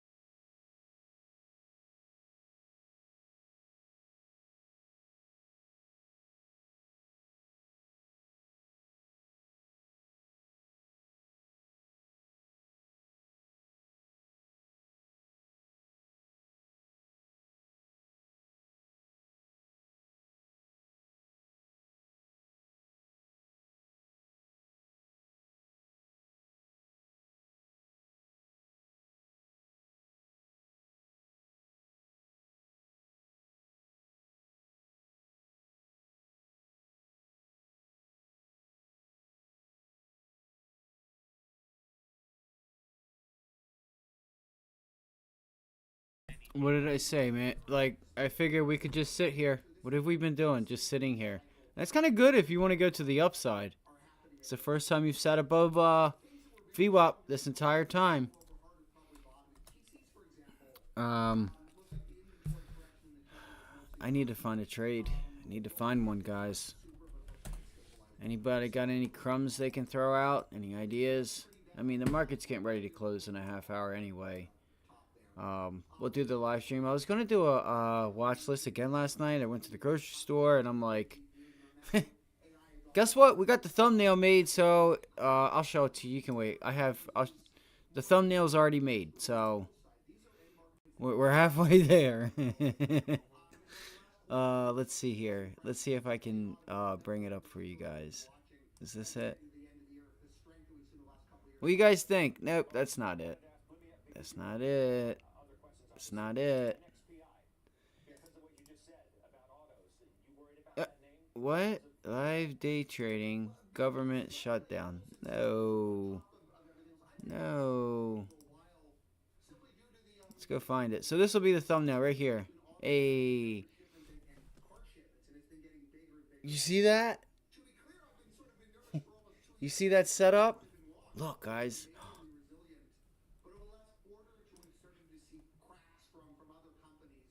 I'm going to start wearing a suit. Y'all better watch out. I'm going to start. War, CPI, Fed, oil. Big headline news there. Headline news, baby. Headline news. Looking like a bond guy.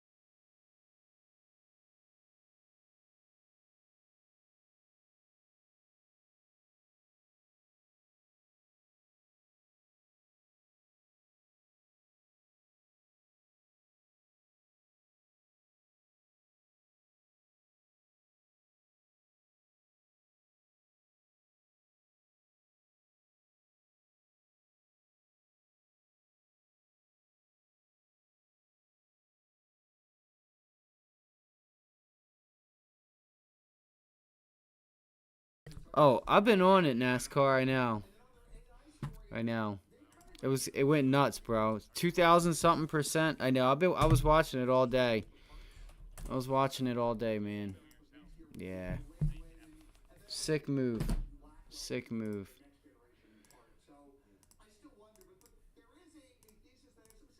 Um, just crazy. So I even had a chance at it at 5. I was watching it here, and I'm like, yeah, let me not buy the top. And then, like, look how small those candles are. It's been Is it still halted right now?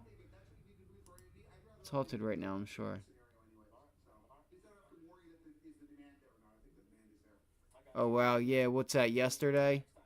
Yeah, I think I seen that. I think it had some small volume. Yeah, after hours yesterday. Yup. Day 2 continuation. Yup. Look at that. And those the continuation like this, you see it a lot with these, right? It gaps, right? And it just goes and it just gap and go, gaps, gap, gap, gap, gap. And you can get that continuation. For it to go morning, lunch, and afternoon is pretty sick. It's pretty sick, man. Yeah, I was watching it.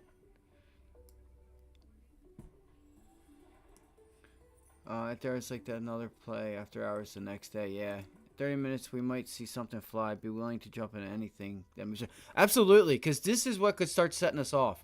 I said this on the stream. I don't know if anybody was here or not, but I said, did you notice Monday? I think it was Monday, right? We started getting you started getting some like different pops, but they didn't last. They didn't like come to anything on Monday, and I'm like, I wonder if we're gonna start getting some small caps. And this could help to be the reason. I was watching a couple other ones like EBET. I was watching that one. I didn't make any plays today.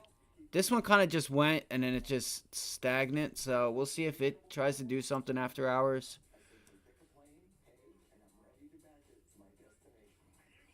Yes, absolutely. So I like anything under 10 million is what I usually look for. Like around that like 12 to 10 million afloat. Float's very important for anybody that doesn't know. I'm going to go grab a coffee real quick and feed my cat. I'll be right back. It's good to see you, buddy. I hope all is well, dude. I hope you had a great day today. We'll be right back.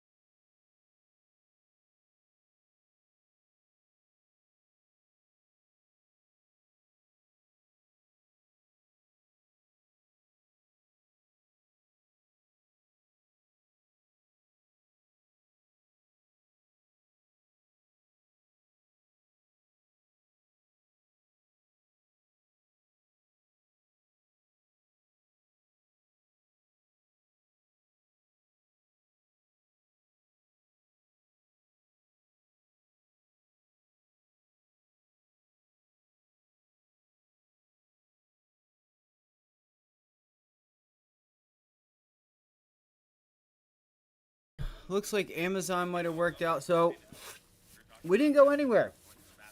We pretty much sold off to come right back where we opened. Let's see if CPI can get us to the gap or get us through the gap.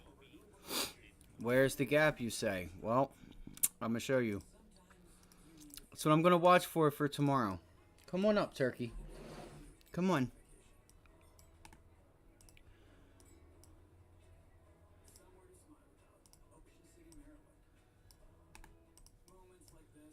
Right there.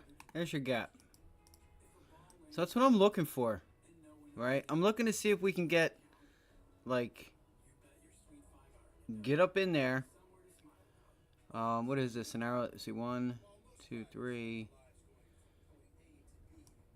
What's going on here? Okay, that's what I thought. So I wonder if this is going to be a lower high. Wonder if that could be a lower high. We'll see. See if sellers start to step in. I doubt it. But there's the gap. There's the gap fill up at 438, 439, 438.50 to 439. You want it on, like, on the money, 438.60. Pretty low volume day today.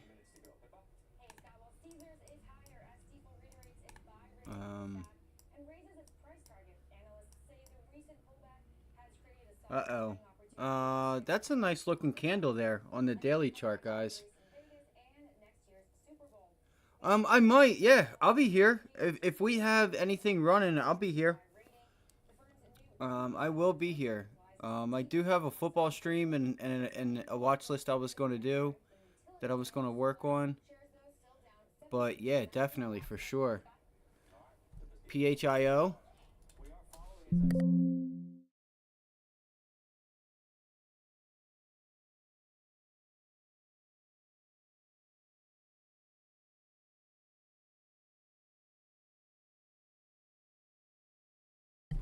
PHIO. Running and gunning, baby. So the thing with these, I got to write it down because I don't want to leave PHIO.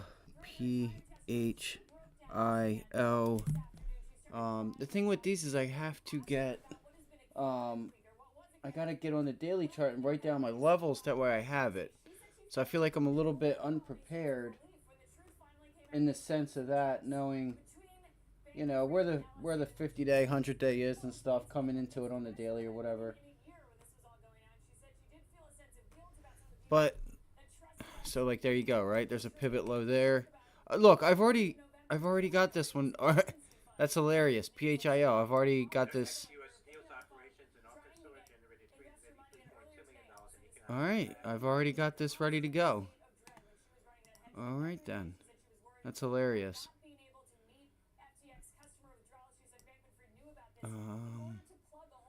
Pivot high.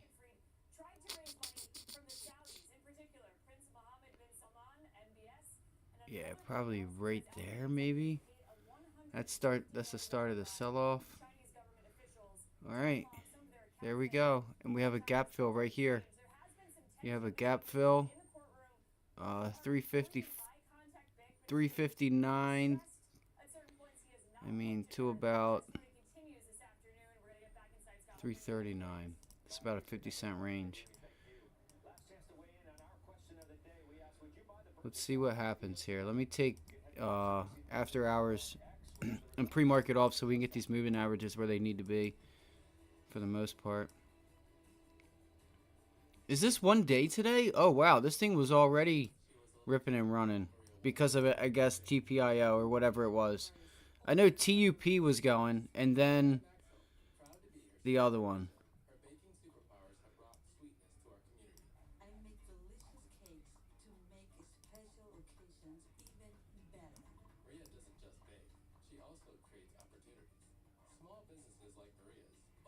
You okay, Turkey?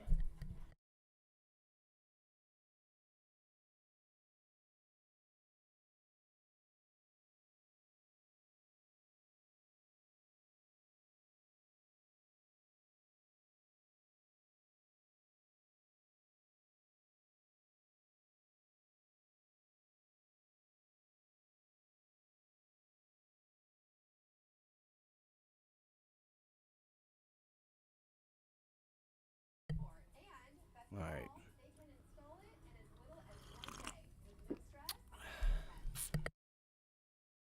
PHIO is on the list.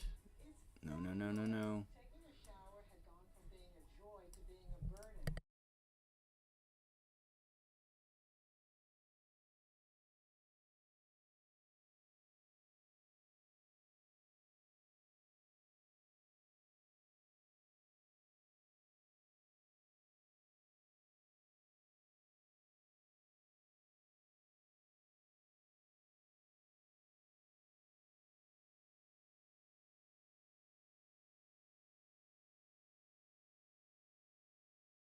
I fucking missed Amazon, man. Damn it. It was consolidating and it's been in an uptrend, and I felt like we could get Amazon and I didn't get it. Shit, man. Now it's going. Damn it. That sucks. Dude, you gotta be shitting me. So we take back some of yesterday. We turned it into support, and then now we're just going to the upside. Oh, wow. This is hilarious. Look at Amazon. Unbelievable. TPST. Wow, dude, that's insane, dude. Dude, if that thing could get to the 20s, that would be nuts. And that's TPST, right? TPST. Small caps is where it's going to be at. I think we might have to finish the week out there because, oh my God, it is, isn't it? Do you know the halt time for this NASCAR? You know when this gets unhalted? It might be. It probably is, yeah. Do you mean from yesterday's move into today or just today alone? It's still moving. It obviously ain't done.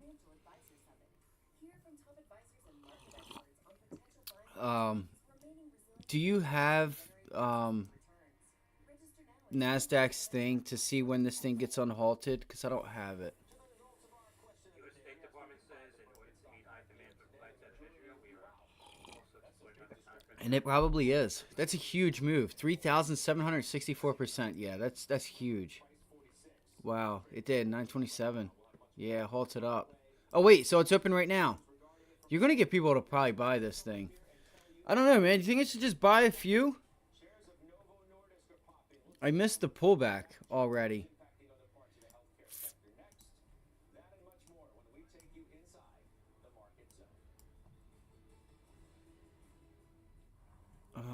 Let me see.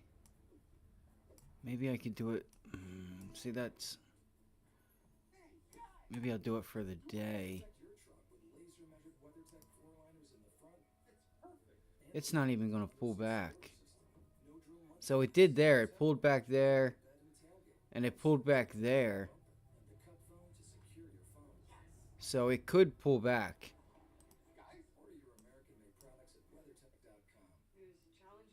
And that's just off of the day.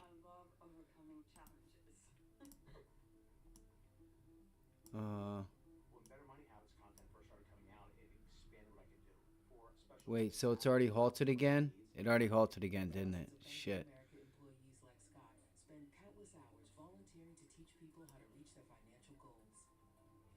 Yeah, it absolutely is different. I remember Top. I remember that. I remember that. I'm going to have to pull it up. Let me see. I was just thinking about getting this Apple computer, putting it up here on my desk. I just think it's going to be too much to have it all up on this desk that I have.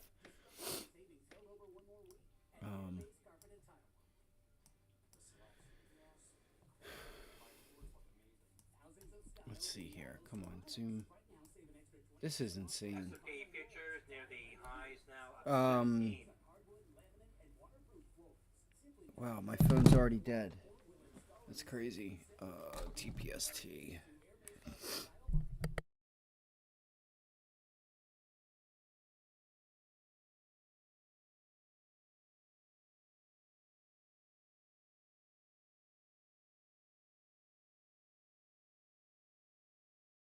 Have you been just having? Have you been limit ordering out on TPST, or just getting the move and just hitting the market.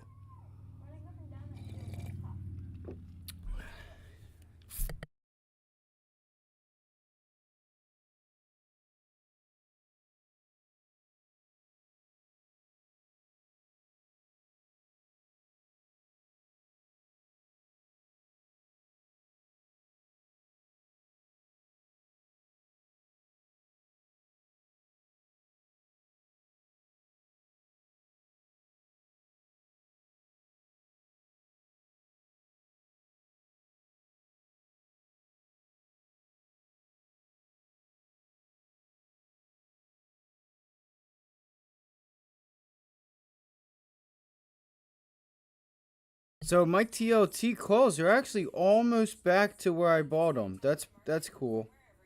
I can dig that. They're almost back to where I bought them. Tempest Therapeutics, $9.27. 3,764%. Tango Papa Sandy Tango.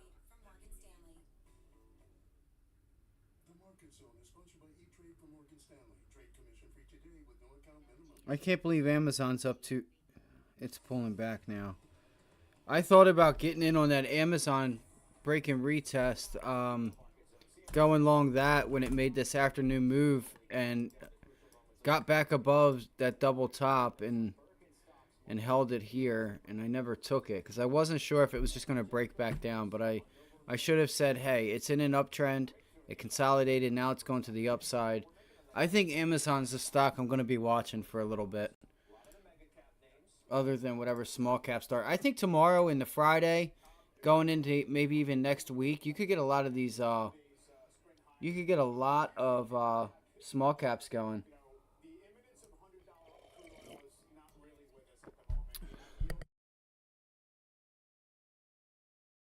This was definitely a day to start the small cap sector off that we haven't, that I felt Monday. I said it Monday. I'm like, man, it feels like you're getting a few small caps that are starting to run.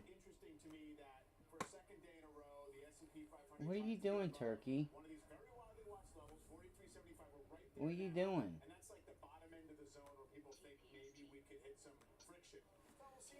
Is TPST open again or no? TPST. Nope, it's already halted. Fuck. Look, oh. Wait, why is it?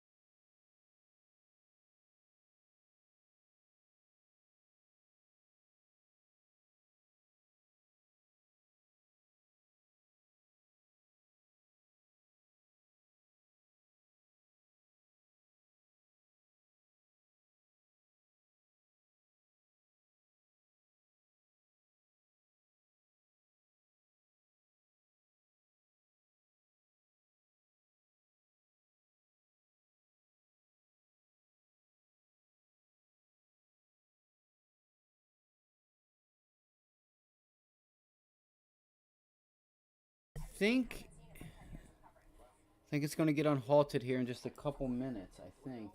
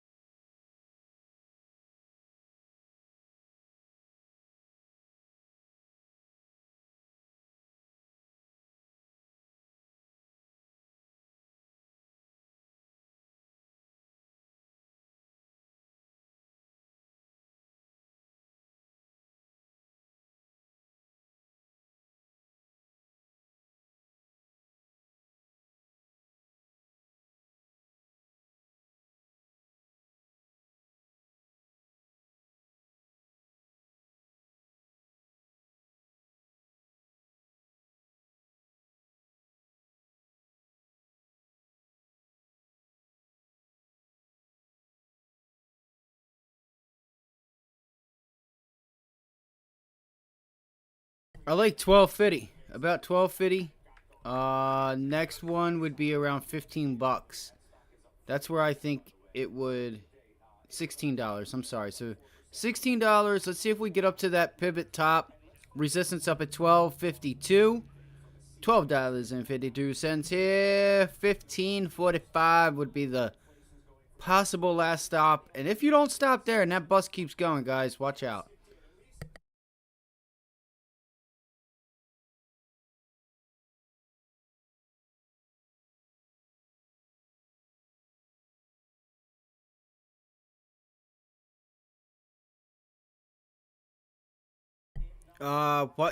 Take a look later on for the watch list later on with CPI, this gap fill, some of the stocks that I'm looking at to finish the week out strong.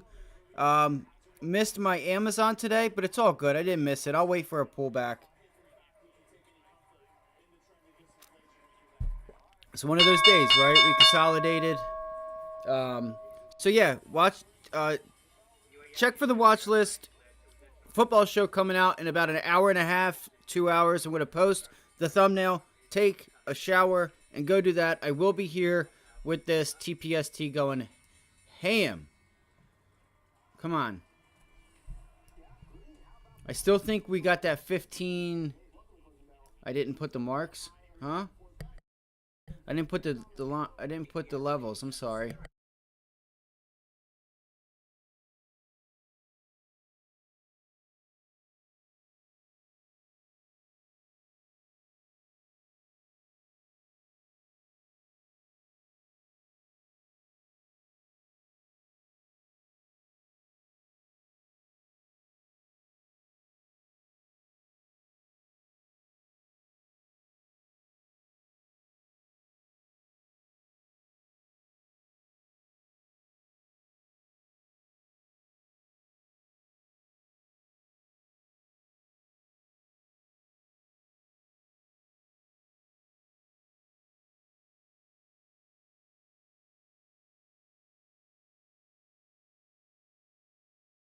All right, so I think we went to 11 or something like that. So watch, guys.